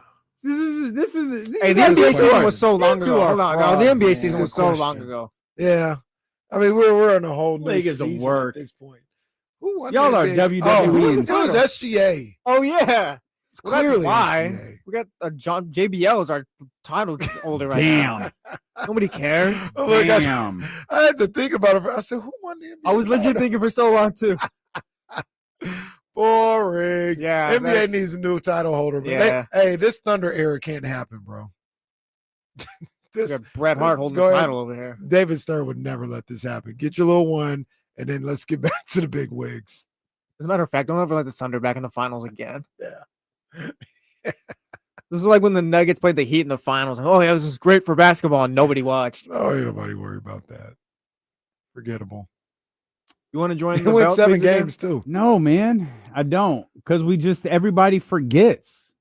We go weeks. Like the next time you'll put a belt on a football player will be like in the playoffs. Like, you know who has No. Kenny's gonna have an epiphany and come and go, you know who has my belt? Josh got him. Yeah. Josh got him. I had it on Lamar. Josh got him When did that title switch happen? after week 1. That was a match. So was that a house show? Because it was never announced. Well, no, it's got to be internally now. Oh. It's got to be on the dark web now since we got rid of the belts. No. It's on the dark web, but I keep track.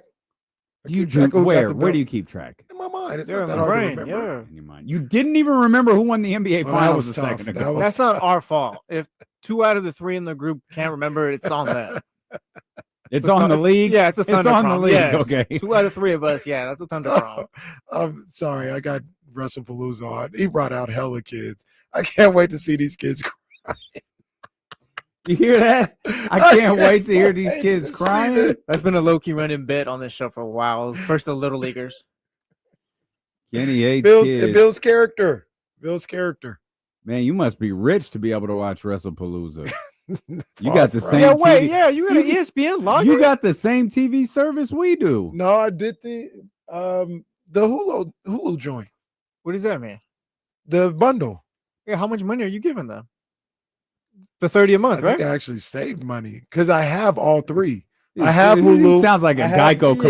Yeah. I actually saved money. I think it's it ended up being like $25 because I already have Hulu, ESPN, and Disney. And when this came out, I went and saw like, well, what should I do? And they were like, bundle them all. That was my bad from the start, not bundling them from. Wait, the I start. got Disney Plus, ESPN Plus, and Hulu. That doesn't count? Do you have them set? Yeah. I it thought I counts. had them together. Yeah, you just sign up for the bundle and you get them all for like 26. Maybe it's $26. Dude, this streaming stuff sucks. Yeah, it's not good, man. It does. Yeah, it's all bad. Who's better, the streaming stuff or the Raiders? Oh, streaming. Definitely streaming. See eligible plans. Oh, man, Don't you have both too? You got Hulu and Disney Plus, don't you? I do. So that alone is probably like what, $22 or something like that. I don't know. Resident Thunder fan till the Sonics come back in the chat. Says, Yeah, OKC come winning on, was man. great for the NBA. Small market teams can win. Kings fans should be applauding. Kings fans. I think it's an Oklahoma City thing. Yeah, it's Oklahoma City. It's like if Utah won, like I wouldn't care. At least I would care. That'd be boring too. At least the Kings are in California. Yeah. At least the Kings are 2 hours away from everything. Like Milwaukee, that's not a big market, right? No, they I won. It was felt cool. good. Yeah, that Yeah, was it was cool. good. That was That was good to memorable. see. Yeah, it's just an OKC thing. How much did you say yours cost? It's 25. It's 20. Why does mine between say 25. $38.99? Maybe I did it when they first, because I did it the first day. Mine says $38.99 as a promo. Then it's going to be $44.99. Damn. Go to hell. Well, once again, though, is it still Go to hell? Is it you didn't have I'm not ESPN paying Plus that. before, though, did you? I have whatever the thing that lets me read Bobby Marks' articles. So yeah, so I had that, and it was already like $10. So that's why I was just like, I'm already paying. They 10, just bleeding 12. you out of money, and you don't even care. Well, it's the same thing. Like I said, I don't might think it actually is. save. Well, for There's a year, no way you save for a money. year, I save $5, and it goes up. And I ain't to the regular switching to price. where Bluey starts playing commercials. Well, see, Absolutely not. Now doing I that. know you're paying $40 for I'm Disney absolutely Plus. not doing that. Yeah, no commercials. That's rich right there. I can't afford the no commercials plan. That's 40. And the Raiders 45. can't afford to stop a run game either. or a Yes. kickoff return, or a punt return. Or the Washington Commanders or Marcus Mariota. What'd you guys think about what I said earlier? That they weren't never winning that game. You I can't didn't lose think like that. that, though. I didn't think like Yeah, I didn't think that. Go ahead. I would say it's Washington, so NFC Championship last year, backup quarterback, so maybe there's not that big of a fall, but you can't lose the way that you did. Now I recognize too. Washington was probably saying the same thing we were thinking about the Raiders. Like, Right. hey, we lost our quarterback, we lost Austin Eckler, but we've got this long. You know, we got the mini bye or whatever you want to call it. Like, yo, we need to regroup. We've got time. We've got extra days. Let's get this in place. Let's cook. We at home. They coming to us. They just embarrassed themselves on Monday night. If you thought They coming to us. you thought anything about your season, if you're the Commanders, that was you had. Yeah, to you win had that to. game. Yeah, you had to. You're right. You had to. I thought higher of the Raiders than I probably should have. I thought they were a better team than that. And maybe they're just not. You know, regardless of what happens this week against Chicago. Maybe they're just not. You know, you look at that game, it's so frustrating because you try to go, okay, you know, what do we see from Geno? Well, Geno was a little bit more controlled. He didn't turn the ball over the way that he did. He looked, you know, he was a little closer to what he was in week one. He certainly wasn't what he was on Monday night. It's like, all right, so you got that part, but then you start factoring in what happened on special teams, and you start factoring in missed tackles, and you start factoring in all this other stuff, and you go, oh, that's why you got blown out. Yeah, you got blown out because you did almost everything wrong. Nothing really went right. I know Trey Tucker had a good game, and him and Geno had a connection. He had a big game in yardage and had the touchdown. But I mean, they, like you said, they didn't really stop the run. They didn't stop Mariota in the air. They didn't stop anybody on special teams, and they couldn't run the ball again. Geno, I don't want to say it was like garbage time stats, but late in the third quarter, he had 112 yards passing. Yeah. You know, so it wasn't like he was lighting them up. But I didn't think the game was completely over until the Raiders scored that touchdown, and then Washington was just like, cool, walked right back down and scored again. Easy work. It's like, all right, so it's not even like kind of interesting. Right. Just like, all right, cool, man. Easy work. It's over. So that was, I understand the disappointment of seeing them in that way. Yeah. But I like I said, I think part of the reason I felt the way I felt is, man, I just lived it with those Niner teams. I remember a bunch of times during the Tom Sula and Chip Kelly eras, where they just lacked enough talent, and they would go to these teams that weren't championship teams or nothing like that, but they were good. The Panthers, I think, with Cam Newton still there. The Steelers when Big Ben was there, and you'd be on a short week, you go cross country, you just didn't have a chance. You just didn't have a chance, and that's what I looked. Even with no Jaden, that's how I looked at the Raiders going up against the Commanders in this particular situation. And I would have been shocked if they won that game. I would have been floored. But once again, that's that situation. I think this upcoming week, they'll play a lot better. You'll see the team that maybe you thought you would see yesterday from the Raiders. I don't know if they'll win or lose, but I think you'll see a better Raiders team on Sunday. Chicago's, they're the hottest team in the league now. No, they got what the doctor ordered. That's what the Cowboys will do to you. Let's see what Joe's talking about here on the Elk Grove Kia Talk line, 916-909-1320. What's up, Joe? What's up, man? Hey, KC, we didn't have a chance in that Washington game, man. We played a Monday night game, short week, had to fly cross country. I mean, come on, man. That was That's tough to do, man. That is hard to do. That's tough to do, Joe, especially if you don't have the roster to be able to overcome those type of situations. I just don't think the Raiders are there yet. Yeah, and they let Debo cook. Debo was cooking yesterday. Cookish. Debo was cooking yesterday. Debo, he had like a 70-yard. The kickoff was crazy, and then he had another play on the offensive end. And then I was watching the game, and he catch the screen pass. I ain't really doing nothing. What is cookish? He had those 2 plays, and then they were like, you could tell they were trying. All right, man, we got to get Debo involved. No, like when Debo's cooking, he's just an air fryer guy now. Like he's just not that guy anymore. Don't make me say it, man. Say it, boy, man. That's what I'm asking. What is cook like? What is cooking for Debo Samuel at this point? Yesterday, that's Debo's version of cooking. Good game. Oh, it's a I single kid. That's what you're saying right now. That's the tone. It's a good game. He like I told my cousin Walt, man. Walt, we sold you a lemon, big dog. We sold you a lemon. I don't even like to talk about my boy Debo in that fashion. I just yes, don't. You do. You've been doing it for like 4 weeks. Don't, man. It's tough. Boy, when they had a 70-yard return yesterday, and you still killing them. We're gonna be watching a national TV game with the Commanders. And oh yeah, and that's vintage Debo Samuel right there. It's like, yeah, he's done. When they drop that's vintage so and so, yeah, you're done. Oh man, maybe he can reinvent himself. And he doesn't have to be. See, they're trying to get 2021 Debo out there. They're like, that's what we got. No, that guy's gone. But reinvent. Maybe he becomes a nice little possession receiver type guy. Maybe, or maybe he's just a permanent special teams guy. He did that well yesterday. But of course, he did it well against a team that is very, very bad on special teams, as we pointed out earlier. With the insiders, the Raiders inarguably, they're the worst in the league, or certainly one of the worst in the league. What I wasn't banking on, though, was how bad they were at stopping the run. 201 rushing yards, 3 touchdowns for the Washington Commander football team yesterday. Brutal. Yeah. Literally run all over that defense.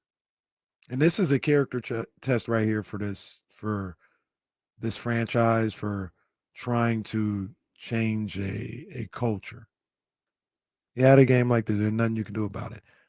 But how do you bounce back? How do you respond? What do you look like on Sunday? Especially now we can say it was 2 bad losses. 2 times where you didn't live up to maybe the standard that you thought you had set in week 1. How do you respond to that this upcoming Sunday against the Bears? Are you ready to compete? Are you ready to kind of stop the bleeding once again as far as like how you play? Don't let your quarterback get sacked 5 times. That's like if we have to pick a place to start, we can talk about special teams. We can talk about run defense. We could do all of that. We can talk about getting a run game established. Do all of that. Don't let your quarterback get sacked 5 times. That seems like a surefire disaster recipe. You can't let Geno get hit like that. And it goes to, we said this before the season started, this offensive line is not very good. It turns out the offensive line is actually really, really bad. And you have frequently questioned the way that they call plays for Ashton Genty and the Chip Kelly way of calling a football game. And now you have a situation where you have, a top drafted running back in an offense that isn't set up for him to be successful. And you have a 35-year-old quarterback who's getting, picked up off the ground 3, 4, 5 times a game so far in the early part of the season. You've got to find, if you can't fix it, you've got to find a way to like patch it, put a Band-Aid on it, do something so your quarterback and your young running back can start to, part of me wants to say survive, but really, especially when it comes to Aston Genty, you want them to be able to thrive. And I don't know if that's, again, I don't know what that Band-Aid is. I don't know if that's Chip Kelly. I don't know if it's moving on from him. I don't know if it's taking play calling duty. I don't know what it is, but it seems like you have a whole host of issues that you need to find a way to start addressing immediately. Because if you don't, the season's going to get away from you quickly. And far worse than that, like you could wind up with guys getting injured. Yeah. And I don't know. I don't know what you do with that particular problem when you talk about the offensive line. And part of me says you just kind of hope, because they do have some young guys on that offensive line. You hope that, they start to get up to speed. They start to get a little more comfortable in the league and get a little more comfortable dealing with some of the things that they have to deal with as starting offensive linemen in the NFL. But outside of changing your offensive scheme, which I'm not sure they're capable of, I'm not sure how you fix that. My first thought would be find a way to help them out a little bit, like you just kind of mentioned. All right, how we're going about some things on the offensive end, the play calling, the scheme. It's not conducive to the personnel that we have. Maybe we should try more no huddle. Maybe we should try getting under center a little bit, which I don't think Chip can do. But maybe we should try some different things to, like you said, patch up some of the holes that we have there and hide some of the vulnerabilities we have on that offensive line and just jumpstart the offense in general. But it might not just be there either. Outside of that, I'm not sure what you do to work around that offensive line on a week-to-week basis. Well, yeah, because it's not like we had like the Raiders as a surefire playoff team. I was like, oh, maybe if everything goes right, then maybe they can be in the wild card mix. And it's just kind of clear that, that's not going to happen this year. No. Like you can patch up whatever, but I feel like it's not going to do much, like Casey said, probably. And credit to the Commanders. They needed that win too. This is a team that was in the conference championship last year. This is a team that even today, Dan Quinn isn't, nothing's changed with Jaden Daniels. He's day to day, headed into week number 4. Of course, you lost Austin Eckler. Like you lost guys. Like you were coming off of, not to be dramatic, a traumatic week, and you needed this win. And not only did you get it, like I guarantee you, Bilo and JC in the nation's capital or Fairfax, Virginia, or wherever, they were like, yeah, like that's how they needed to win that game. Go out and put an inferior team away. And hey, salute to the Commanders, man. They did it. Yep. Salute to Marcus Mariota. Did what they were supposed to do, did what they needed to do in that situation. 100%. Frustrating as hell, though. Yeah. Frustrating as hell, though. Especially, I don't know. There's something like you will marvel at Josh Allen and Lamar Jackson and those guys, Patrick Mahomes. You see these guys throw for, 500 yards, 400 plus yards, 4 touchdowns, 5 touchdowns. It's like, oh my God. There is something demoralizing about watching a football team just run all over you. Like just 10 here, 15 here, 20 here, 10 here, 8 here, touchdown. There's, I don't know what it is. I don't know if it's because if it's a team effort. Well, it's clear you can't stop them. Like it's almost like they're bullying you. If they can run at will, just turn the game off. Like you can't stop them, because if they're averaging say 4 or 5 yards a carry, all right, you get them to 3rd and 3. What you gonna stop them there? No, they're gonna get another 5 yards. That's right. Like it's demoralizing because you realize there's no way to stop this team. There's just no way. And that's a terrible feeling to be on the opposite end of that. Yeah, and it goes on for 60 minutes. If Josh Allen, if Lamar, if they hit a 60-yard strike, it's like, boom, damn, that's God bless it. What a talent. There's an 80-yard drive down the field. We're just play after play after play. You're just like, it's like when a team runs the same. It's like when teams the Clippers used to do this a lot.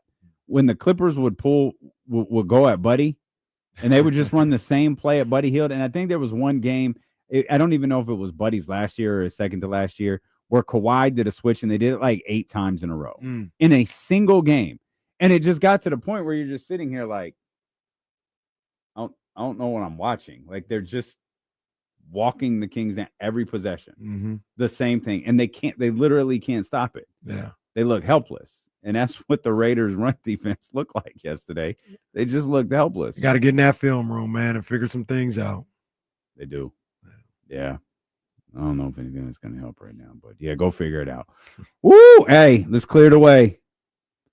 There's going to be a lot of hate in this room when we get back. What happened? As soon as that kick went through the uprights, I thought, oh boy, let's clear the way and let the haters come out and talk.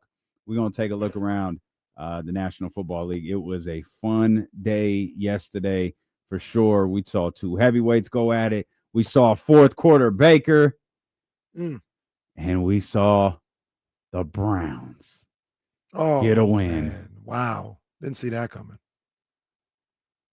Listen to that tone. Didn't see that coming. We'll talk about it next. Stilo and Casey on ESPN 1320.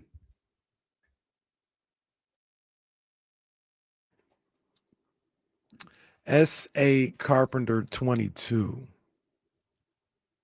He's leading the league in returns. His offensive stats are on the coach and QB. You're hating Casey. Who? Talking about Debo. Why would I be hating on Debo?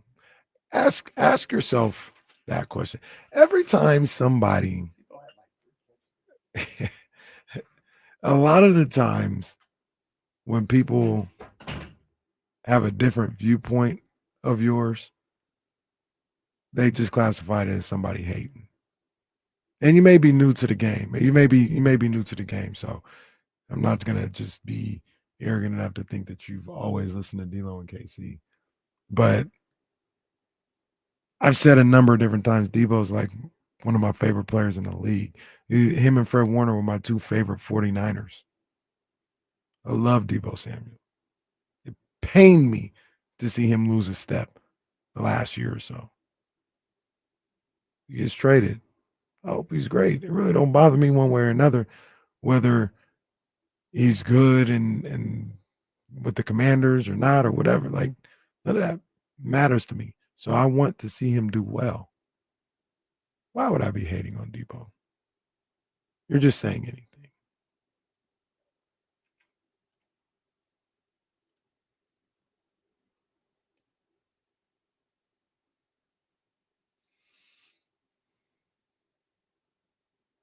You call it hate, Cole. We call it telling the truth. Yeah, ain't no hating on OKC. Yeah, but this is what it is. It's in Oklahoma. Oklahoma, I think orange and rocks and dust. It is what it is, man. It's in Oklahoma. Boomer sooner.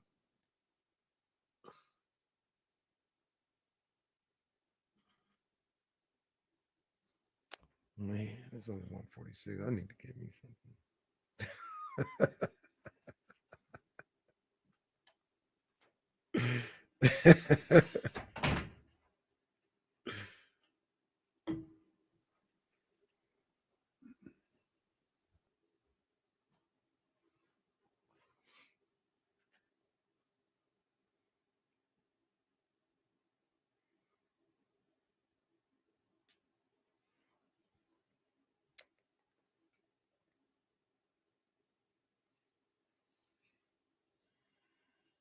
Maybe.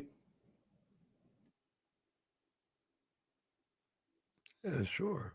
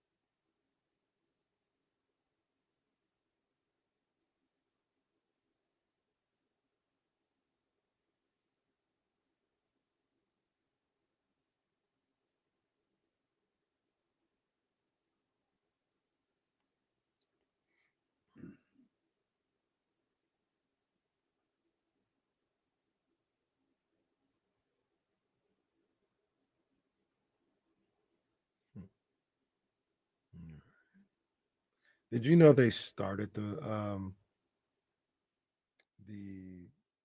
WrestlePalooza with Cena Brock? Mm-hmm. Yeah, they advertised that in advance. I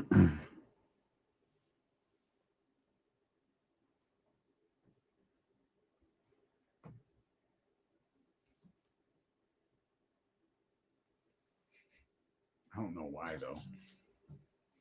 I guess you had to start with something.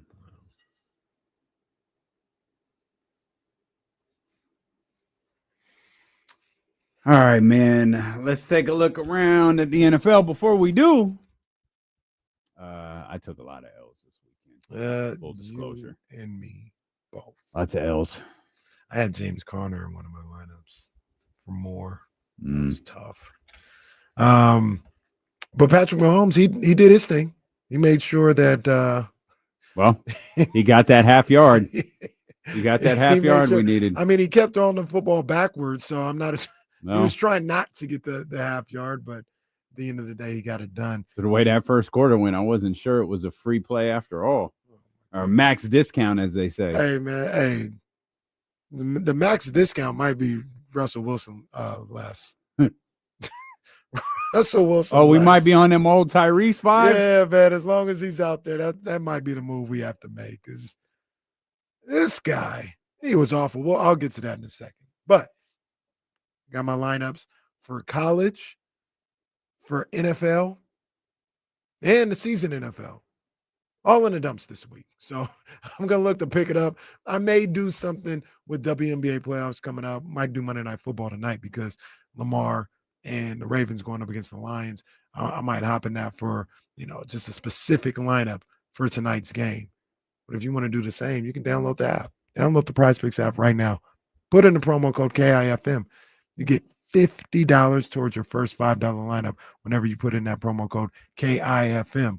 Once again, $50 towards your first $5 lineup, and you can reap the rewards of having a max discount like we had this past week with Patrick Mahomes. They have them all the time. Shout out to Taco Tuesday as well, because they're always looking out on Tuesdays with different discounts there as well. Go to prizepicks.com for more details.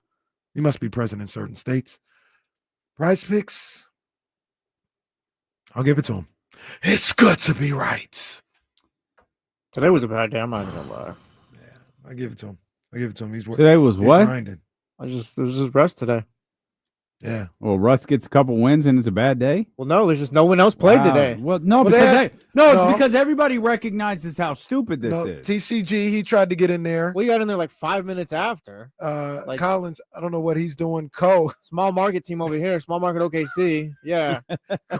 Hey man, what are you doing?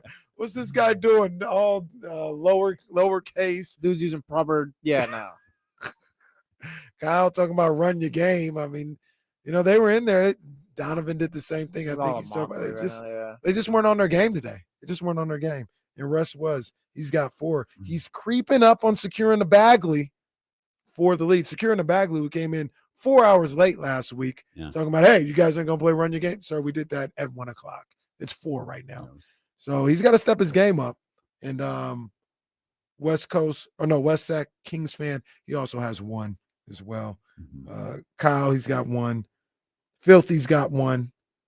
Johnny G has 2. Zabo still somehow has 6. The sentence "Filthy's got 1" is so odd.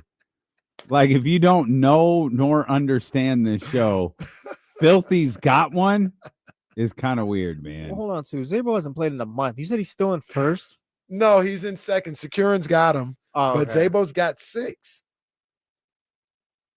Yeah, he's still. Zabo's boycotted this league. He's still trying to, make some things happen. Speaking of just an off day, 13-10. That was the final score when the Browns kicked that ball through the upright and beat the Green Bay Packers. Bad job by the Joe Flacco lives. Bad job by the Pack. Did you hear Micah afterwards? No. Didn't like it, man. Didn't like it. Surprise. Well, yeah, did he say something again? Didn't like it. Micah was like, yeah, I mean, this happens with you look back in history, you see championship football teams like they lose games like this. Like it happens almost every year. Like no matter how good you are, you're gonna slip up, man. You're gonna get caught. And like that happens with championship teams a lot. And I was just like, oh, Micah, this is tough, bro. Oh man. He's answering questions like he's on his podcast. Get the microphone out of Micah's face, please. It sounded so. It was one of those things where I was like, I was working in the kitchen and I'm listening to it, and it's one of those where you stop and you look and you're looking at him on the TV, like, bro, you're really saying this, like cameras and everything. Oh, look, Micah, I'll give the Packers this one. They better win next week. You can't be losing to two sorry teams in a row. Yeah, this is a tough one. I mean, you're not going undefeated. I have no problem with that. But Cleveland? You lost to Cleveland? So we had Cleveland in the Russell Wilson rankings. We did. We did. The killer here is what I was so impressed with and where they should have been dominant on that defensive side of the ball. They did their job. They did their job. Yeah. You know, they did what you would expect, holding them to 13 points, keeping them where they should have been for the majority of that game. The offense is 10 points all in the first half. Yeah, they got to be a little better, man. And you know that Browns defense from time to time they can show up. They have the makings and play really well. Yeah. The tough part is they're just coming off a game where they gave up 41, I think, against Baltimore last week, and they come back and they lock in and shut you guys down for 183 yards passing for Jordan Love, only 30 yards on the ground for Josh Jacobs. Let me ask you something while we're here. By the way, the sorry ass team Kenny was referring to next week is the Dallas Cowboys. Yeah. It's gonna be Sunday Night Football too. I'll be tapped in, even though the Cowboys are on there. I'll be tapped in. That's drama's there. So will America. Do you think it's possible? Sounds crazy, but do you think it's possible that the offense could be what holds Green Bay back at some point from being a championship team? I'd be surprised. I like Josh Jacobs a lot. I always have. And even if Jordan Love isn't as good as people say that he is, he'd have to be like really bad for that to be the case. When you look at the teams in the West, like Super Bowl contenders, the Eagles' offense is good. Their defense is phenomenal. The Rams' defense is really good, and their offense is really good. The Packers' defense is good. Man, they're probably the third team in the conference with the third best defense and the third best offense. Like they don't do like if I were to rank the teams in the NFC, I'd rank them. Eagles get the one spot after the way they closed out that game, but Matt Stafford looks perfectly fine, so it's the Rams second for me. So it's Eagles, Rams, and then I put Packers third. But in every metric, the Packers are third. So I don't know, like their offense to me would have to get worse for their offense to hold them back. Because to me, they can compete with those other two teams. But they're all, I mean, holding them back, like that would surprise me. Their offense was top 10 on like the major offensive categories last year. I don't think their offense is going to be an issue. So this goes back to kind of what I asked a couple of weeks ago about everybody's concern about the 49ers was that wide receiver room. But we don't talk about the Packers wide receiver room. And they lost their best wide receiver. The injury is going to be out for a little while. When you talk about Jaden Reed. Yesterday, they really couldn't. I didn't watch the whole game. I was watching on Red Zone and turned over to it towards the end and everything. But the wide receivers couldn't get no separation. Mm-hmm. And I think that's a major concern for this Packers team, that they don't have a number one guy. And the guy that was potentially that number one guy in Jaden Reed, he's down for a little while. So but I don't think that happened last week, did it? Against the Commanders. He was playing. He got hurt. So this was their first game. This was their first game on the road and losing their best wide receiver. And they struggled. Now, granted, that Browns defense has the makings to be one of the top units in the game when they're locked in. Yeah. You got a game changer in Myles Garrett. Well, when they're not making up for 7 interceptions in a game. There's that. Like if you just ask them to play defense, like they could do it as good as anyone in the league. Right. So that plays, you're not always going to play against the the Browns defense. But I don't know. I think that's something to be looked at. That's something to be looked at, especially depending on who they play. And like I said, I think Reed had a shoulder injury. I think he had a shoulder injury. He'll be back. I'll look that up. I think he had a shoulder injury. He'll be back. Are you sure he didn't get hurt in week 1? I thought I saw him against the Commanders. He could have got hurt. Maybe he did, but okay, maybe he did. I wasn't. So is the idea he's the key to that receiving core getting to being respected? To being feared might not be the word. Just being a professional, a championship level wide receiver room. He's the guy that at least says, all right, you got him and these other guys, the tight end and everything, they can fall into place. Mm-hmm. Now, if you don't have him, it's looking real dicey. It's the same thing as the 49ers. When they didn't have Juwan Jennings, it was looking real dicey. I feel the same way about this Packer wide receiver core. Okay. Well, we'll keep an eye on it. I mean, anytime you put up 10 points, again, I think they were all in the first half, regardless of how good the Browns defense is, and we're of the belief that it is good. You're a championship contender. You're a title contender. Yeah, you got to win. And if you don't believe me, ask Micah Parsons. He'll tell you. He will happily tell you. Championship teams, they lose these type of games all the time. Oh, that's crazy. Oh, that was. I'm gonna let them slide. I'm gonna let the Packers slide on this one. It happens. It happens. Oh, how nice of you. I didn't think he was gonna do that. It happens. I'm not reactionary. I love that I keep looking up at the TV and they showing my man Aaron Glenn dancing down the sideline, dancing on his way. And then old Baker got the ball back. Oh, fourth quarter Baker got the ball back and hit him with the lead course. So not so fast, my friend. They needed that because that was going to be embarrassing. They were up, 20? Yeah, 6-7 and going into the fourth quarter against the Jets at home. And you almost lose that game. So they needed that. Good job by Baker to kind of make sure it didn't get into embarrassing territory. But that was crazy. That was a crazy ending right there. I don't even know how the game got that close, to be honest with you. It was 23-6 entering the fourth. And it got the Jets scored pretty quickly to start the fourth quarter. And what are they doing scoring? The Jets. With Tyrod Taylor as their quarterback. Tyrod Taylor threw the ball. Tyrod Taylor, their leading rusher and passer yesterday.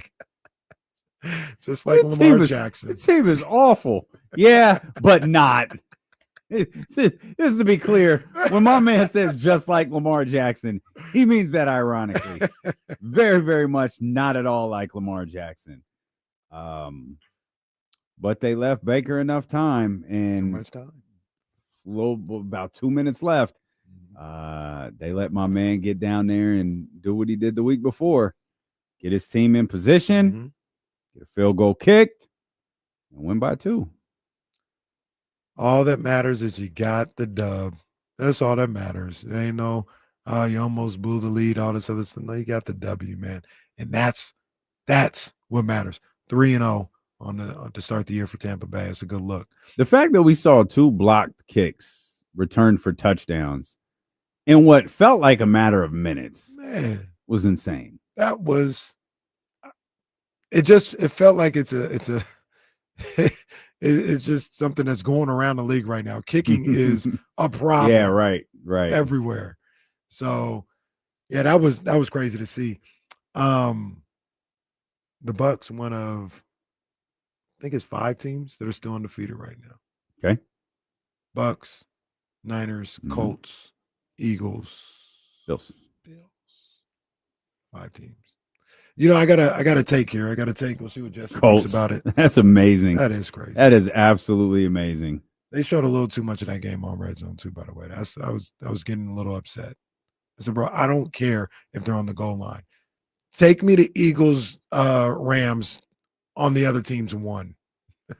Like on your own. Did you leave off the Chargers? I did. So 6 teams. Yeah, 6 teams. Yeah. Yeah. Wow.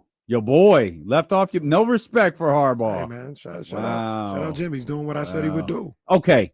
Doing what I said he would do. All right. I think I was wrong about the Chargers. Am I doing I was wrong. The math correctly here when you talk about currently they're 3-0. The Chargers are 3-0. They've got everybody by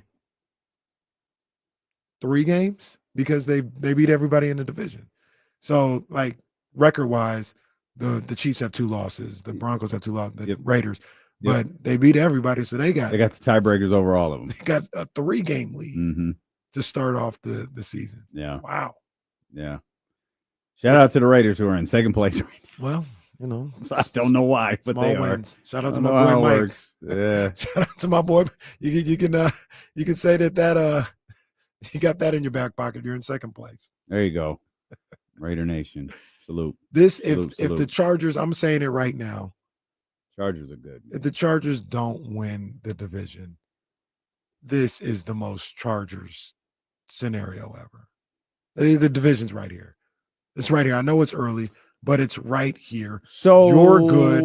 You've got a 3-game lead on everybody. Come on, man. Let me ask a question. Okay.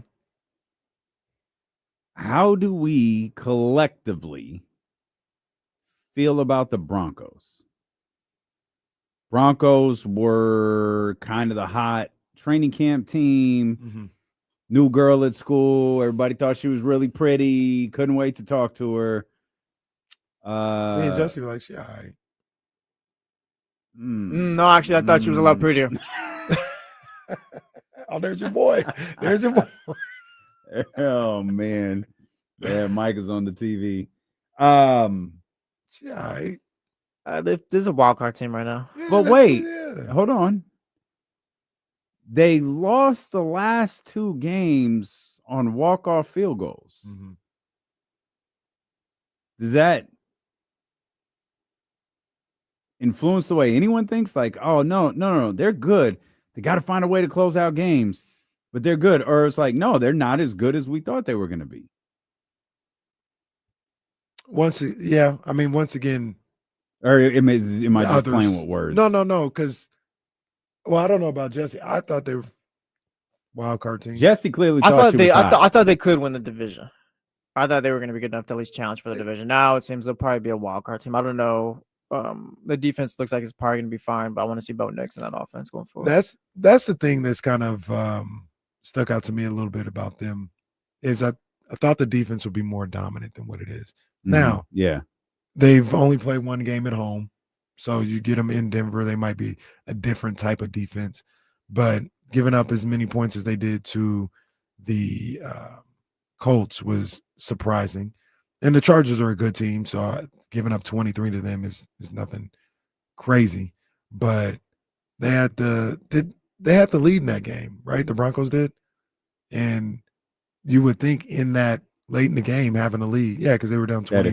They were up 20-13. Late in the game, that's where the defense should be able to bring you home if the defense is everything that we thought it was going to be. That's fourth quarter. Yeah, everything we thought it was going to be. And 2 straight games now they haven't been able to do that. Might have been going up against the 2025 MVP though.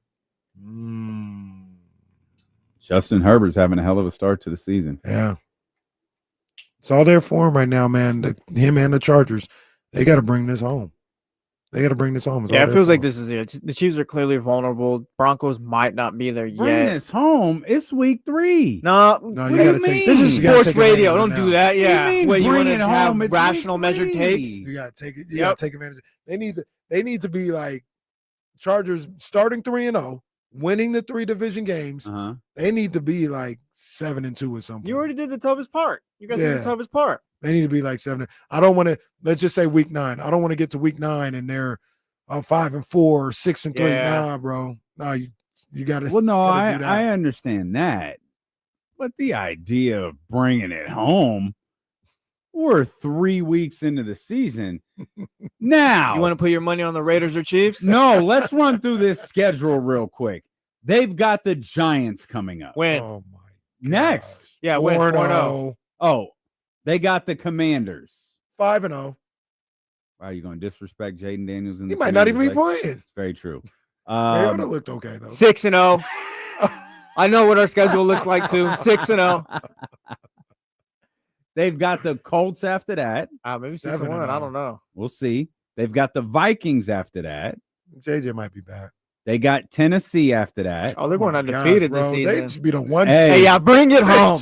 Bring it Damn home. 1 seed. They need a bye. Pittsburgh, Oh, it's not getting any better. Jacksonville. Then the bye week in week 12 before they come back with the Raiders, the Eagles, Okay, there's the first loss. Maybe. the Chiefs, the Cowboys, the Texans, the Broncos. I need 12-5 at least. That's At least. that's a 1 seed schedule right there. Yeah.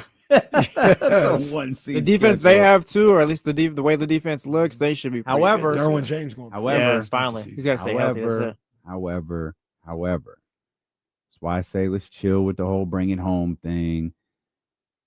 The Packers lost to the Browns. That doesn't. The Packers might not be as good as people think they are. The lost Okay, Chargers are. the point being, if you had looked at the Packers schedule and said, "Hey, they got the Browns coming up," would you have said they lost to the Browns? No. Okay, so maybe the Giants get them this week. No. Well, the Chargers can have one of those losses though. That's Like if the Packers had a couple of losses to teams like. wait the a Browns, minute, that's an Casey's issue. over here telling us now that the Packers have lost to the Browns. Maybe they're not as good as everybody thinks that they are. I think that's just Casey's But take. you for can't his- have, for you the can't Packers have himself. one. I gave the Packers one, remember? Yeah. I Yeah, but did. then you just said they're not as good as people think I they said are. maybe that's the case. Maybe that's the case. I'm giving them one. I said you can't lose. You don't the think they're next one. good. I think they're good. I don't think they're a championship. You just like it when Michael Parsons talks. I don't think they're This a championship team. Chargers going 15-2. This guy's Hell, they- bananas. Mercury Morris, they might get you guys this year. Rest in peace, Mercury Morris. RIP, man, up and up. Only team to ever go finish the whole season undefeated. Well, that might be coming to an end this year. How many teams have gone 14-0? Probably like a I don't dozen. know, to be honest. There's got to be double-digit teams that have gone 14-0. I don't think so. No? I remember the Bears. Did the Steelers go 14-0? I think they went 13. That was like 11. Oh. The year they were frauds? Yeah. That was like 11-0, I think. No. The Roethlisberger's Oh. first year. Might have been. Yeah, I'll double check that. The How many- closest we ever, off the top of my head, the closest we ever really got was the Patriots, obviously, and the Bears in like 87 or something like that. I think that's the closest we ever really get, like that late into the season. How many AI NFL says teams have started 4 teams. the Dolphins? The Dolphins, the 2007 Patriots, the 2009 Colts. Oh, I remember that. And then the They 2015 sat their starters the last like few weeks of the season. They lost in the Yeah, playoffs and then that the year. 2015 Panthers. Shout out The Cam Newton. Panthers Panthers, did they it. did That's lose. right. Did they lose? That to was the like Giants? a one-loss team. I'm not sure. They were putting up 40 on everyone. That was like a 15-1 Yeah, team. yeah, that's right. They lost in week 16. It doesn't say against who. So yeah, not a dozen teams. No, you're right. Okay. Hater. Damn. I was trying to hate. That's a shoot. I was trying to hate. The only real test was that Patriots team. And not even just because they lost in the Super Bowl, but like at the beginning of the year, it was like, yo, this team might go undefeated. The Panthers lost to the Atlanta Falcons week 16. Their only loss of the season. They beat the Buccaneers 38-10 the week after that. Could have went 16-0. They lost in the Super Bowl. They was cooking. I remember they beat the brakes off the Cardinals in that NFC Championship game. 49-15. That's the one where Cam was sulking at the press conference. The Broncos game? Yeah, I was so mad at Cam. He was sitting there after all of the weeks of taking pictures, and he could hear everybody celebrating behind him, and he got up and left. I'm like, oh, didn't he say something about and he had his uniform on. He didn't change clothes and put, the Cam Newton gear on or nothing. Isn't that where he said something about I'm not a good loser? Like I'm a bad loser. Like I don't remember if he said it at that press conference or not. I remember him saying that, but I don't remember if it was that press conference or not. All right. I was hoping to hate there, but can't. Only 4 teams have done it. 3 teams in addition to Jesse's Dolphins. All right, we'll come back. We'll talk more. We'll continue around the league, man. Bruh. How bad are the Dallas Cowboys? Oh, my God. Find out next. There are 2 games that showed how bad they were, and Jesse's right. You'll find out next.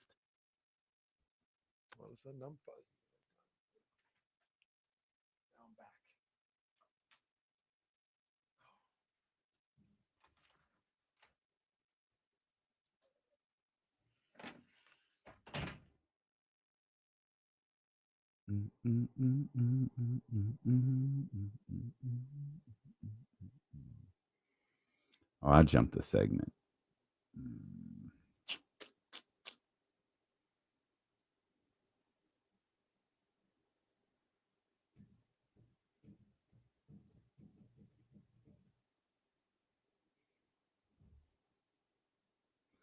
Oh, man, David, that's facts. Take the over every time. Every time.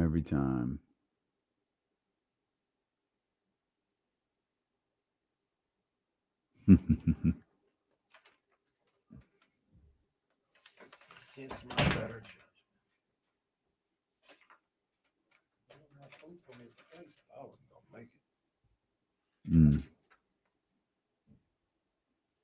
There's a couple of good restaurants connected to it, but one of the bartenders, I forgot what the name of the place is, but one of the bartenders in one of those restaurants that we're going to rocks with us pretty tough. Hey, does it stink in the building today? Stink? Yeah. It smells like something. I don't know. I've been smelling paint a lot here, but okay, maybe it's just that because I smelled the paint. Like it smelled like paint on Friday, I think. Yeah, it definitely smelled like paint on Friday. Today it smells kind of rotten. That's my worst scent is smell. I can smell nothing else.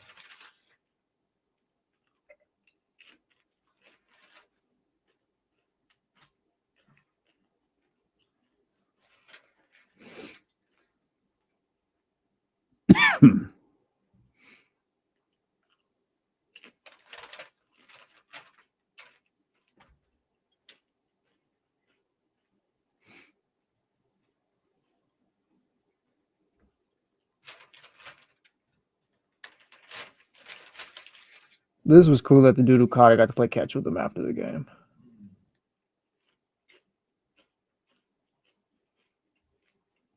Actually, I didn't. I heard about that. I did not see that.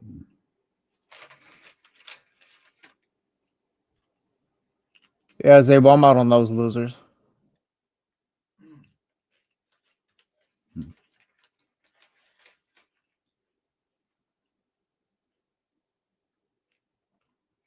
Yeah, Russ, it's definitely is good to make reservations at Q for sure. Just head over to Open Table. Very easy. Very, very easy. And worth it.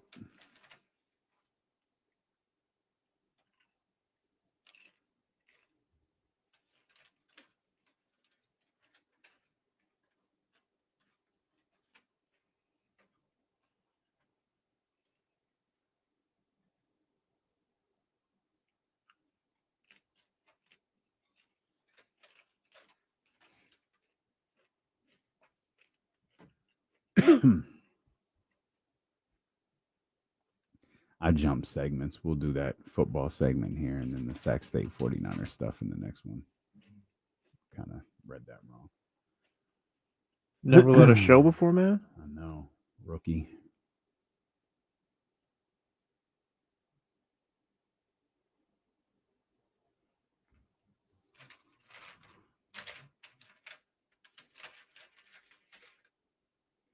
Do you guys think the Kings will add anybody before the season? My brother RH, I don't think so, man. I don't think so.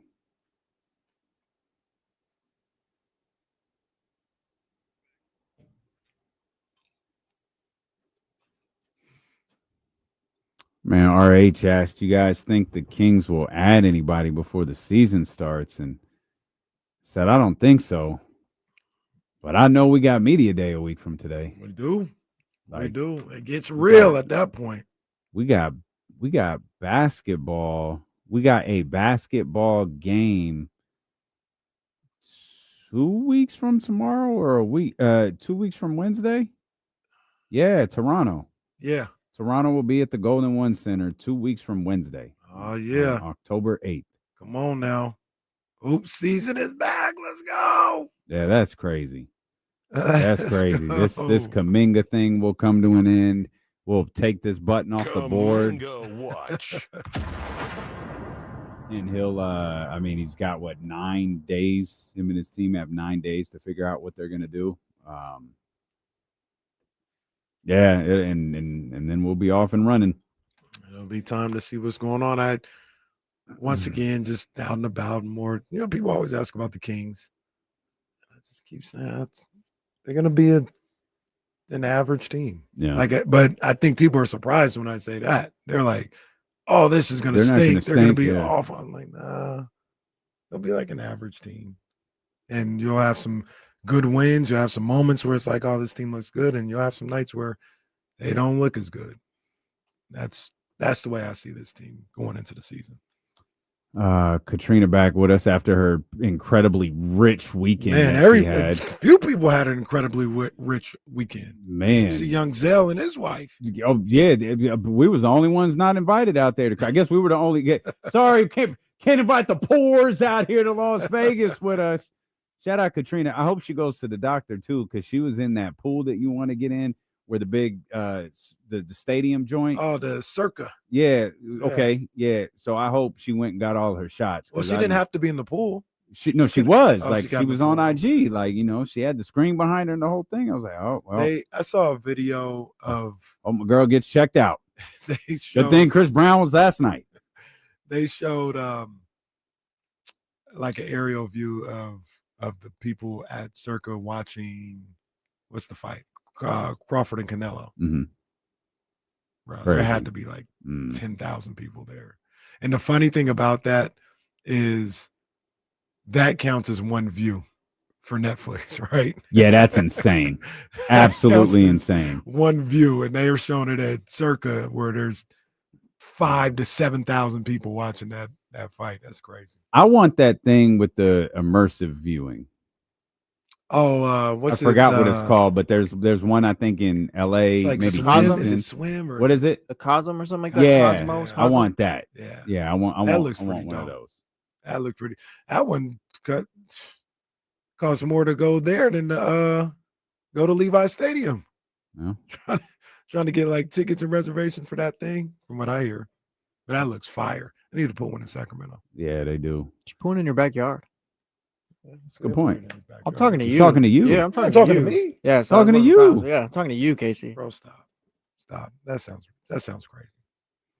I don't even, my big backyard ain't as big as it is. What are you talking about? Damien's never had a movie premiere at his house. It's true.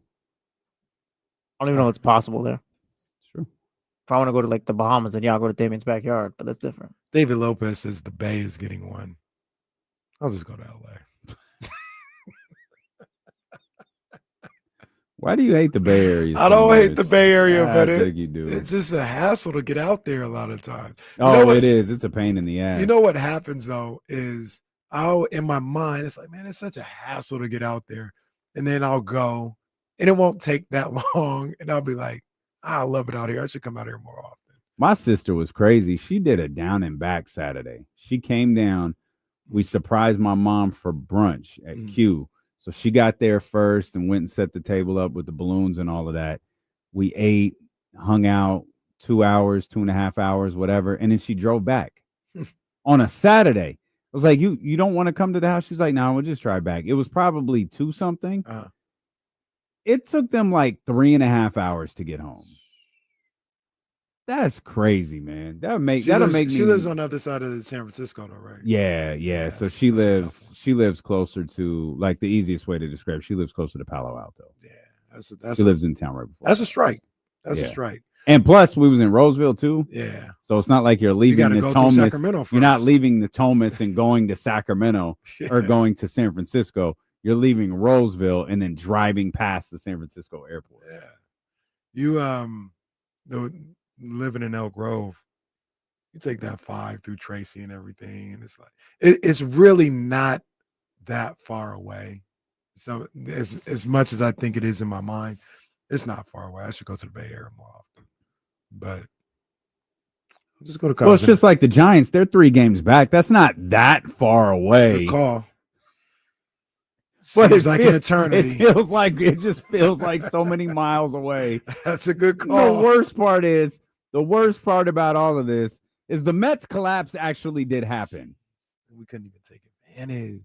The Giants' 2-9 record in the last 11 games have kept them, and the Dodgers have kept them from taking advantage of this, the latest Mets collapse that now has them tied with the Reds, and I think 1 ahead of the Diamondbacks.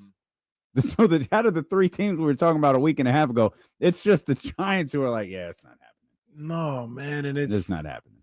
So the one little mini grain of hope that is still there is, like, you're going to need a generational collapse not collapse, but a generational leaping of 3 teams. Mm-hmm. Like, this would be crazy. But I think it's the Diamondbacks play the Dodgers in this series in the middle of the week. So you might be able to leapfrog them. The Reds finish the season with the Brewers. Now, the Dodgers are going to start resting people. The Brewers pretty much have the 1 seed locked up. I think they're pretty locked into there. So they may, last weekend of the season, may not be doing too much of anything. The Giants have the Rockies. So if you can get to the final weekend of the season, I'm going to just say this tall task, 1 game back, you're going to be in position. I'm going to tell you right now, they're going to sweep the Rockies if the games mean something. They'll sweep the Rockies. Okay. You got the Cardinals starting tonight. You can find a way, somehow, some way, to get to Friday, 1 game back. Can you do it? I don't know. That's what it would take, though. I think the Reds Mets got the Pirates. The Mets got the Pirates. No, I'm sorry, the Reds. Oh, the Reds got the Reds got the Reds Pirates. got the Pirates and finished with the Brewers. That's right. Hopefully, Skeens is going in one of those games. The Diamondbacks have. I think they've just scrubbed the Mets from the internet. There they are. The Mets have the Marlins to close the season. They have the Cubs starting tomorrow. Who's the other one? Oh, that's all of them. That's everyone. Diamondbacks, yeah. It would. Yeah, it's a tall task, bro. It would take a generational collapse from 3 teams, and you have to be on. Like, the Giants probably got to win the entire week. Yep. To even think about having a chance. Probably. That's what happens when you go 2-9. I remember in 90. The Mets have lost 11 of their last 15, and that's just narrowing it down to the last 15. Goodness gracious. You open up that window, it gets way worse. I remember in 98. Yes, 98, I believe it was. The Giants were like in a similar position. They were like 4 out with 6 to play, and they won the final 6 games, and the Cubs had a collapse. Mm-hmm. And the Cubs lost on like a walk-off to the Astros. Last game of the season. Cubs lose on a walk-off to the Astros. The Giants are playing in Colorado. And they see the Cubs score go on the board. And oh, snap. All you got to do is win this game. And literally like 15 minutes later, Nefi Perez hits a walk-off home run to beat the Giants. Giants and Cubs have to play in a 1-game playoff in Chicago, and the Giants end up losing. But the setup was almost the same. Like it was impossible going into the last week of the season for them to even get to the point where they can play in a playing game, let alone could have won it on the last day of the regular season. And that's kind of where they're at here today. See if history can rewrite itself without that same ending. Like that'd be good. Actually get it done this time. That'd be great. That'd be great. The Kansas City Chiefs finally got a win last night. It wasn't pretty, but they did it. They beat the Giants 22-9. Russell Wilson was interesting to watch. 2 interceptions, probably 3 more could have been interceptions. He was 18 of 32 from he was 18 of 32, 160 yards. The only thing I could think about as that game was kind of like look he's on the TV now. And there, bruh, and there he is again. It's the goalpost. No, you said 3 more that could have been intercepted. I'll push back against that. No, those couldn't have been intercepted. Well, those ones couldn't have been caught by anybody. That's the thing. Jesus couldn't have caught those. He's so bad now. It's sad. So, and that's why as that game was finishing last night, I'm sitting, all right, like what's like, I'm trying to like, is the story that the Chiefs really aren't very good? Like this game is trash. And then it dawned on me, no. I know what the story is. The story is the Dallas Cowboys suck. The Cowboys gave up 450 yards in the air to that guy. They gave up 37 points to that team. Oh my God. See, and this is why they are terrible. This is why I don't mean to, be a downer in these situations, but this is why I couldn't get worked up about that game last week. Those 2 teams stink. I wouldn't care if the Hornets and Wizards played in a triple overtime game. I wouldn't. So why would I care that the Giants and Cowboys were having a close game? I don't. Well, it's still fun.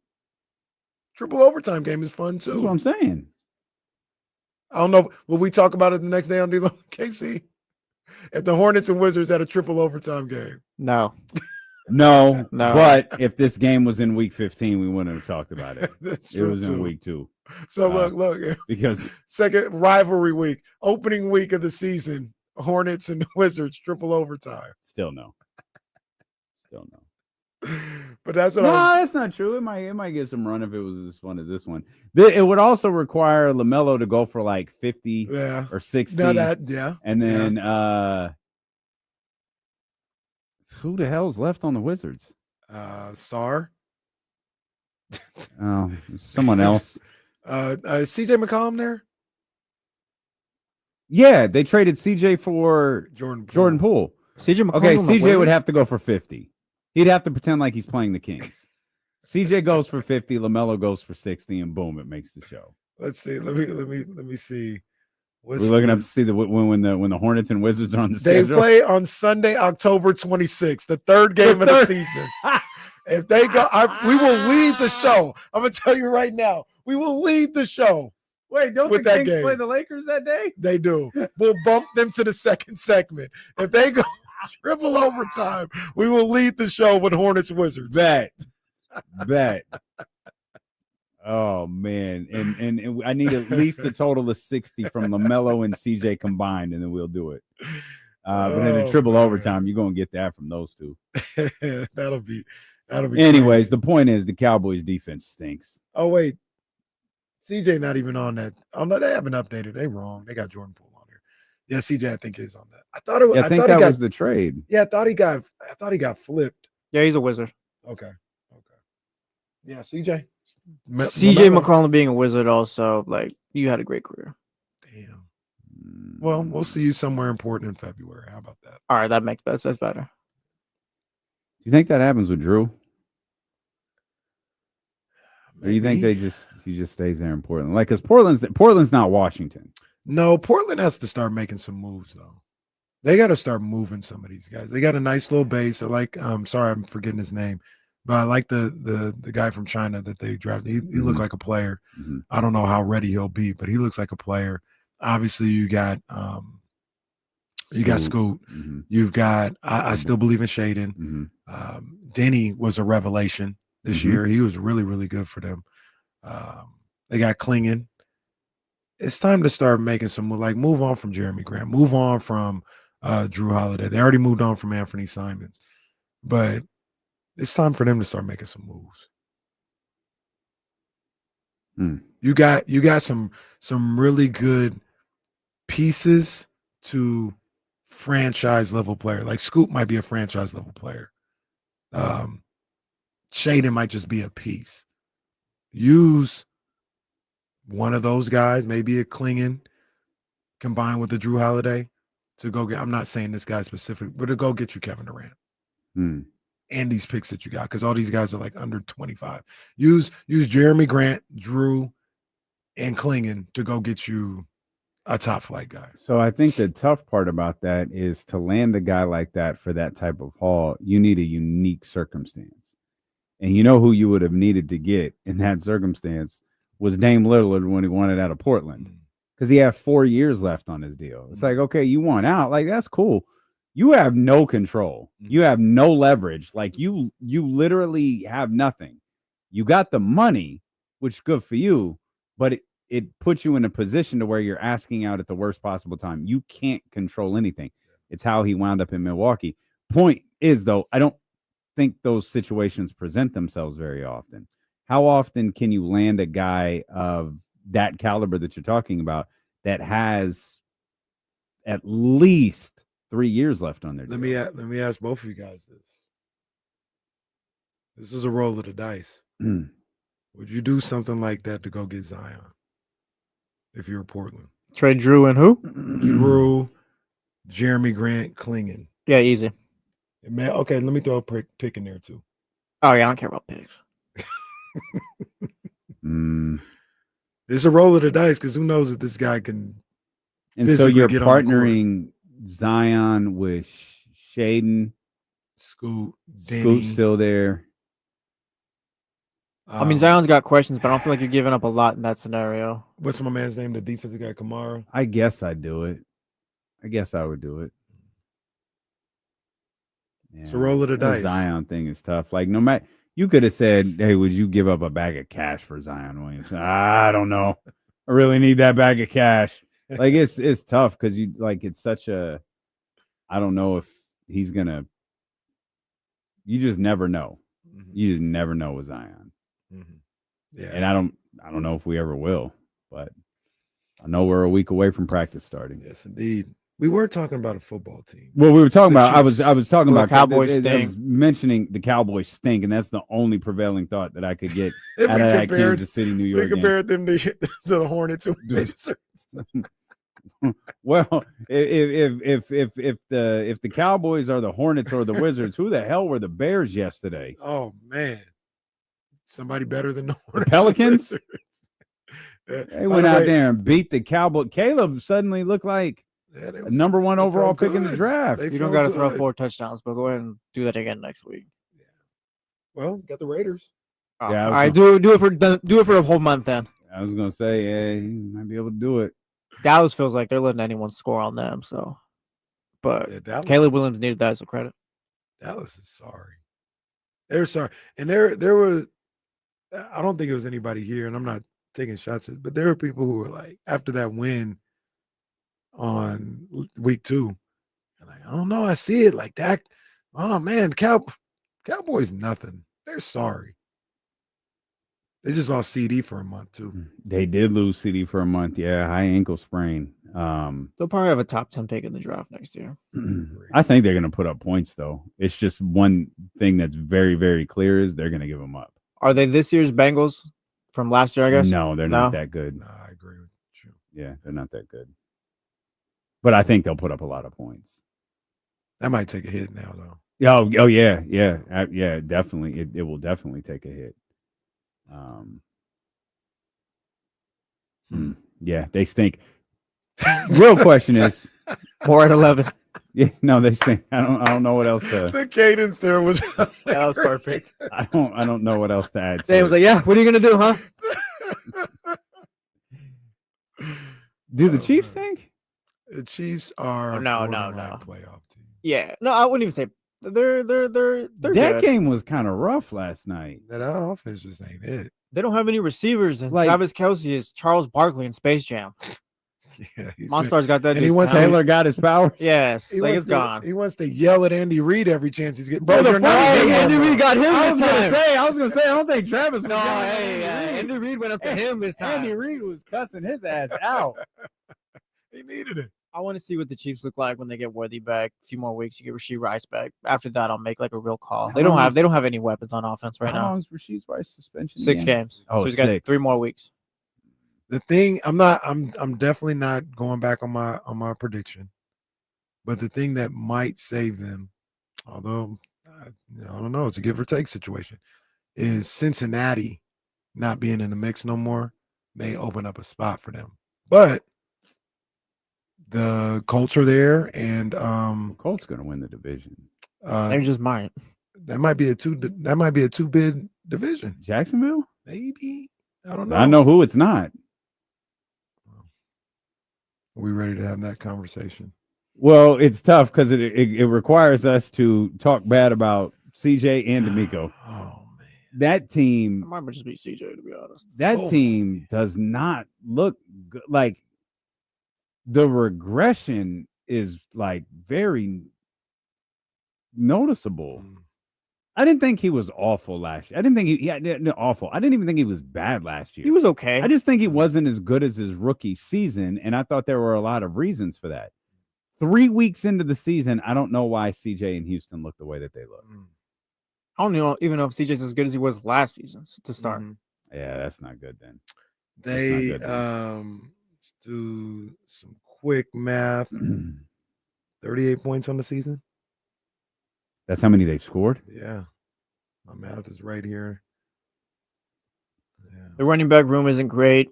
They have Nico Collins, Not that's just good about at it. all. Yeah, the running back room is not CJ good at hasn't all. played well. It's just yeah. I'm already ringing the alarm for them. But if they don't get the win next week against the Titans, just call it a season. Like the season might be over. I'll call it now. I haven't. I'm okay. Yeah, I don't feel like Tennessee has been heavy into my red zone rotation, and it hasn't been on my quad box. As they Like, shouldn't how's be. Cam look? Like He's been fine. There's talent there, but like he's not that team just blowing don't the have league no up. talent. Yeah. That team just ain't got I have no talent. not watched them at all. I saw them way too much yesterday on red zone. Once again, the Eagles are on their own 35-yard line. Please go to that before going to. Why didn't you just put up the multi-view with the Eagles game on? I don't have the league pass. I'm not rich. Multi-use perfect. Yeah, I'm not rich. And they had at the Raiders game on Fox yesterday. They could have. I can see why that's upsetting. Yeah, they could. I can see. They could have went to Philly. I can see why that bothers you. It's understandable. So I'm watching Red Zone, and let's go back to Tennessee. So All right, man. every year that stupid Sunday ticket money comes out. It's like, this is dumb. I don't need this. And then I'm reminded during conversations like this one, like, yeah, I would have been really upset if I hadn't got to see the Eagles and Rams yesterday. And I think it's the same game every year that pisses me off, that pushes me over the edge. It's Titans-Colts. It's always an AFC South team. You really do hate the AFC South. He's not wrong, though. No, you should hate the AFC South. There's no reason to enjoy it. The most useless division in sports. Division. It's absolutely awful. Absolutely awful. Yeah, so I saw too much of that one, and I didn't see any talent from Tennessee. Nick Bosa is out for the year. We need to talk more about that. Fred Warner is having an absolutely incredible season, and he's going to have to excuse me, I'm getting choked up thinking about it. He's going to have to get even better. We'll talk about that. The Hornets, not the Charlotte, but the Sac State. They back at 500. Yeah, man. We'll talk about that. Steeler and KC, brought to you by Sky River Casino on Sacramento Sports Leader, ESPN 1320. Norm, yes. I would take Cam Ward over Tua right now. But that's just because Cam Ward's on a rookie deal and all that stuff.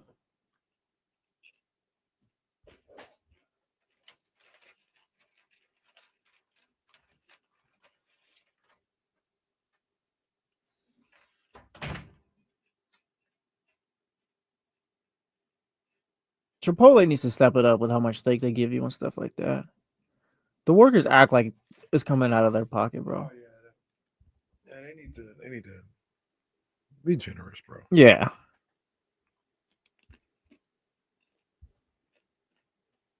Like, there's no reason for you to be giving me like 4 pieces of steak or whatever.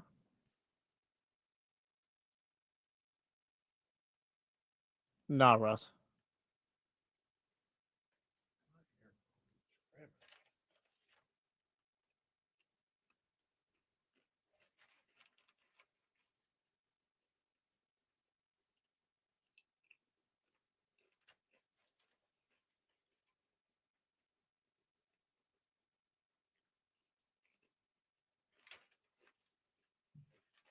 Norm, I got my eye on South Carolina's quarterback, but who knows? Sellers. Yeah.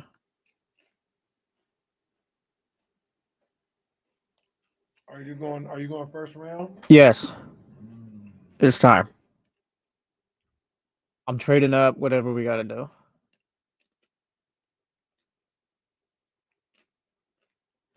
think you got one more year to Tua, but yeah, I'm drafting a quarterback first round. Was Tua first rounder? Yeah, he was the 5th pick in the draft. Drafted right ahead of Justin Herbert.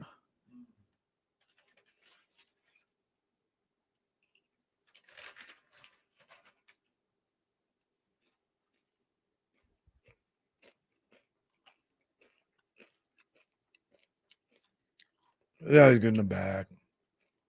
Or be it for me to tell somebody not to get the bag. So it's whatever. I'll watch it, but I know what it is. Yeah, I mean, I'm always gonna have a certain level of just trepidation for the kicker. That's just what Jake Moody has done to me as a football fan. But my boy Eddie Pinero, man. That's my boy right there. That's my boy. I feel good. Well, I don't know. Unless you saw something today that I haven't seen. It's not off. It was moved to Miami. It was going to be in Atlanta. Now it's in Miami. But like I said, I haven't seen anything in a few hours. Maybe you saw something that I didn't. Doubt it, Bryce. His out is in 2027 for as far as the money they got to pay him. It wouldn't make sense to cut him this year or after the season. Your boy Dabo. Wow. That is awful.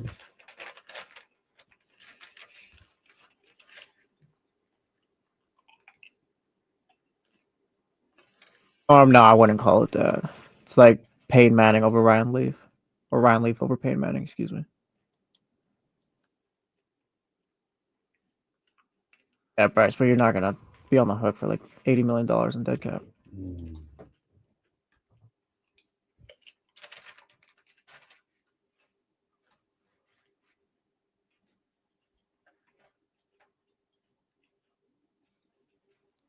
You see Jimmy Kimmel's back. I didn't. Mm-hmm. Back on the air? Yeah, I'll be back on tomorrow. They saw that stock hit and said, hey, man, come on back.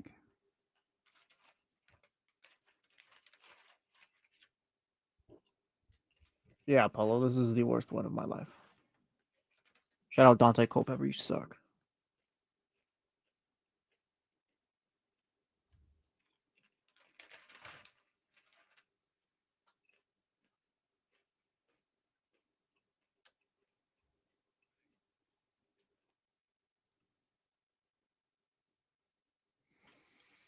So we got word this morning that the injury Nick Bosa suffered yesterday was, in fact, an ACL tear. Kyle Shanahan had said in postgame that he had hoped it wasn't, and that sideline test couldn't definitively say that that's what it was, despite the fact that Nick Bosa, when walking to the crowd, looked up, I assume, to his family and gave the thumbs down, and got word this morning, once all of the MRI and imaging was done, that he, in fact, did tear his ACL, and he is out again for the remainder of the year. Tough thing, KC, because I thought your boys played really, really well yesterday. And the thing that stood out to me the most was the defense.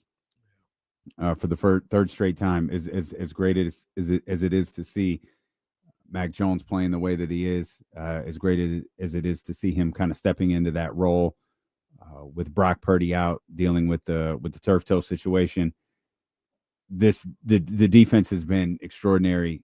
The young parts of this defense have been great, and it's all been anchored by Fred Warner and Nick Bosa, but really the way that Fred Warner has played this year through the first 3 weeks has been nothing short of incredible to me. He's doing everything out there on the field. Man, he is the straw that stirs the drink.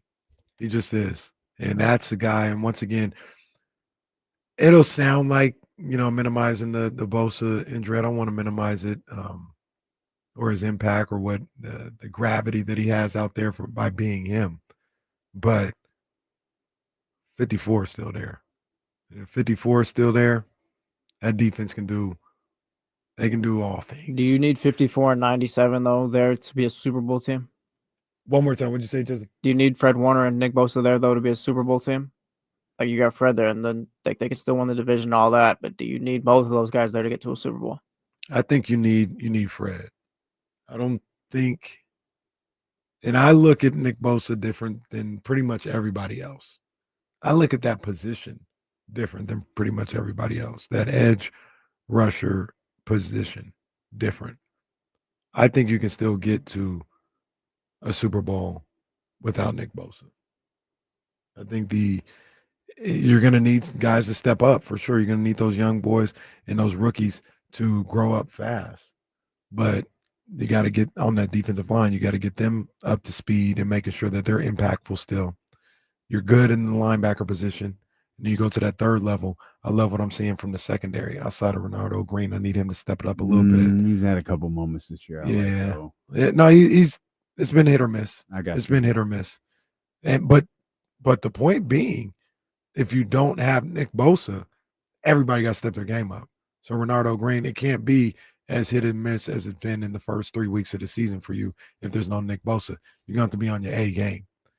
So I think this team definitely can make the Super Bowl. And then when you talk about the strength of the team is still going to be that offense and what they do on the offensive end.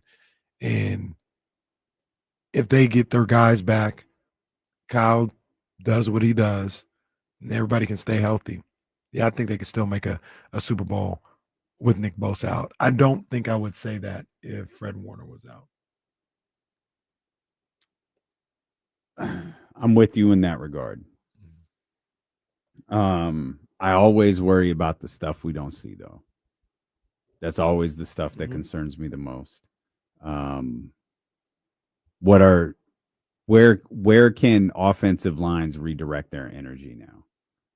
Is it on Fred Warner? Is it elsewhere? Is it just whoever steps in for Nick Bosa? Like, where does that? It's one of the things, like, if you go back, Nick Bosa's last big injury was an ACL tear, right? Mhm. The MetLife game. Mhm. Eric Armstead had a terrible year that year. I think now, granted, that season was ass, and I understand that. But I think one of the reasons Armstead struggles so much that year is because he was everybody's main assignment. They didn't have to deal with Nick Bosa anymore. And so they could just shift their attention and their energy over there to Armstead, and that made life significantly more difficult for him. Those are the types of things that I worry about when 97 is out. Now, I will say this. It was a strange time. It was 2020, so it was just strange in general. The Niners couldn't even finish in their own in their own in their own city, their own state. They couldn't even finish the season there. But that team, when you talk about yards allowed per game, those are top 5 in the league. Passing yards allowed per game, top 5 in the league. Where you might have a little bit of a slippage, rushing yards allowed per game that year, they were top 10. They gave up 106 a game. And then points per game is where they took a little bit of a dip. They gave up 24 points per game. That was it was middle of the pack, but towards the back end of the middle of the pack. Point being, the defense didn't necessarily fall off a cliff that year when Nick Bosa wasn't available. It didn't look the same, but they were still just as productive. Or I shouldn't say just, they were a productive defense with Nick Bosa out of the lineup. The killer that year was the injuries. I think George Kittle was out a lot of that year. Jimmy Garoppolo got hurt a lot of that year. That was the season from hell injury-wise. And that was the killer that year. But defensively, they were still able to be a top 10, in some cases, top 5 defense, even with no Nick Bosa there. Okay. It can happen again. Yeah, I think they're very capable of doing that again. And they played, I mean, yesterday's game was it's going to be very different moving forward without Nick Bosa. But Nick Bosa did get hurt in the first quarter yesterday. So they did play a bulk of that game without him. And you noted this earlier, their defense, the defense did their job, put them in a position to where, you know, we talk about everything that Mac Jones and Christian McCaffrey did on that final drive, forgetting that when they picked up that safety penalty, they had to get a defensive stop to even give Mac Jones and that offense the opportunity to score that go-ahead field goal, and they did it. Right. And that has been consistent with the things that they have done so far this year. And I think really, really highly of Fred Warner. I think Lamar Jackson and Fred Warner, I think, are my 2 favorite football players. And same. I think, we talk about that defensive stretch between the safety and the game-winning drive. Upton Stout's play on Zay Jones on 3rd down. Upton Stout has have a couple of plays like that. I think I like Green a little bit more than you do, but I absolutely understand what you mean when you say he's hit or miss. I think he's had a couple of big plays, though, at points this year. I also understand that he's probably had some that you went the other way. They have a lot of guys who are contributing to what they're doing on the defensive end, and it's reasons to feel, I think, positive about them, but I'm still really cautious on what does this look like when you don't have to game plan for 97 anymore. And what are you going to do? You know, who steps in and fills that role? Does Robert Saleh change anything on the defensive scheme? Does he change what sets like? What changes when you remove him permanently from that front 7? Yeah, and my first thought would be Robert Saleh. And Bob's probably thinking, here we go again. I did this the last time I was here. Yeah. My first thought is, they're probably going to be more blitzing to create pressure if you can't get it with the front 4. You got the young guys on the line, the Michael Williams, the CJ West, the Alfred Collins. Those guys are going to have to grow up fast and be able to make plays immediately to kind of keep this defense on the same trajectory they were on before Nick Bosa went down. Like I said, I may feel one type of way about that position and the importance of it and all this other stuff and being able to survive without it. But there are numbers that support, like, hey, the pressure rate is up when a guy like Nick Bosa is in the lineup. You can't dispute that. Nick Bosa and Michael Williams together are clearly better than just one of the guys being out there or both of them being out. So there's a lot that you're gonna miss out there.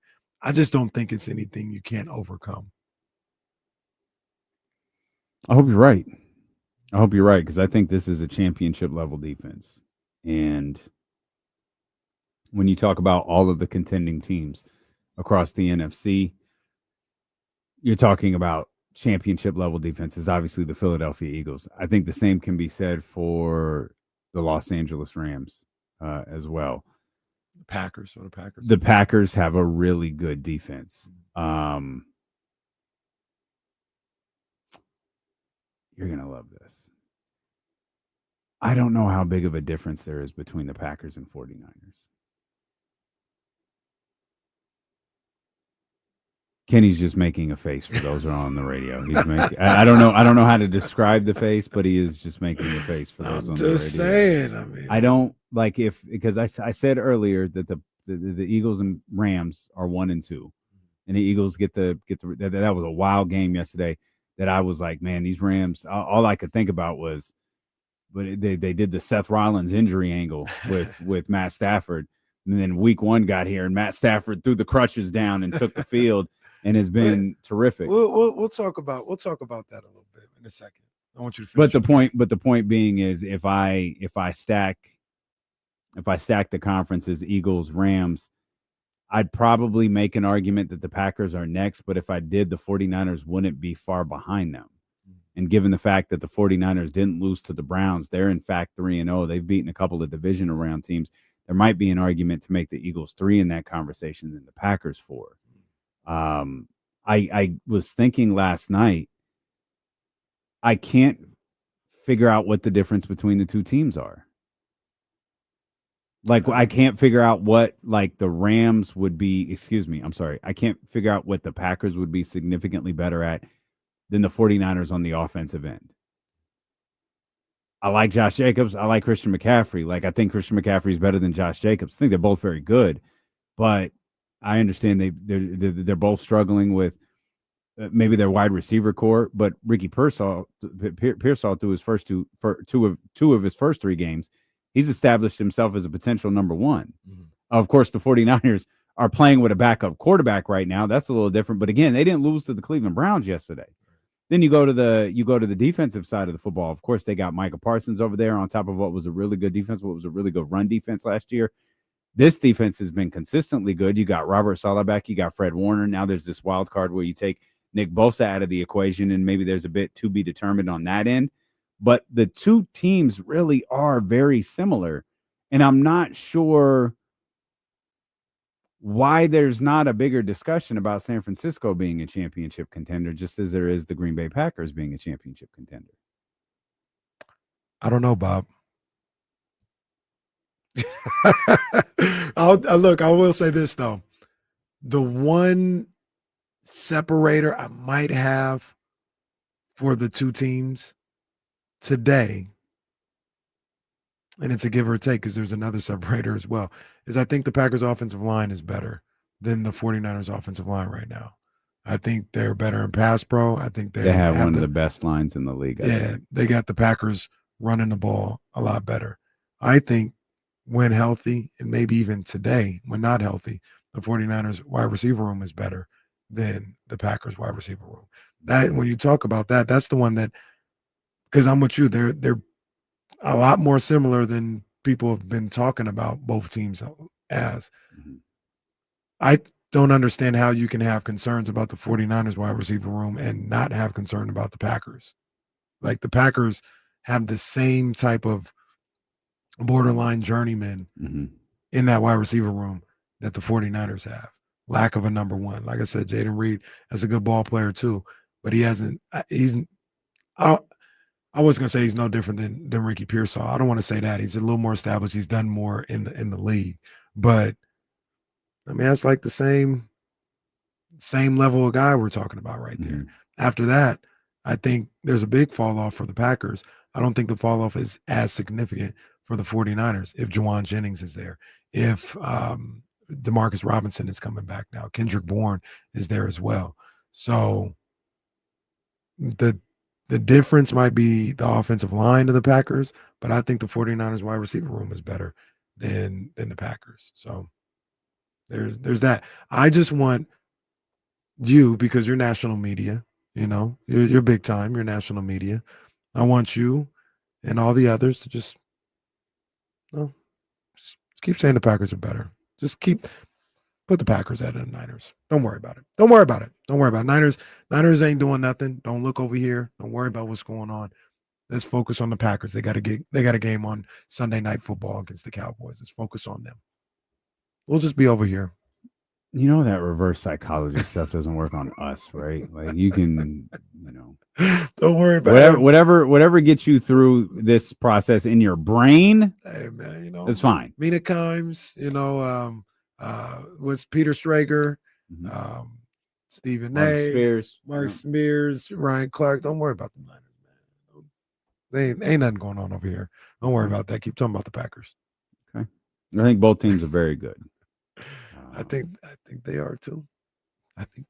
Of course, that does open the question: why the hell aren't we talking about the Tampa Bay Buccaneers being one of the top teams in the NFC? So look, let's go real quick to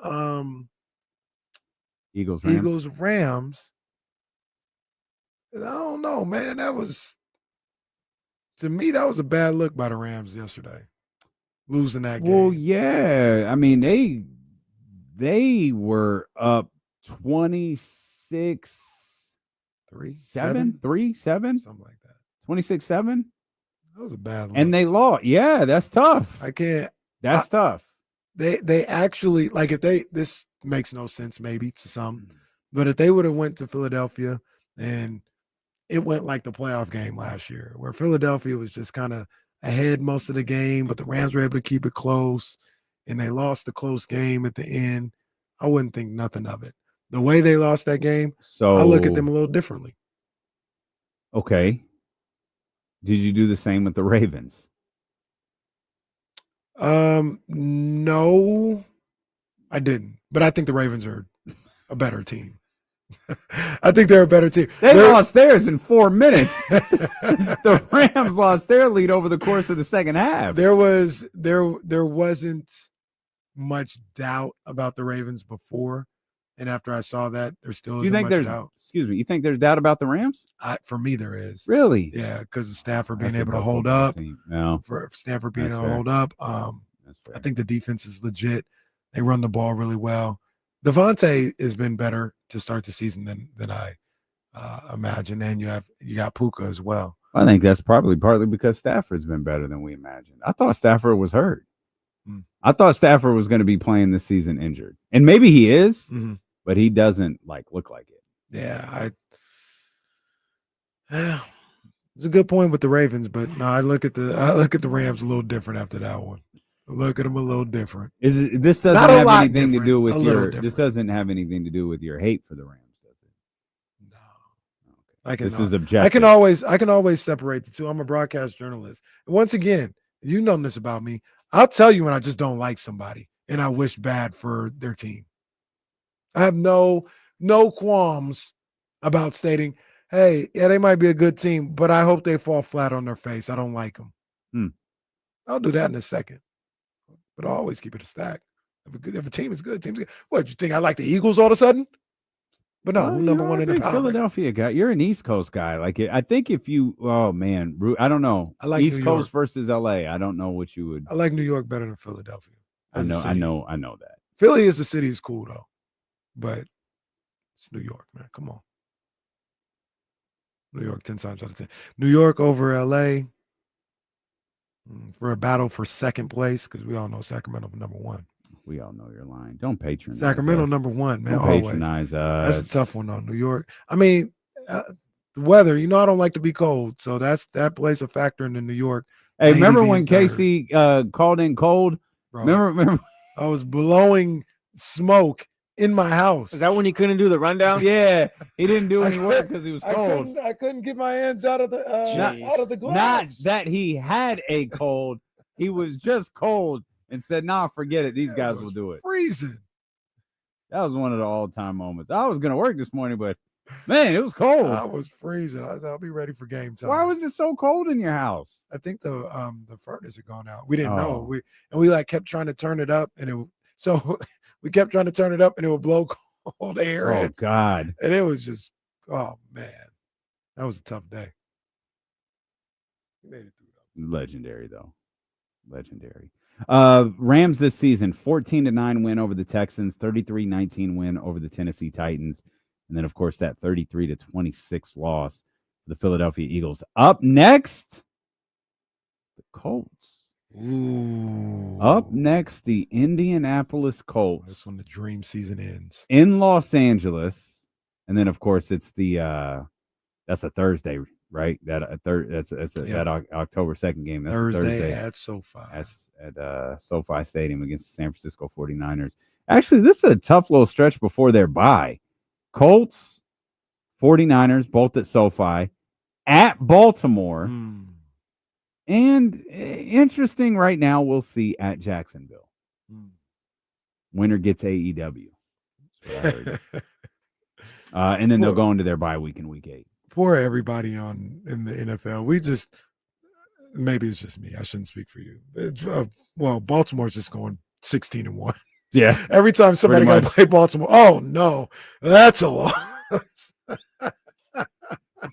I think if we did this, we'd probably go through everybody's schedule. They're like 16-1 or 15-2. Oh, that's a tough one right there. Or they're 0-17. We're the first league to ever have like 6 0-17 teams.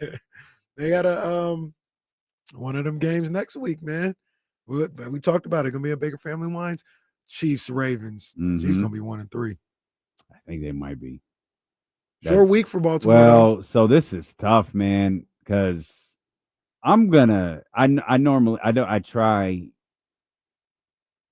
It's my life's mission to not speak like you when we do this show. However, I'm going to need Baltimore to win that game. Kansas City does not look good.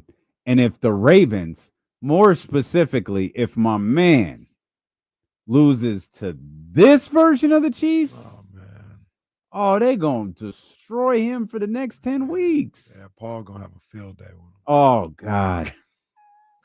I was so happy the Ravens played tonight. I ran into Paul on my way in, and I kept thinking, oh, thank God the Ravens didn't play yesterday. He just told me, he was like, yeah, the Chiefs suck. What was the other one? Oh, he hit me with another one. Was it the Giants? It was the Giants. Yeah, it was the Giants. Yeah. It was the Giants and the Chiefs. Oh, and the Raiders' offensive line. But everybody knows that. Yeah. It'll be a hell of a week next week at Baker Family Wine. It is, man. It's only going to be a good one if the Niners win, though. Yeah. It'll be a bad week if Niners lose. Bruh. Been able to watch. We got Eagles. We got Eagles Bucks next week. Ooh, is that a 10 a.m. joint? It is. Yes, sir. That's a good little week. You know, one thing I've thought about sometimes is, and I think we're too far in now. I don't think it'll happen. But I wonder why the NFL didn't adopt the ranking system like college football. Like, oh, Eagles, Bucks, number 2 versus number 5. Oh, yeah. They ain't got to do 25 because there's only 30 teams, but top 10. Oh, match up between Ravens and Chiefs. Chiefs wouldn't be ranked right now. But traditionally, 2 versus 3, 1 versus 3. Ravens versus the unranked Chiefs. That'd be a storyline in itself. Well, probably because the rankings can't mean anything. Yeah. Because you got like division winners get in no matter what. Like, even though the AFC South will always be ranked 25th. Like, you know what I mean? The Colts ranked 25th. Yeah. They're undefeated. I know. They're in the South. It's whatever. But yeah, no, it would be fun. But it really just becomes the draw of the star, right? Lamar versus Patrick Mahomes. Eagles, Bucks, like that's cool 3-0. Like I don't know if they're building that at Jalen versus Baker, but that's 2 3-0 football teams. Yeah, they should. Jalen was terrible in that first half, and I tweeted it out, and then he ended up balling like right after the tweet. When I tweeted it out, he had just lost a fumble inside his own like 15-yard line in the third quarter. He had 20 yards passing in the third quarter. I was like, this is an embarrassing performance. That's when I think they were down 23-7 or something like that. I was like, this is an embarrassing performance. And then Matthew, our Philadelphia correspondent, said, this guy's just hating. Imagine watching that first half and thinking Jalen played bad. All right, man. Guy had 20. He's a quarterback. He had 20 yards passing, but he played good. I say off Twitter. Will they build next week's matchup as Trevor Lawrence versus Mac Jones? I guess we'll all Brock gonna be back next find week. Out as the week That's progresses. me. It Coach Caraway. sure feels Coach like Caraway it. saying that. Colts at Rams. Man, there's some good games next week. There's some good games. There's some games that we hadn't talked about this week. There's actually one issue that both the 49ers and Raiders are having, and we should talk about that. And I don't want to put this off any longer. We got to give Sac State their love. Steeler and KC on Sacramento Sports Leader, ESPN 1320.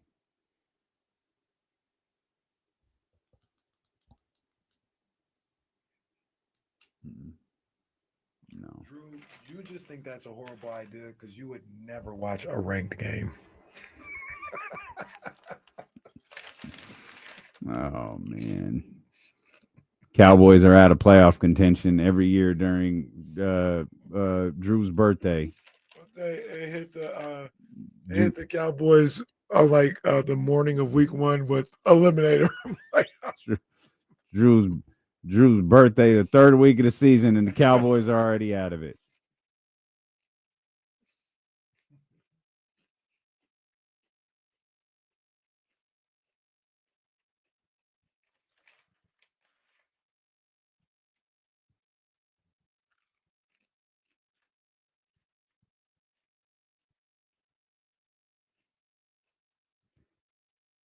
Derrick Henry is a monster, but he walks very feminine. He walks very, very feminine. That's my man. That's funny.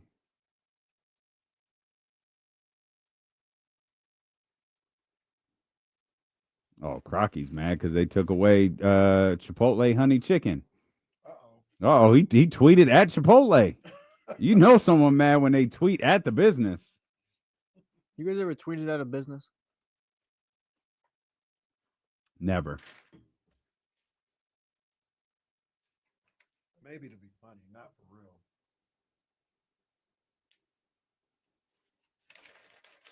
Oh, man. That's tough, Bruce. Did you see Awful Announcing? Awful Announcing found a tweet where it was an Awful Announcing video of Stephen A. Talking about the role of nepotism in the Lakers selecting LeBron James, and Bruce Pearl's ass tweeted, "Preach, Stephen A." So for those who missed it, Bruce Pearl's son is taking over for him at Auburn.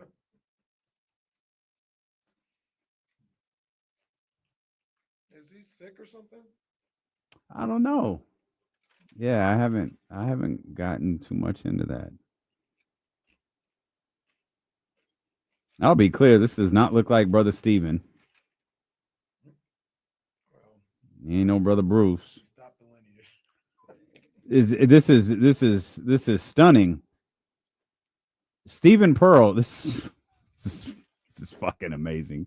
Stephen Pearl, you want to guess where he went to school? Harvard. He went to Tennessee. Do you want to guess the only place he's ever had a coaching job? With his father. At Auburn. Well, I saw, didn't he just start getting into coaching and all that, a few years ago? 2017.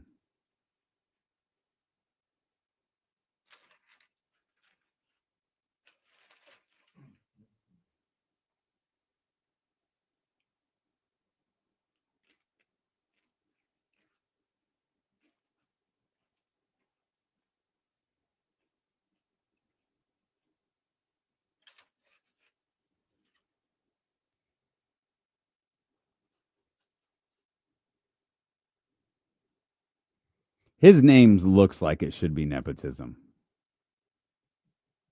Like his name is Nepotism Pearl.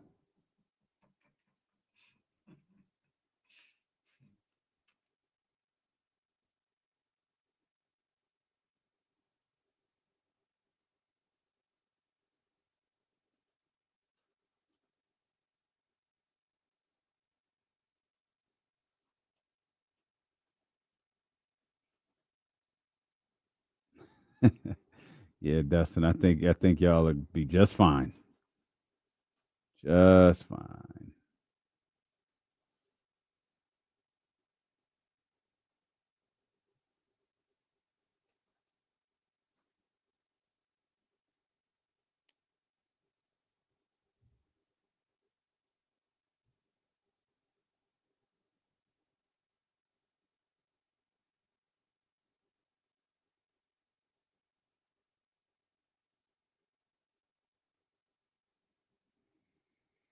Kyle's speaking right now.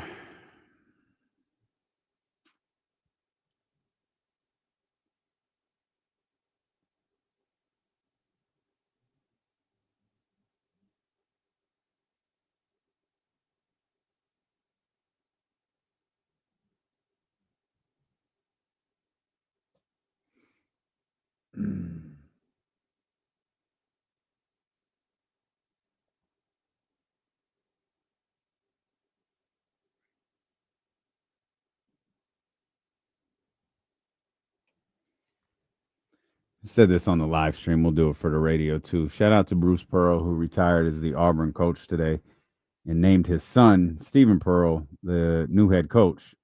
Stephen Pearl, who went to the University of Tennessee and played for his father, and then joined him as a coach in 2017 at Auburn. He's had one job in college basketball and has been with his dad, and now he has a job at Auburn.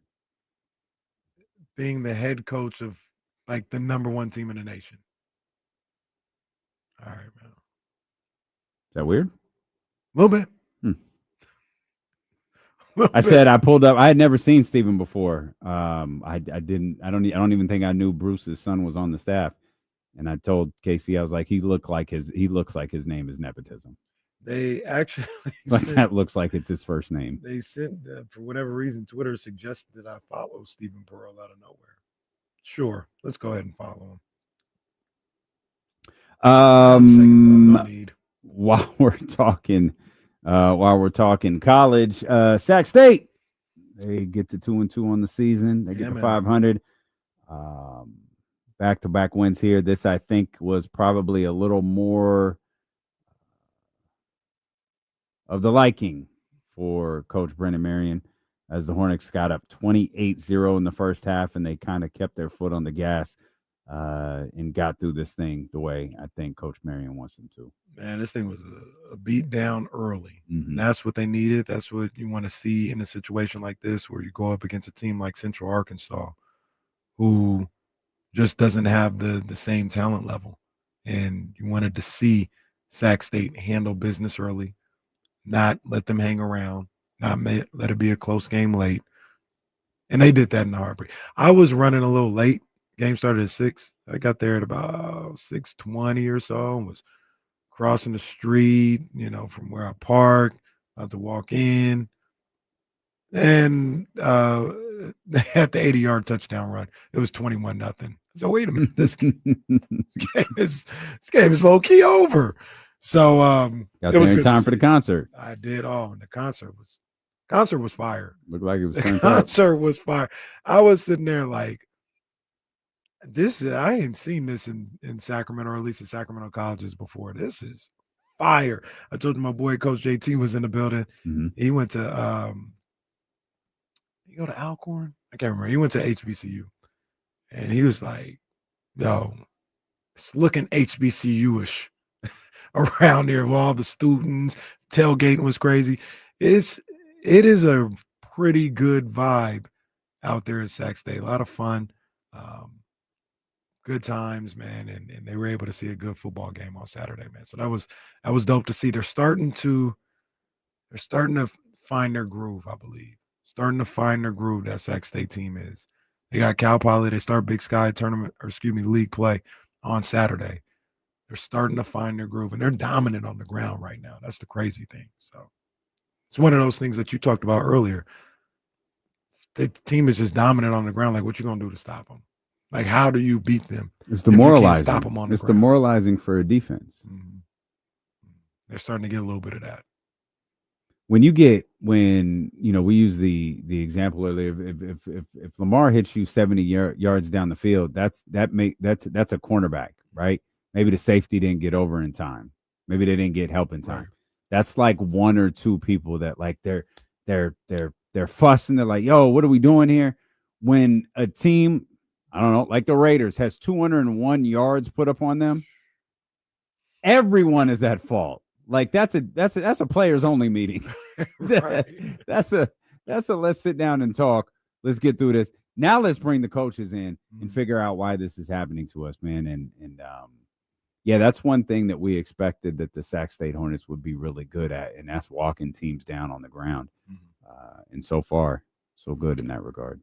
Did you know? I love this game. The Sac State Hornets have 20 sacks on the season. They had 8 on Saturday. 20 sacks on the season. Okay. Did you know that is number 1 in FCS? I did not. Did you know? Oh, bonus. Sac State's 20 sacks is the most in all of college football. FBS included. I think Alabama's second with like 18. Okay. 20 sacks. Number 1, the most in all of college football. So very good. They hopefully add to that total on Saturday. Yeah, third game of a 3-game homestand, I guess. I don't know if you call them homestands in football, but they have 3 straight home games. This is the third one. So let's make it 3-0 here. Let's do it. Kyle Shanahan is talking to the media right now, and he says, obviously, that Nick Bosa is out for the year with an ACL injury. That was confirmed by Kyle Shanahan today. Also, Kyle Shanahan said he expects Brock Purdy to continue back at practice this week. He'll be ready to go Wednesday, and they'll evaluate him from there. I think all signs have been pointing for the better part of the last week to Brock Purdy returning sooner rather than later. We genuinely wondered if he would have an opportunity to play on Sunday. It really sounds like the plan is for him to play this Sunday.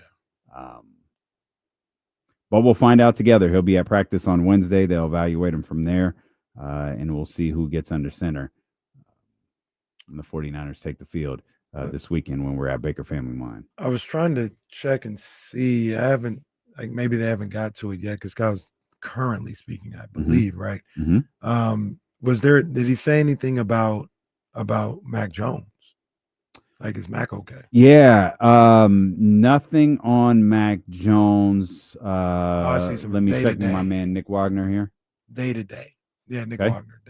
Mac Jones' knee is day to day. Okay. And I don't. I'm just reading Nick Wagner. I don't know if Kyle said that. Kyle might have had a more elaborate answer. I'm sure this is what he said, because I saw the CJ West broke his thumb thing on another tweet. So yeah, these are Kyle's injury updates from right out the gate.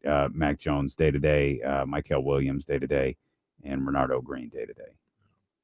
So get well soon, CJ West. They said CJ West still would be looking to play with a cast. You know the way these football players are, they'll just tape that joint up and keep it moving. Yeah, just have a cast on it and get after it. Yeah. One thing that we talked about a little bit earlier. Oh, JPP blew up his whole finger. Just wrap it up, and I'll just go play football. You only have 2 fingers, sir. So That's what? Fine. So what? Demarcus Robinson has served his 3-game suspension, so he'll be back on that wide receiver group on Sunday against the Jags.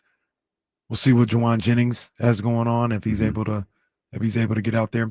You know, speaking of that game on Sunday against the Cardinals, I thought Sky Moore made a really, really big play at the end of that game. A lot of people were upset with Sky because on the possession where Mac Jones got the safety, Sky fielded a punt inside the 5, which got him in that situation. And I know I probably do the same thing from time to time, but that there was the big sports talk thing. Oh, everybody knows you don't field a punt inside the 5. You stand on the 5, you don't go backward. All right, yes, but it happens sometimes, right? Like, bad decision. It happens sometimes. Probably got a talking to.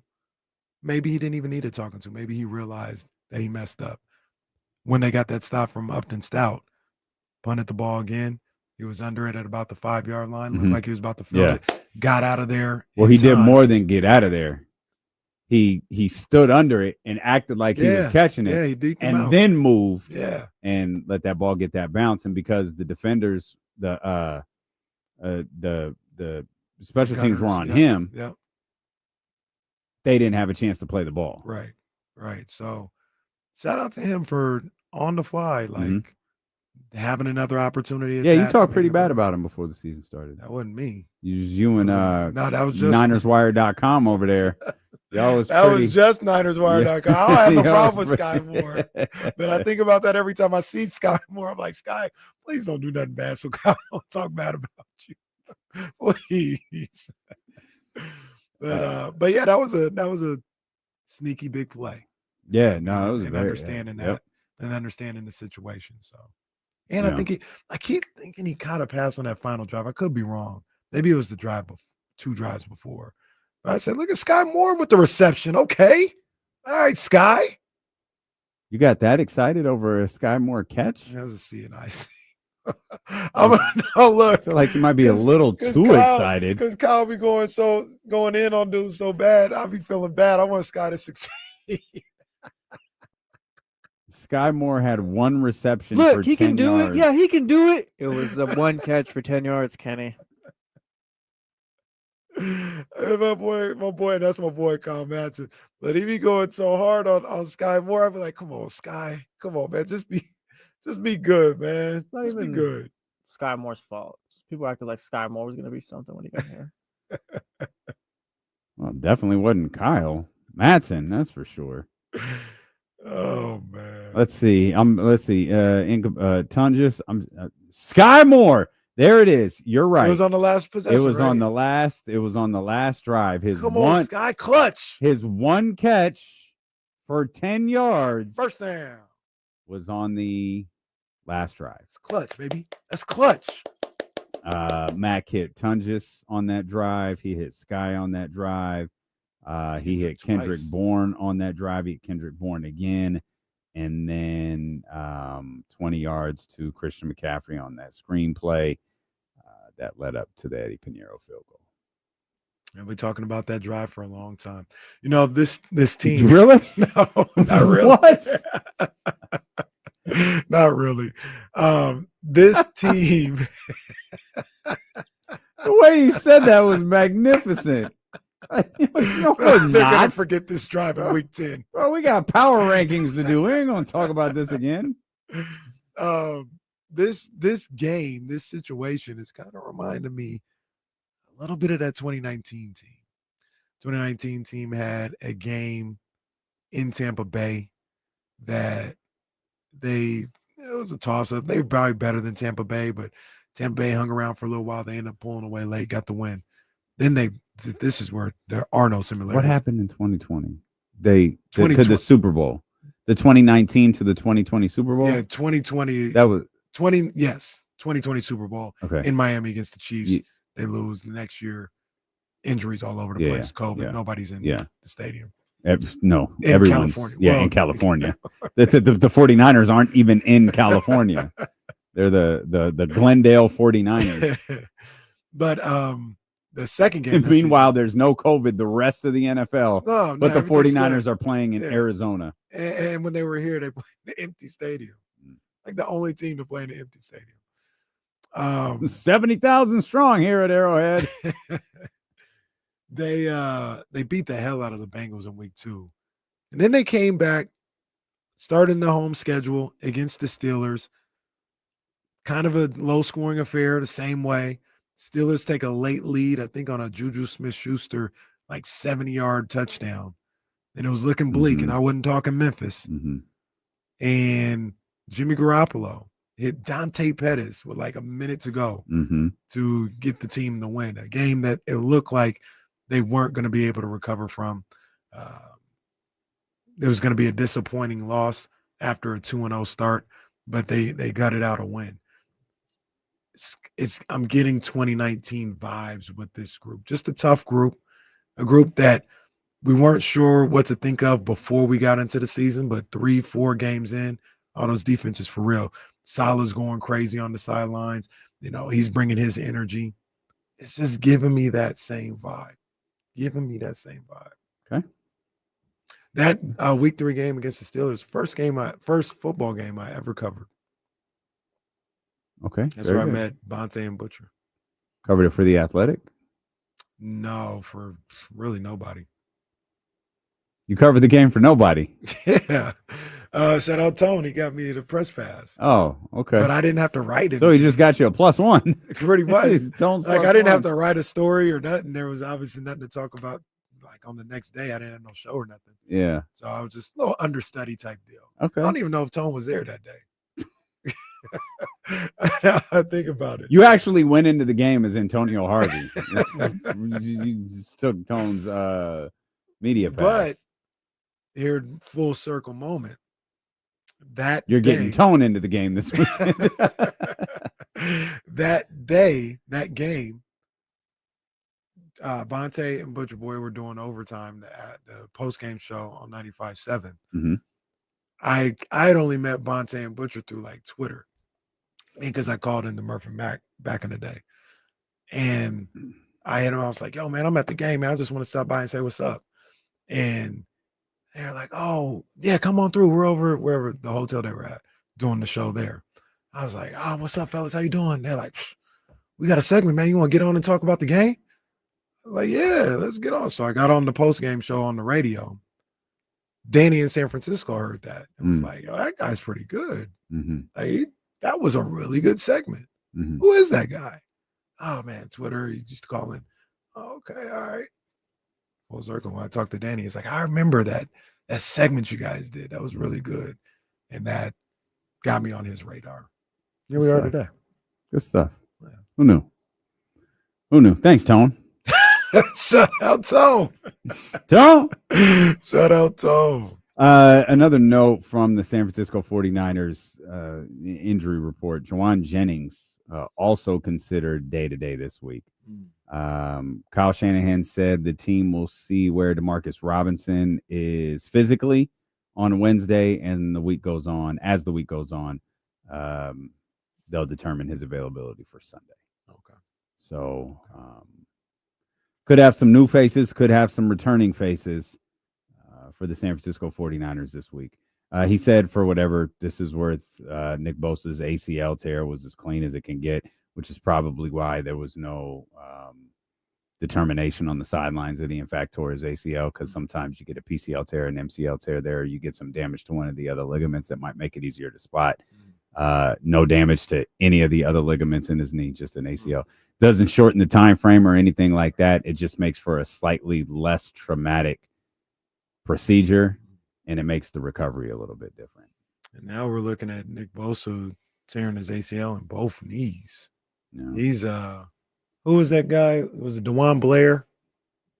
Who didn't have any ACLs? Yeah, he tore them both before his senior year in Pitt. Made it to the NBA. Did some good stuff. They brought it up every game he played. He has no ACLs. Yeah, he's been in the league 3 years. Like, we all know that. You guys say it 82 times a game, 82 times a year. And you would know about this. I thought they repair the ACL, not just strip the ACL away. Yeah, I think that is a very extreme case. I do not think like people who have had ACL surgeries don't have ACLs. I think whatever happened with DeJuan Blair was an extremely extreme case. I also think for regular people, you could probably do something to where whether the ACL is stripped or removed or whatever that procedure is, and you kind of live normally. Right. Like you're not, trying to sack a quarterback or anything like that, or dunk a basketball. I knew a buddy of mine who tore his ACL and didn't get it fixed, and I don't know exactly what happened, like if it healed on its own or what, but I know he didn't have surgery, and he tore his ACL. That was always the story. He's like, yeah, I just didn't get surgery, and I was down for a little while, but I'm back hooping now. Now he probably should have got surgery because he tore it 6 more times. Well, he said something like, he's like, man, I'm not as good as I used to be, or I can't move the way I used to, or whatever. But he actually, that'll do that. He actually tore it and didn't get surgery, which was, I didn't know that was possible. Is he the same guy who didn't pay his mortgage? No, I was a different guy. No, that's a different guy. Because this would really fall in line with the guy who doesn't pay his mortgage and says, "No, you don't have to do that." No. This is what I was looking for. This from Kyle Shanahan, courtesy of our friend Nick Wagner just minutes ago. Kyle Shanahan on the possibility of making a trade to bolster the defensive end group without Nick Bosa. Kyle said, we will look at trades like we always do, but there's got to be trade options that make sense for you and another team. But you can't just do all that stuff just to do it. Agreed. It's the most Kyle Shanahan Yes, answer thank you, ever. Kyle. Agreed. Yes. Don't just do stuff to do it. Thanks, Kyle. Got it. I was looking to see if anyone asked him about potentially making a trade, and there it was. We talked about Sac State a few minutes ago and how good they have been at running the football this year. One issue that is plaguing the 49ers and Raiders is the fact that they are not doing what Sac State is doing, and they are not running the football very well. The Raiders, it's very, very easy to pinpoint their offensive line is bad. The 49ers offensive line isn't bad. It might not be as good as it's been in the past. Why do you think that the 49ers have gotten off to a slow start running the football this year? I think they are struggling at those guard spots. I think McKivitz is doing pretty well as a right tackle. Trent isn't the same so far, but he's not, like, he's still fine. Pooney's been like, when I read about this or hear people talk about, like, I think the grades for Pooney, for McKivitz, for Trent are just fine. But Jake Brendel, I don't know, man. I'm not really sold with what he's been able to do at that center spot in helping them get that running game going. And I look at Brendel, and I look at the Colby, I think he's a rookie, the guy that had to put in there because of Barch going down. And he is a rookie, a 7th round draft pick. Yeah, and I just think that's where they've kind of really struggled and haven't been able to find consistency in getting that running game going. Is up the middle. And you're right, the grades aren't bad. Trent, grading high. Brendel, grading high. McKivitz, grading high. Colby a little lower. Pooney a little lower. But overall, I mean, that's a good chunk of your offensive line that's playing at a high level. Yeah. Is there a thought that perhaps the loss of George Kittle in week 1 has affected this? Absolutely. Okay. Absolutely. He is that good of a blocking tight end. And when you don't have him out there, Kyle would never talk to him the way that Andy Reid talked to Travis Kelce yesterday. Absolutely not, because Kyle has respect for George Kittle. Andy Reid has respect for his players too. I think he's sick of Travis's crap. He was like, "Hey, look, pal, you're gonna have to do something. You haven't done anything in 2 years. Oh, you want to flex when you get one catch? Do something else. Do some more." Oh, it's 6-6 versus the Giants, for God's sakes, Travis. But yeah, George Kittle not being there is a huge factor. Another thing that's going on too is with Mac Jones out there, with maybe unproven wide receivers Mm-hmm. on that wide receiver group, Mm-hmm. with no George Kittle. Defenses seem to be stacking the box crazy, like 8, 7, 8, 9 guys in the box. It's tough to run against that. You only got like 5, sometimes 6 guys blocking against that, against 7. So I think that's had a lot to do with it. I think that's had a lot to do with the passing numbers that we've seen. Mac Jones threw the ball 41 times yesterday. Yeah, because there's nowhere to run it. Yeah. Like everybody on the defense is up in that 5-yard radius. Yeah, you got to get them off you by passing the ball a little bit. And I think that has a lot to do with what we've seen from the run game as well. The fact that it's just mismatched numbers every time you try to run the ball, and that's going to make it difficult. Yeah, it's going to be something that you probably can't survive on this all season long. No, they're going to have to improve it, and I think they will. They typically, it's like everything else with college. They tend to do better as the season goes along with damn near everything. But the run game improves as the season goes along. So, but is that more of a typical stat when you have a number of running backs that you turn to rather than one primary guy? Like, because in the past, they've had a lot of different guys they could give the ball to. Right. It doesn't feel like they have that this year. No, I mean, Brian Robinson, I think he only got 2-3 carries yesterday.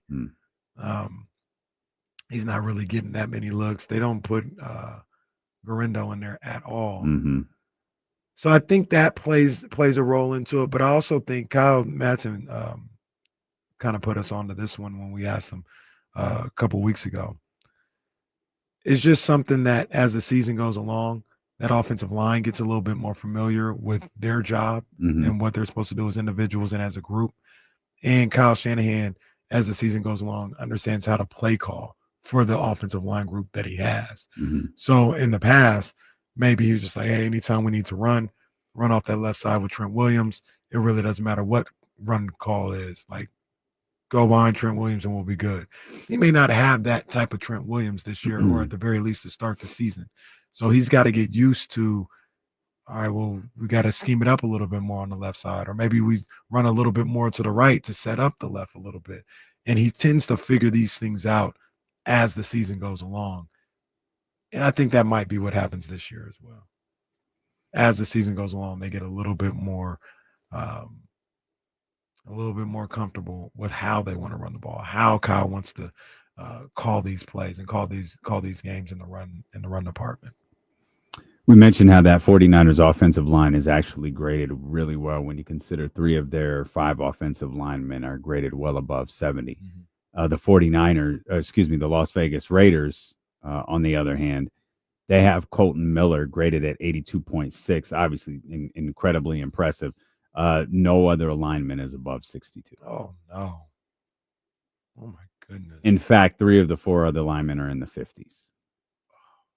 And that just speaks to, I mean, there's so many different things that go into this: pass protection, run, all of these different things. It's a mess for that line. Yeah. An absolute mess for that line. And pass protection is something that needs to be highlighted this week because Geno can't be picking himself off the floor as much as he was yesterday. No, that's the killer, man. Like, it really doesn't matter what the play call is. If you can't protect it, it doesn't matter. You could have, oh, man, we see that the safety is biting on this. Like, we're going to set this up. If you don't have no time to pass, if you can't drop back, if you can't get to the top of your drop back without 3 guys in your face, doesn't matter. Then it also, if you can't, come on, man. No, Jesse caught it too. Jesse caught it too. I tried to. Hey, all right, hold on. All right, yeah, that's a flag. We were editing. I was editing over there. That's crazy. I need you to cover that flag next time I'm editing. Yeah, I got you. That's my fault. That's egregious. That's my fault. What did you say? That's my fault. That's my fault. Oh, man. That was hilarious. But he's got to be able to have time to throw the football. Yeah, there you go. That's good. Well, what's happening to his face? I don't know. He's just got to have time to throw the football. Yeah. That's all I'm worried about, man. Yeah. He's got to be able to do that. So, and you also got to be able to run the football. And I can't imagine. We talk about the Niners not being able to run the football, and like, that's tough. Like, they've got to get better. They've got to step their game up if they want to get better throughout the season. If that's having a hard time running the football, what the hell's going on in Vegas? Oh, it's whatever is 10 times worse than that. They can't get to the line of scrimmage half the time. They can't. Yeah, they can't.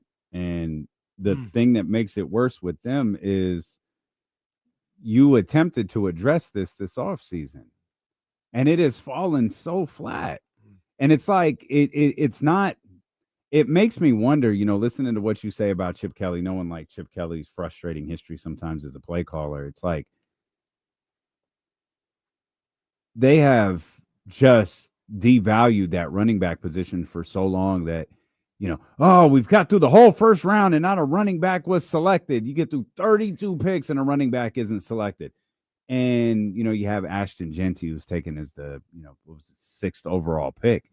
And it's become a thing where people have been scared off of that position. And I wonder if it's not because of what that position means to your football team, is that your football team might not know exactly how to utilize that position. And I remember years leading into the trade actually happening, the constant conversation, because Christian McCaffrey was kind of up and down, but he's in Carolina, and you have coordinators changing, you have offensive coaches changing, you have scheme changing, like something is changing every single year. And it's like, yo, what do you do with this guy? How do you unlock essentially Stanford Christian McCaffrey? And the line was always the same. Kyle Shanahan could do it. Kyle Shanahan could do it. Kyle Shanahan could do it. And there are other guys. Sean McVay could probably do it. Matt LaFleur could do it. There's like Josh Jacobs looked like he was dead in the water leaving Las Vegas.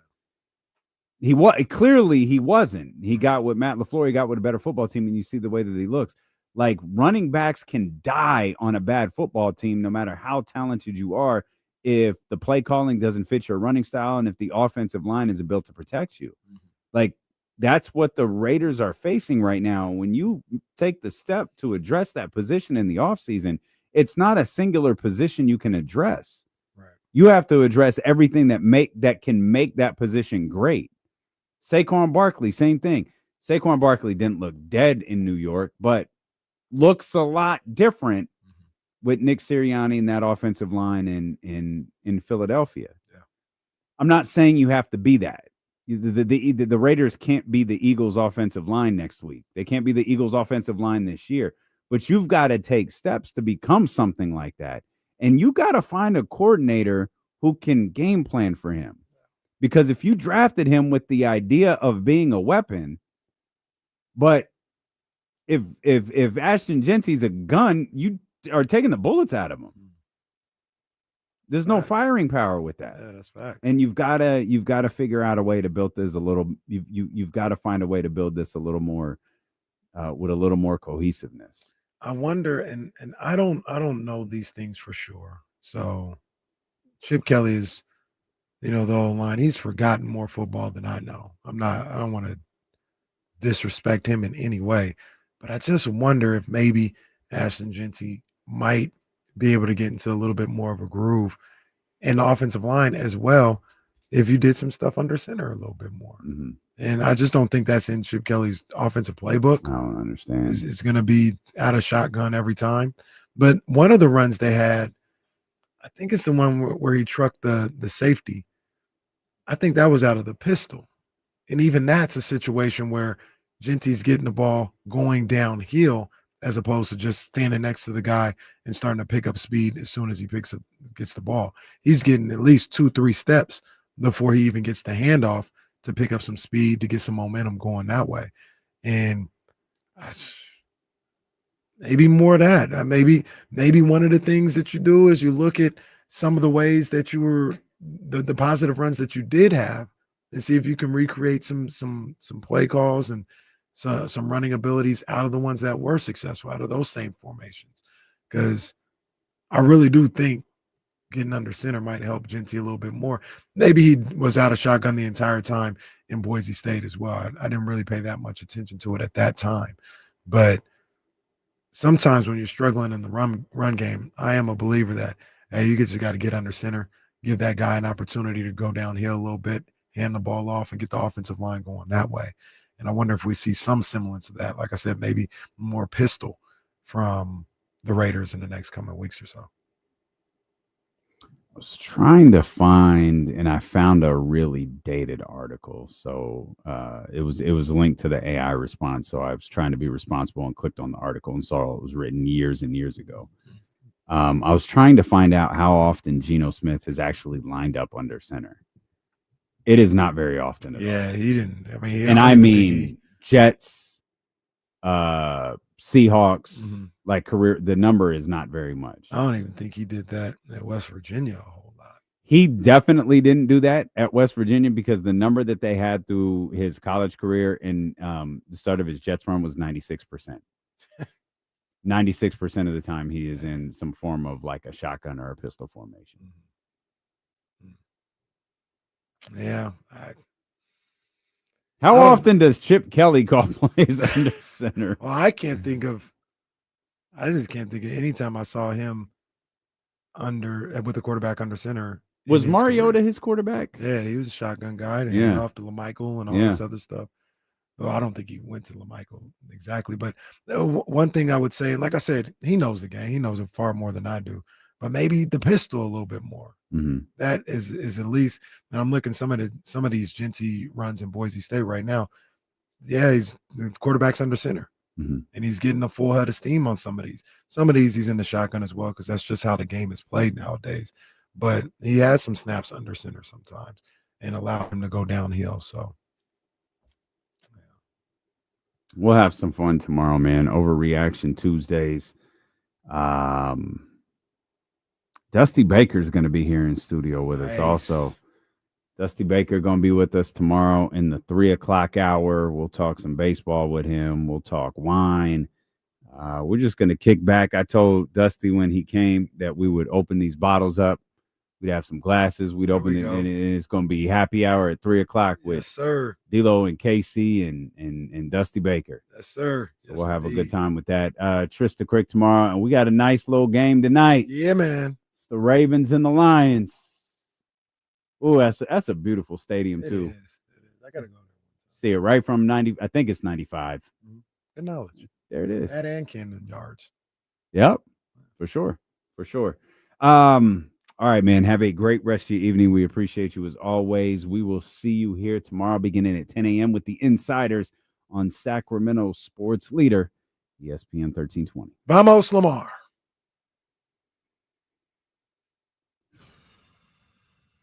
All right, y'all. No offense. We love you, but we have to go. We have to move.